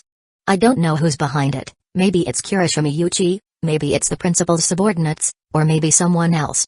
But since I couldn't identify the culprit, I have to blame it on Kirishima Yuchi. Crack, crack, crack. Akiyama's fingers clenched tightly, making sharp, crisp sounds. I didn't do anything wrong. I just wanted to teach well, marry my fiancé, and live a happy family life. But even this small wish couldn't be fulfilled? It was all going to be taken away from me? Finally, even she left me. At this point, Akiyama let out a slow breath, since that's the case. Then, let it explode. Let it be destroyed. Let everyone die. He spread his hands wide. I want to make Kirishima Yuchi understand the consequences of all this, to know how it feels to lose a beloved daughter. The daughter he's been longing for, always by his side. When Kirishima Yuchi learns the truth, he must be overjoyed, excited, right? The missing daughter was never really gone, always by his side, ha ha ha ha. I've always been waiting for that moment, and after waiting so long, I finally saw it the moment when Kirishima Yuchi learned the truth. He resolutely jumped from a building and committed suicide, ha ha ha ha. Akiyama was so excited he laughed aloud, his entire body trembling with laughter. In the end, he succeeded. He took revenge on the Kirishima father and daughter. His daughter died horribly, the father committed suicide, and the high school that spread the rumors, because of Miyuki Kirishima, became Miri and was eventually shut down. So, every entity that had caused him harm was destroyed. This is the backstory of this dungeon. It's all a tragedy. Whose fault? Everyone's, I suppose. But nothing to say? Akiyama asked, instead, about Lin Yi's thoughts. After knowing the truth, don't you have anything to say? You killed the wrong person. Akiyama? Who spread the rumors? Some students and teachers. Yes, some teachers were also involved. Who was discussing you in private and looking at you strangely? Some students and teachers. The same answer again. He couldn't think of anyone else. Akiyama vaguely started to grasp what Lin Yi was trying to say. Who wanted you to resign? Kirishima Yuchi. Who do you think is behind all of this? Kirishima Yuchi. From the beginning to the end of this incident, did Miyuki Kirishima play any part in it? No, she neither spread the rumors nor forced him to resign. But she didn't clarify things. She didn't care, so she didn't speak up. And in her eyes, the more you explain, the more it looks like you're trying to cover something up. Akiyama froze. It seemed to make sense now. Ever since he started explaining, the rumors only worsened. He swallowed. Being entangled by the rumors, he had lost his calm, which in turn led to even more public gossip and speculation. In her mind, all she needed to do was ignore it. Over time, the rumors would eventually fade away. I also.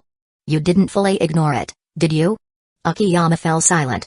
In the end, he was still affected by the rumors and became more and more concerned. When did it start affecting him? It must have been when his fiancée first brought it up and questioned him.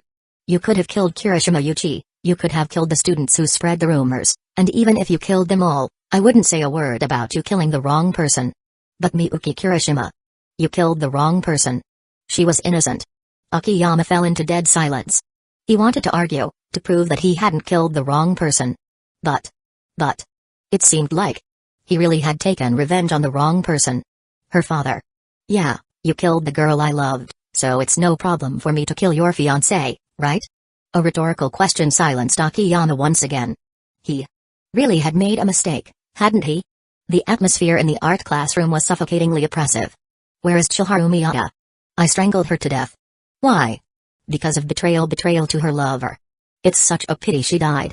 If she had been as steadfast as Otaku in choosing to follow him, she wouldn't have ended up being killed. People always find reasons to kill.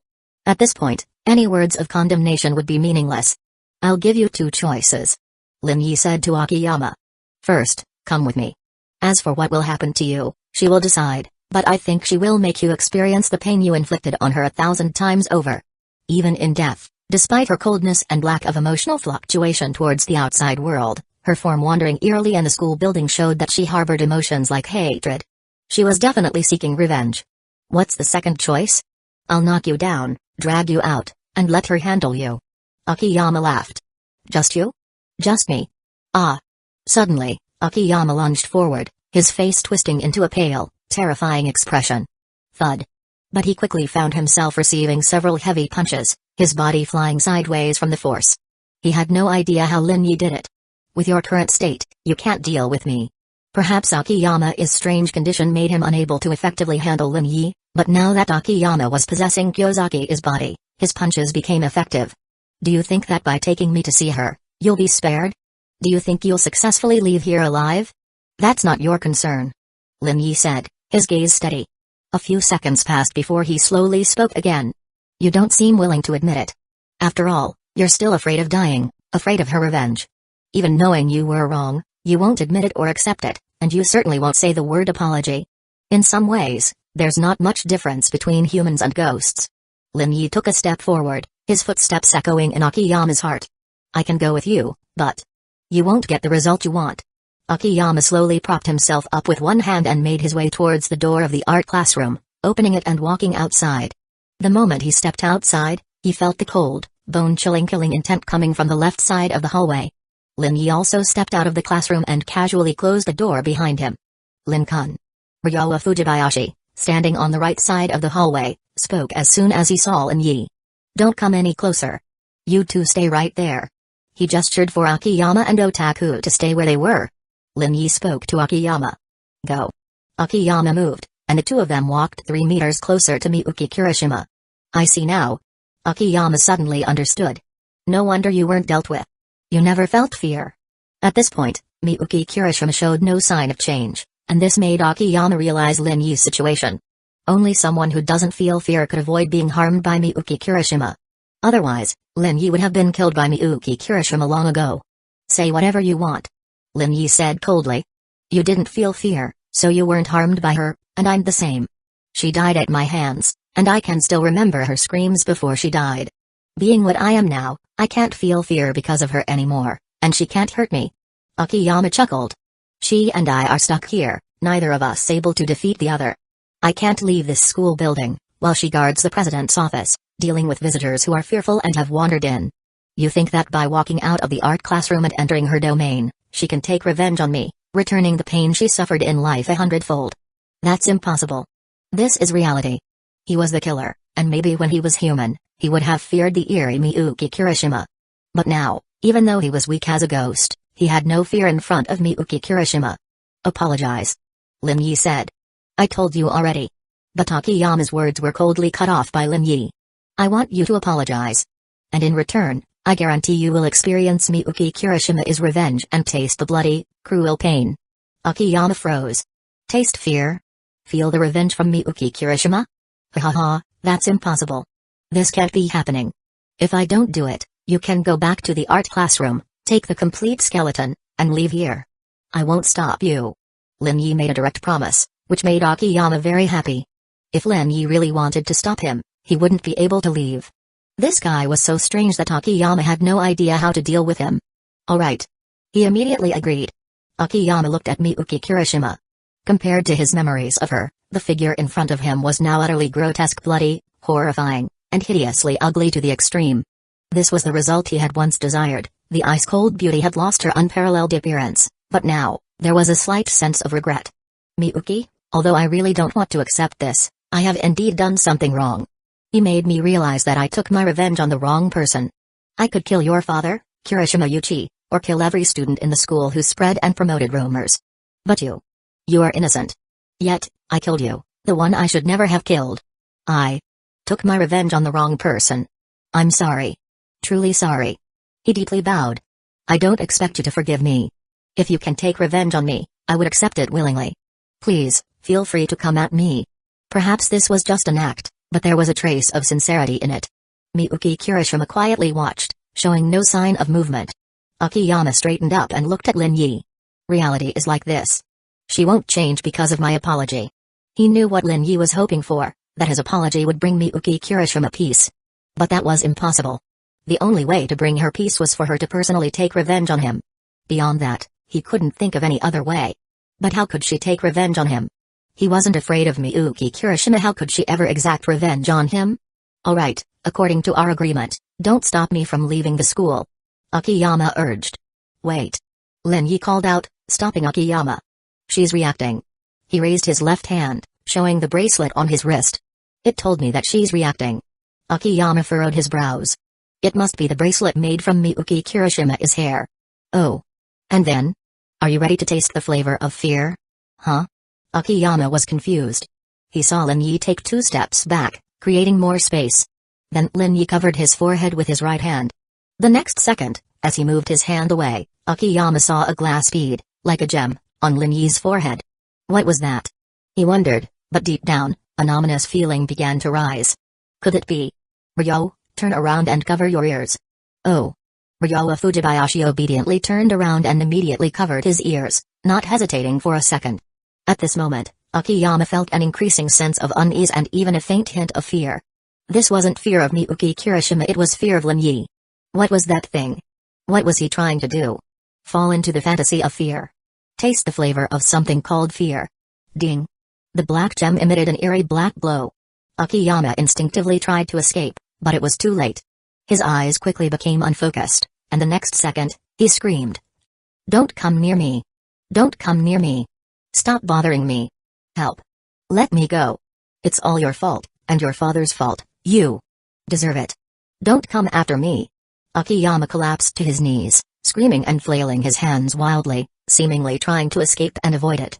His eyes bulged further, blood vessels spreading, as the pitch-black, despairing fear slowly ate away at his heart. Lin Yi, on the other hand, turned to Miyuki Kirishima. In that moment, the calm Miyuki Kirishima's long black hair began to swirl through the air. Whoosh, whoosh, whoosh. The next moment, countless strands of hair, like a tidal wave, surged toward Akiyama, wrapping around him. Each strand slowly pierced into him. His screams grew even more intense. It was unclear whether it was the fear-induced hallucinations or the physical body taking the blows, or perhaps these strands of hair were inflicting severe damage on his eerie soul. Drip. Drip. Blood slowly trickled down, and a faint metallic scent began to spread. The howling and screaming never ceased. Otaka was stunned in fear, and even though Ryo Fujibayashi covered his ears, he could still hear the penetrating, heart-wrenching screams. Ryo hesitated, curious but too scared to look. In the end, she just stood there, covering her ears and closing her eyes. The night deepened, and the evening wind blew, becoming increasingly cold. Lin Yi observed from the side, his own heart unconsciously trembling. He had seen killings before, but this was the first time he had witnessed someone being tortured like this. And this wasn't even typical torture. But this guy deserved it. He brought it upon himself. He was just tasting the pain he once inflicted on a girl. Lin Yi didn't interfere or speak, he simply watched quietly, waiting. The resentment and anger accumulated over countless years were finally being vented. He believed that Miyuki Kirishima would cherish this opportunity. Crack, crack, crack. The sound of bones breaking echoed. The screams, howls, and pleas for mercy alternated without end. Finally, with one last sharp cracking sound, everything ceased. The blood-stained black hair slowly withdrew. All that remained was a limp, vaguely human-shaped mass of flesh. At this sight, Lin Yi couldn't help but think that Kyozaki, even after death, had suffered along with Akiyama one more time. I'll go retrieve your bones and skull. Lin Yi returned to the art classroom and placed the doll's head on a chair before walking out with it in his arms. She quietly looked at him, giving a slight gesture, before heading toward the staircase. Ryo, come with me. It will be over soon. Ryo Fujibayashi and Otaka followed Lin Yi as they arrived at the second-year Class J classroom. Miyuki Kirishima made her way to her spot. Due to the lack of verbal communication, Lin Yi had to rely on guesswork. He thought for a moment before asking, "Do you want me to help you restore it?" He pointed to the chair. The bracelet moved slightly. "I understand." He looked at the other two. "Ryo, Honda, please help move the desks. We need some space." "Got it." The two quickly moved the desks, while Lin Yi carefully tore open the black leather chair and began extracting the bones one by one. But How should he arrange them? Lin Yi had no experience with this. He looked at Miyuki Kirishima. How should I place this? Her black hair pointed to a spot. Okay. Lin-kun, let me help too. I'm a nurse, I know how to arrange them. Alright. With Ryowa Fujibayashi's help, the cleanup and arrangement went quickly. After about 10 minutes, with their combined effort, a complete skeleton was assembled. Done. After Lin Yi and Ryowa Fujibayashi stood up and stepped aside, Miyuki Kirishima's hair quickly wrapped around the assembled skeleton. After a few seconds, it completely vanished, as if it had never been there. I've kept my promise to you. Lin Yi smiled. At the time, facing the curse of the bracelet, to be honest, he wasn't entirely confident, but considering the girl's tragic experience and the allure of the eerie object, Lin Yi chose to accept it. One could take a gamble when the chance of success is 50%, and in this case, he was 80% sure. Miyuki Kirishima slowly walked up to Lin Yi. Her face, once bloodied and twisted in agony, slowly started to recover with each step. Her cold, unparalleled beauty emerged, her eyes as pure and proud as snowflakes, her figure gracefully slender. She looked even more stunning in person than in videos or photos, unforgettable. No wonder the rumors at that time never stopped. It wasn't just a student-teacher love scandal, it was also an attempt by some to destroy Miyuki Kirishima. But unfortunately for them, Miyuki Kirishima was unmoved. In fact, she had long seen through all of it, so she chose to ignore it. But, in the end, another person had fallen. The tragedy was inevitable. Thank you. Her voice was calm like water, and the tone was as melodious as a nightingale's song. She spoke. Lin Yi was stunned, because Miyuki Kirishima had never spoken before, so he subconsciously thought that she was unable to speak. The skeleton is complete, I can speak now. Due to the loss of her head, she had been unable to enter the art classroom, and as a result, she lost her ability to communicate verbally. Only a faint sense of reason and thought remained. Is there anything else I can help with? Lin Yi locked eyes with Miyuki Kirishima. I originally thought I would have to help you bury the skeleton, to give you peace. But now, it seems that it's not necessary. She shook her head slightly. No need. Then. What about other things? Before I leave, I'll do my best to help with anything I can. I will too. Ryowa Fujibayashi spoke nervously, although she didn't know the details of the girl's past, she wanted to help. And Otaku didn't need to be mentioned. But judging from the current image of the ice-cold beauty, he was absolutely willing, even if it meant becoming a devoted follower. Miyuki Kirishima didn't pay attention to Ryowa Fujibayashi or Otaku. Her eyes at this moment reflected Lin Yi's face. No matter what, we're friends now, right? Lin Yi raised his left hand, indicating the bracelet made from Miyuki Kirishima's long black hair on his wrist. Can I stay? Her cold voice echoed. Class F fell into silence. Even Lin Yi seemed briefly stunned, as if his mind had short-circuited. Stay here?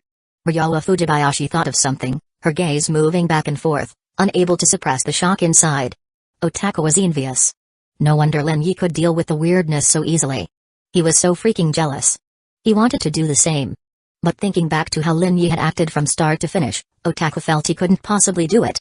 He wasn't brave enough, and there was no way he could handle it. He was scared. He would definitely be terrified. After a while, Lin Yi snapped out of it. He vaguely understood what the girl meant, and she even showed some affection toward him. He felt like, for the first time, everything he did was worth it. It wasn't just about completing the task, it was about helping the person he wanted to help in the process. Do you want me to stay here? Lin Yi asked directly, like a straightforward guy. Ryowa Fujibayashi didn't know how to react. You can't just ask a girl so directly. She would be embarrassed. Facing the gazes of the three people in the room, Miyuki Kirishima averted her eyes, thinking for a while before answering. Yes. Her voice was as calm as water, but it carried a unique, pinkish shyness only a girl could have. She really answered.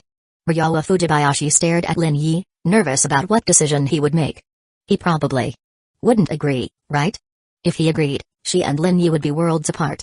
But, looking at Miyuki Kirishima's stunning, cold face, Ryowa Fujibayashi felt Lin Yi might actually agree. In that moment, Ryowa Fujibayashi's heart raced uncontrollably. Lin Yi's gaze reflected Miyuki Kirishima's beautiful face, her black hair lightly swaying. After thinking for 10 seconds, he gave his answer. Sorry, Miyuki-san, I can't accept your request. I'm not from here. I need to go back. The classroom suddenly became cold, sending a shiver through everyone. The temperature dropped sharply. Otaku was shaking. Lin-kun. Couldn't you have said that more gently? What if she gets angry and forces you to stay? If she keeps you here, you'll definitely enjoy it, but we won't be able to leave. That would be terrible. He almost wanted to cry. If I have a chance to come back, I'll visit you. I hope you won't dislike me then. After a while, Miyuki Kirishima closed her eyes and pulled her gaze away. When she opened them again, her eyes were only deep and calm. I'll see you off from the school. She led the way, leaving Lin Yi with her lone figure. Lin Yi followed behind, Ryowa Fujibayashi closely following his steps, while Otaku lagged a few steps behind, keeping some distance. In the dim and mysterious atmosphere, with Miyuki Kirishima leading the way, the path toward the school gate gradually opened. Soon, the school gate appeared.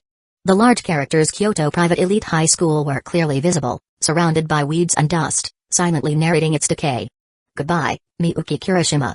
Lin Yi waved and stepped back slowly. However, just as he was about to step out of the gate, Miyuki Kirishima quickly ran over, grabbing his wrist and pulling him into an embrace. The next moment, she bent down and kissed Lin Yi on the lips. Ryowa Fujibayashi gasped in shock, feeling both excited and inexplicably unhappy. Her emotions were complicated. Lin Yi was stunned. His first kiss was gone. Miyuki-san. Before he could finish, a force pushed him forward, and he was suddenly shoved out of the school gate. In his ear, he vaguely heard a voice. Suddenly weightless, he began falling rapidly. When he regained consciousness and opened his eyes again, Lin Yi found himself standing in the hallway outside a movie theater. A few people walked past him, seemingly having just finished watching a movie. He was back to reality. The task was complete. But Lin Yi instinctively touched his lips with his right hand's index finger. The soft sensation lingered, a little cold, but like jelly, it made him long for it. He didn't expect his first kiss in this life and the last to be taken in this way. Lin Yi couldn't help but sigh. But it wasn't bad. He didn't hate it. If I had stayed, I might have ended up with a beautiful black-haired girl as my girlfriend, huh? Though it was weird, she was beautiful. But, was she truly real, or just an existence in the task world? As Lin Yi pondered, what exactly did she say at the end? Chapter 90, end of this volume. Suicide kidnapping? Juggling three lovers? Lin-kun. From behind, there came Ryowa Fujibayashi's weak voice. She had just returned, her mind still a little fuzzy, but the corridor was completely different from the dark, gloomy style of the teaching building, which immediately made her realize something. We're back? Just like at the private elite high school, Ryowa Fujibayashi immediately searched for Lin Yi and hurried over to his side.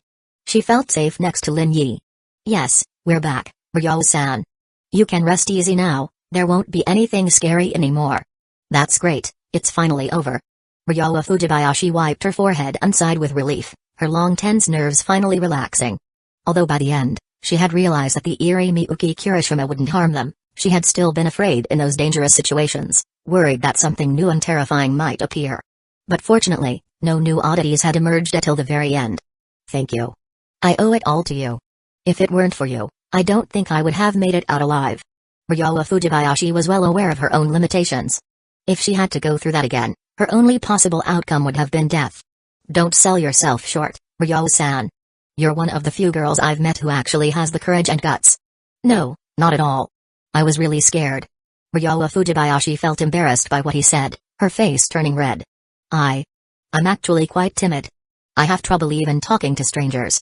When I was in middle school and high school, I never dared to talk to boys. Should I take that to mean Ryowa-san has never had a boyfriend? She averted her gaze, her slender fingers subconsciously fiddling with the corner of her clothes. No. I haven't. Do you have someone you like? Although Lin Yi had already received an answer from Ryowa Fujibayashi earlier, he still couldn't help but ask Ryowa Fujibayashi himself. Ryowa Fujibayashi's face turned even redder. Do you like someone? She couldn't help but steal a glance at Lin Yi. Lin-kun. Suddenly, an excited voice came from a distance. Woo, that's great, we're back, thank you so much, Lin-kun. The excited otaku hurriedly ran toward Lin Yi, but as he approached, he noticed the red blush on Ryowa Fujibayashi's face and realized something. Did I interrupt something between Lin-kun and Ryowa-san? Honda-san, please don't say that. Lin-kun and I are just friends. Ryowa Fujibayashi hurriedly waved her hands, quickly denying it, afraid of being misunderstood. Sorry. I was just joking. Otaku laughed awkwardly. After realizing that as soon as he returned, he immediately tried calling his friend, Zano, but the call wouldn't connect. He understood Zano was really dead in that world. He didn't want to die. He wanted to live. This world was so beautiful, and he didn't want his life to end just yet. And this was all because of his decisive choice to hold on to Lin Yi's leg. That was why he was alive. If that blonde-haired girl, Chiharu had been more resolute, she would have made it back too. Keep it a secret. Don't tell others about your experiences, especially people close to you. Lin Yi said seriously. The more you say, the more people will know, and it will make it easier for them to encounter strange occurrences and face life-threatening dangers. These words immediately made Ryowa Fujibayashi abandon the thought of telling her sister about the terrifying experiences in the school building. She absolutely didn't want her sister to go to such a dangerous place. The same went for Otaku. He had been thinking of boasting a little, but now he realized that staying silent was the best choice. Also, for your own safety, if this kind of thing leaks out, it might fall into the ears of people with bad intentions. Got it, got it. Otaku nodded vigorously. Lin Yi raised his hand. What? Your ID. Lin-kun, what do you need it for? If any mysterious department or force comes looking for me, it's definitely because you leaked it. No, no, no, Lin Yi, you're my lifesaver. How could I betray you? I swear to God, I will never betray you. But Otaku still honestly searched through his things, took out his student ID, and handed it to Lin Yi. Sigh, to be honest, I think it's a bit of a shame for you, Lin-kun. Miyuki-san is so beautiful. If you had chosen to stay, life there would have been really happy, right? He gave Lin Yi a man-to-man look. I could send you to that world. No, no, no, no need, no need. Otaku shook his head vigorously, waving his hands. He didn't know if Lin Yi really could send him back to that world, but he definitely didn't want to go again. He was too scared, too weak. If he went again, he'd really break down. Lin-kun has Ryo-san, why would you need Miyuki? Ryo-san is better than Miyuki. She's beautiful and gentle. A girl like her is the perfect girlfriend, the perfect wife, there's no one else like her, haha. He gave a smile that seemed like he was trying to please. He was safe now, but getting on Lin Yi's good side was definitely the right thing to do. Just in case, if one day he found himself dragged into another dangerous, strange event, and Lin Yi was there, he'd just need to cling to Lin Yi's leg again.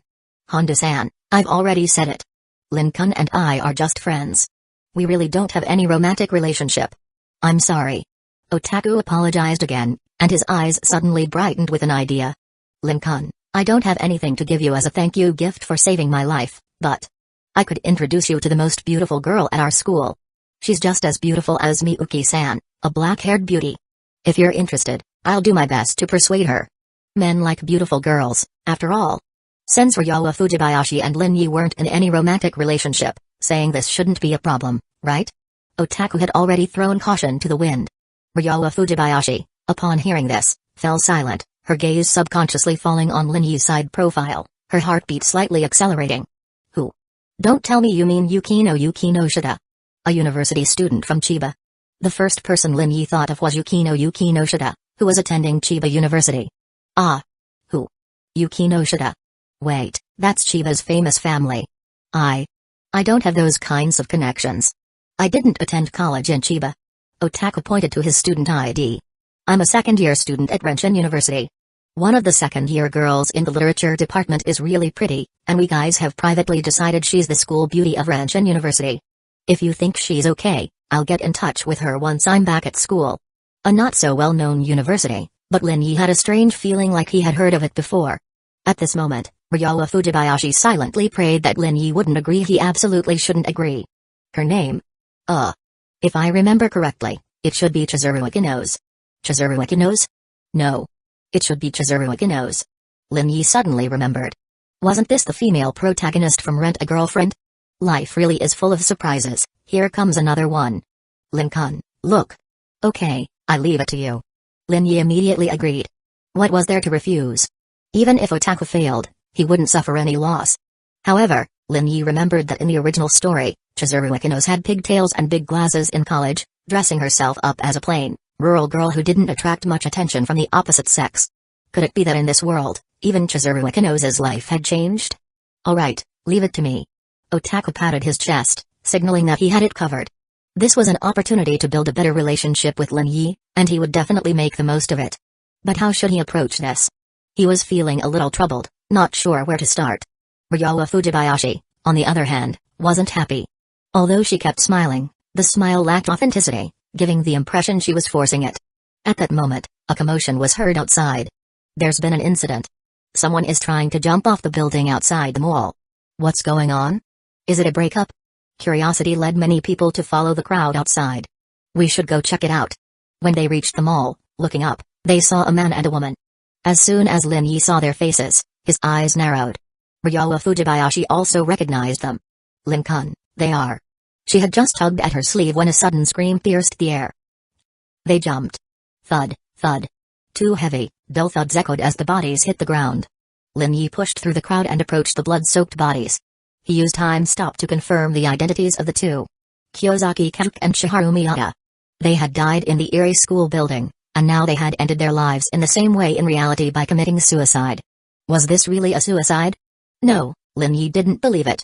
He turned to Otaku and said, "Contact your friend immediately." I already tried, but I couldn't get through."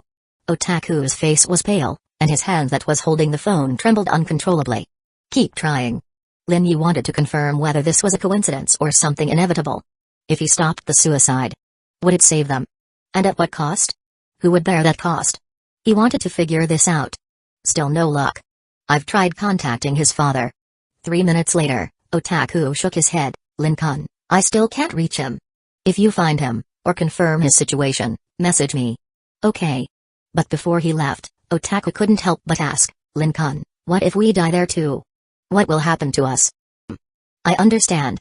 He bowed deeply to Lin Yi as a sign of gratitude before leaving. Ryowa Fujibayashi, having witnessed the two suicides, was deeply shaken. If she were to die, she too would likely end her life in the same way. Her sister would surely be heartbroken seeing her body. The sunlight, with its commanding presence, blew through her purple short hair, but Ryowa Fujibayashi's heart was ice cold. "Fujibayashi.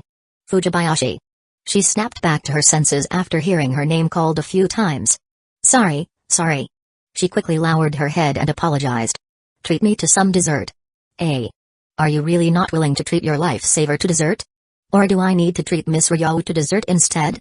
No, I'm willing. I'm very willing. Let's go right now, Lin-kun. You can have whatever you want, just order whatever. Flustered, Ryowa Fujibayashi grabbed Lin Yi's hand and led him outside. Outside, the sound of sirens echoed, woo woo woo. At the coffee shop, Lin Yi and Ryowa Fujibayashi sat across from each other. They were seated by the window, with a bit of sunlight shining through. The warmth on their skin was comforting, and for Ryowa Fujibayashi, who had just experienced the Erie school building late at night, the sunlight brought her more peace of mind. "Here are 2 lattes, a strawberry millville, and a matcha cake. Please confirm your order." The waitress quickly bowed and left. Still worried about the suicides from earlier? Actually, Lin Yi could understand her concern. His mindset was calm, not afraid of the strange occurrences, because he had his time stop ability as a trump card. He had confidence, but Ryowa Fujibayashi was different. She was just an ordinary girl, at most possessing some medical skills. If she were alone in a strange world, her chances of survival would be slim. A little. Then, even more so. "We're friends now, right? No need to hide anything from me." Ryowa Fujibayashi thought for a moment and then pushed her phone toward Lin Yi. "I messaged my sister, but she hasn't replied yet. Could it be that she—" "It's not possible." Lin Yi pointed to the message Ryowa Fujibayashi had received from Ryowa Fujibayashi. "If she had been involved, Miss Ryowa Fujibayashi wouldn't have had the chance to reply to you." They had spent about an hour and a half in the theater, which was roughly the length of a movie. Of course, they'd stayed over 6 hours in the Erie school building. The same thing happened with the Route 18 bus when he was in the strange copy world. Time flowed differently than in reality. So, don't worry. She's probably just busy and can't respond right away. With Lin Yi's reassurance, Ryowa Fujibayashi felt calmer. She took a sip of coffee, and the bitterness and sweetness spread across her tongue. Then she used her spoon to pick up a small piece of the red and white strawberry cream cake and put it into her mouth. The delicate and smooth texture quickly spread, filling her heart with joy and relaxation. Sweet foods always make people feel happier. "Lin-kun, you should eat too." "Okay." 10 minutes later, Ryowa Fujibayashi went to the restroom, and Lin Yi waited outside alone. Bored, he walked around a bit to stretch his legs. At 3:30 p.m. in Chiba, the sky was a clear blue, and the gentle breeze made Lin Yi feel even better. "That's him." Suddenly, a frustrated female voice rang out. "Officer Murakami, it's him. He kidnapped my sister. Hurry up and arrest him." Lin Yi turned around and saw an angry purple-haired girl, with a police officer in uniform standing beside her. A silence spread, and passers-by began to stare. Kidnapper? Someone just committed suicide, and now there's a kidnapper. Chiba is not peaceful lately. This man looks pretty proper, how could he be a kidnapper? But that girl doesn't seem like she's joking. If she has such a beautiful sister, it's not hard to understand that her sister could have been kidnapped. The bystanders were discussing among themselves. Murakami stepped forward. He had came to the Chiba Mall to handle the suicide case of a couple that had occurred 15 minutes ago, but then this girl named Kyowa Fujibayashi approached him, saying that she had discovered the kidnapper of her twin sister. The girl also claimed that the kidnapper was nearby, so he had no choice but to come and investigate. Hello, I'm Officer Murakami from the Chiba police station. Miss Kyo suspects you of kidnapping her sister. Please cooperate with my questioning. Officer Murakami asked. This is a misunderstanding. I did not kidnap Miss Ryowa Fujibayashi. It's impossible. You and my sister both disappeared together in the movie theater, and no matter how hard I tried, I couldn't contact her. If you didn't deceive her and kidnap her, why haven't I been able to reach her until now?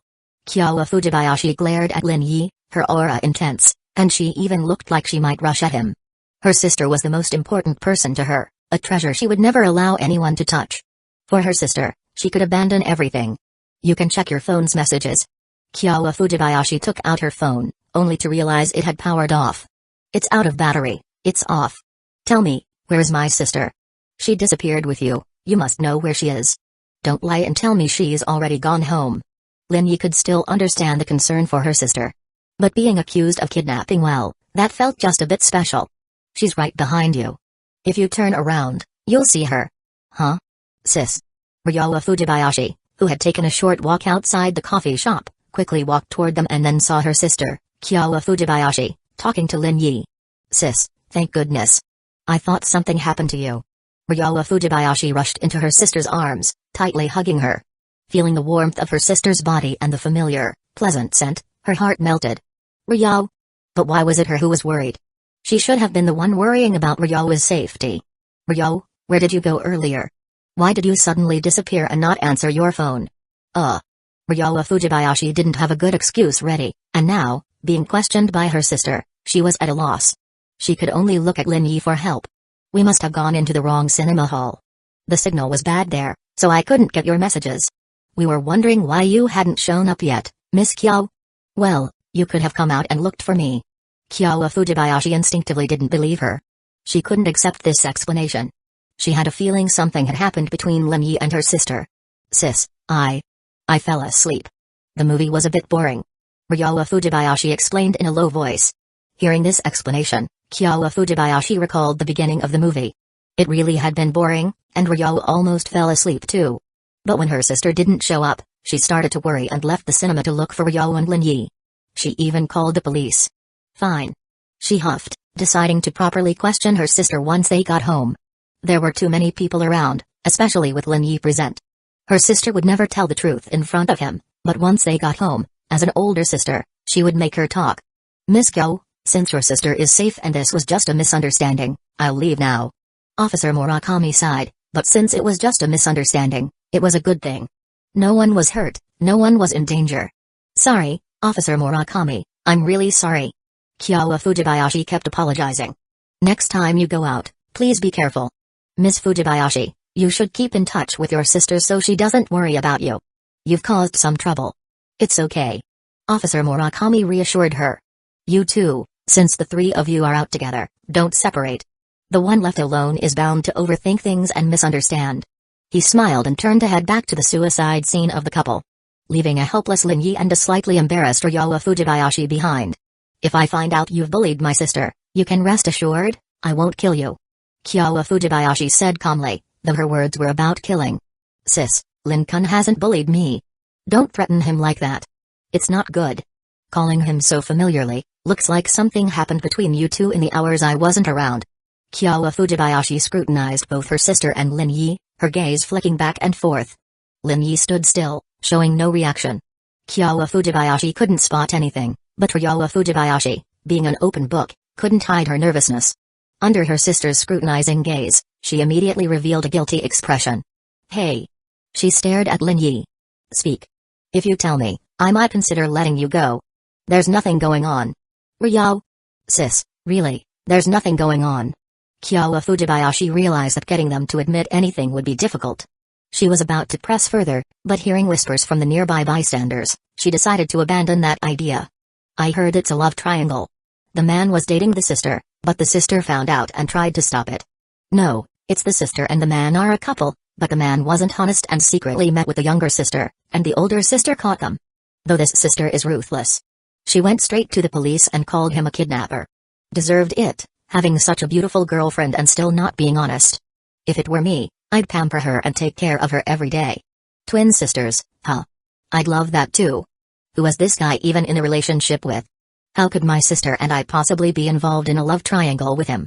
We're leaving. We can't stay here any longer. Kyowa Fujibayashi pulled Ryowa Fujibayashi towards the nearest mall entrance. Lin Yi noticed that Ryowa Fujibayashi seemed to want to say something but stopped herself, so he followed the two sisters. Kyowa Fujibayashi deliberately walked quickly, as if trying to shake off Lin Yi, but in the end, she didn't manage to. Ryo, let's go back. How about we have dinner before we go back? Ryowa Fujibayashi cautiously suggested to her sister. That's fine. Lin-kun, come have dinner with us. My sister already agreed. Kyowa Fujibayashi? She had just been about to say, just the two of us sisters. Ryo, what's going on with you? What exactly happened between you and him? Could it be, in just 2 hours, that you've already fallen for him? No, Miss Kyo seems to not welcome me, so I'll go back now since you don't have anything else to do, Miss Ryo. I really do welcome you. Really? Let's have dinner together, I'll treat you, a beautiful girl treating you to dinner, you can't refuse, can you? Kyowa Fujibayashi changed her mind. She wanted to use this dinner to observe her sister. If her sister was really falling for him, as the older sister, she would have to find a way to help her sister get out of this situation. This guy isn't right, definitely a heartbreaker. He's probably got flirtations with other girls besides Ren Nannies too.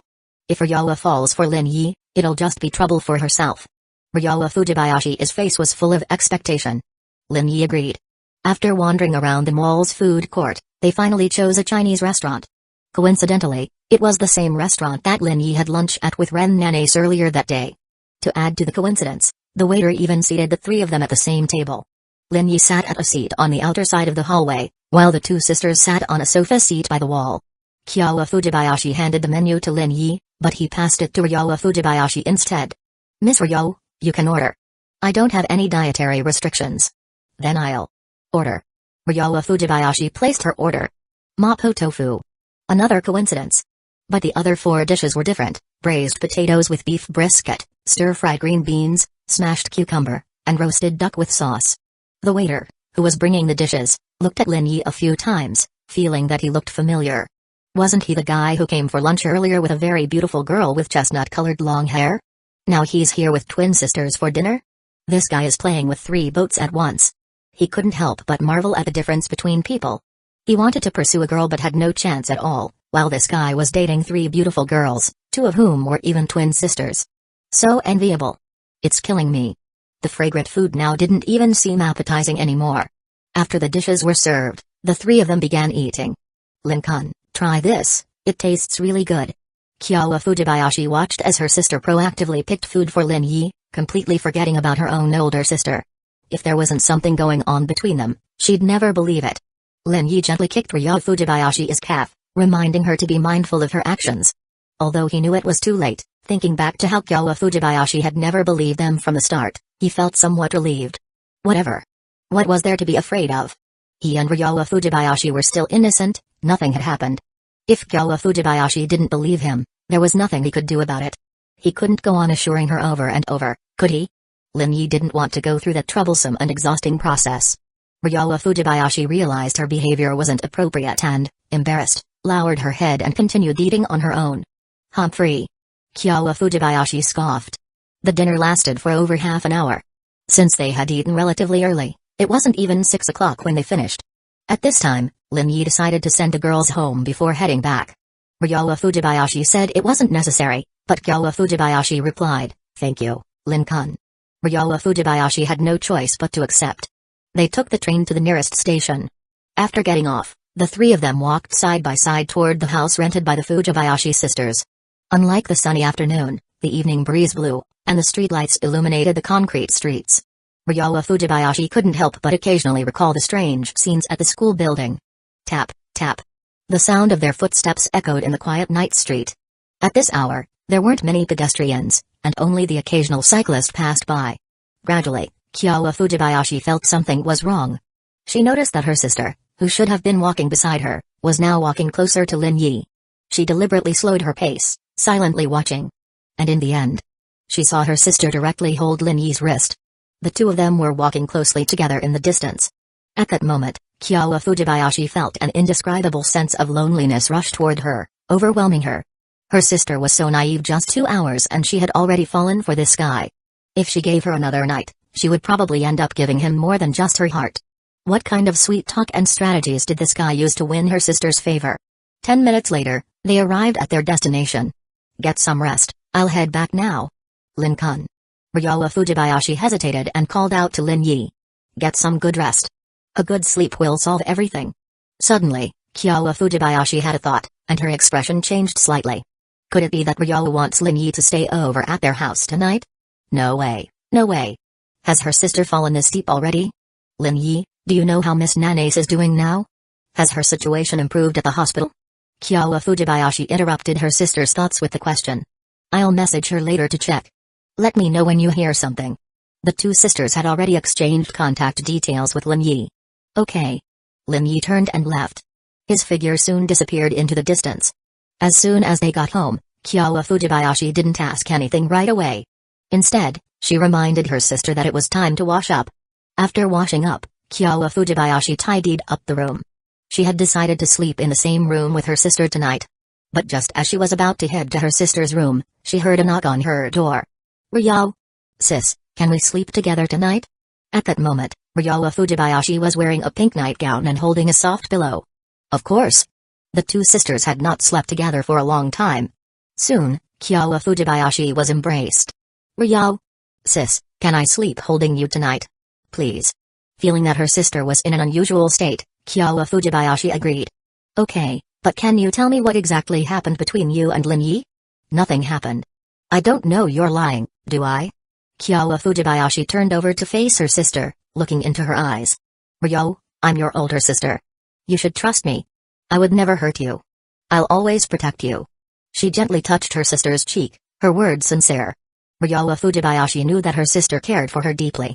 Ever since they were little, her sister had always protected her. Especially in high school, whenever any guy tried to get close to her, her sister would chase them away.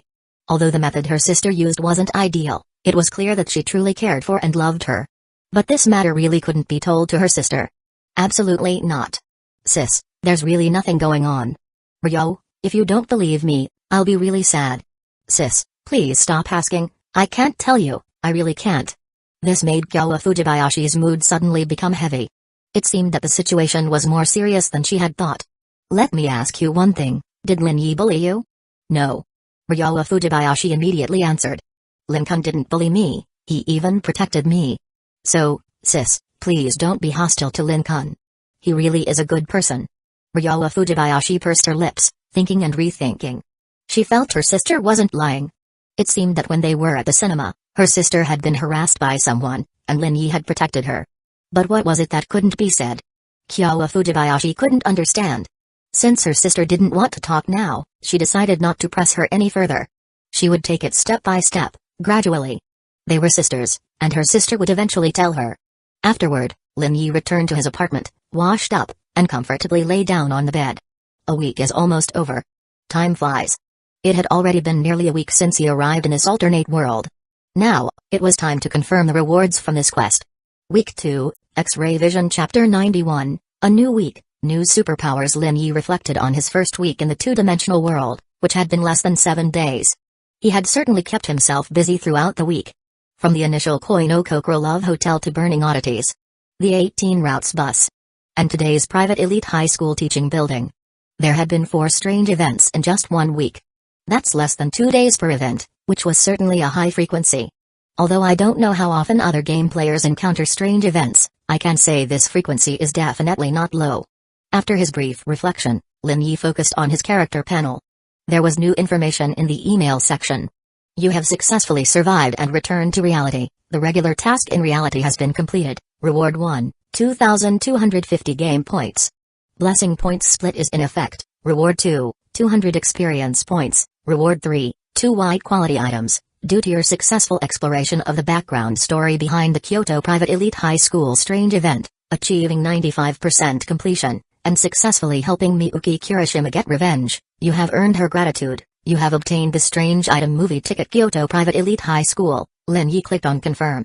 And soon a black and red movie ticket appeared in his hand. Under the yellow light of the desk lamp, the words Kyoto Private Elite High School in bright red stood out smoothly and naturally. The teaching building, hazy in the background, seemed to merge with the dark colors, while faintly, he could see a girl staring at the ticket as if she was telling him something. Was this the contaminated item? The movie ticket? At first, Lin Yi thought he would return to the cinema and search for the contaminated item there.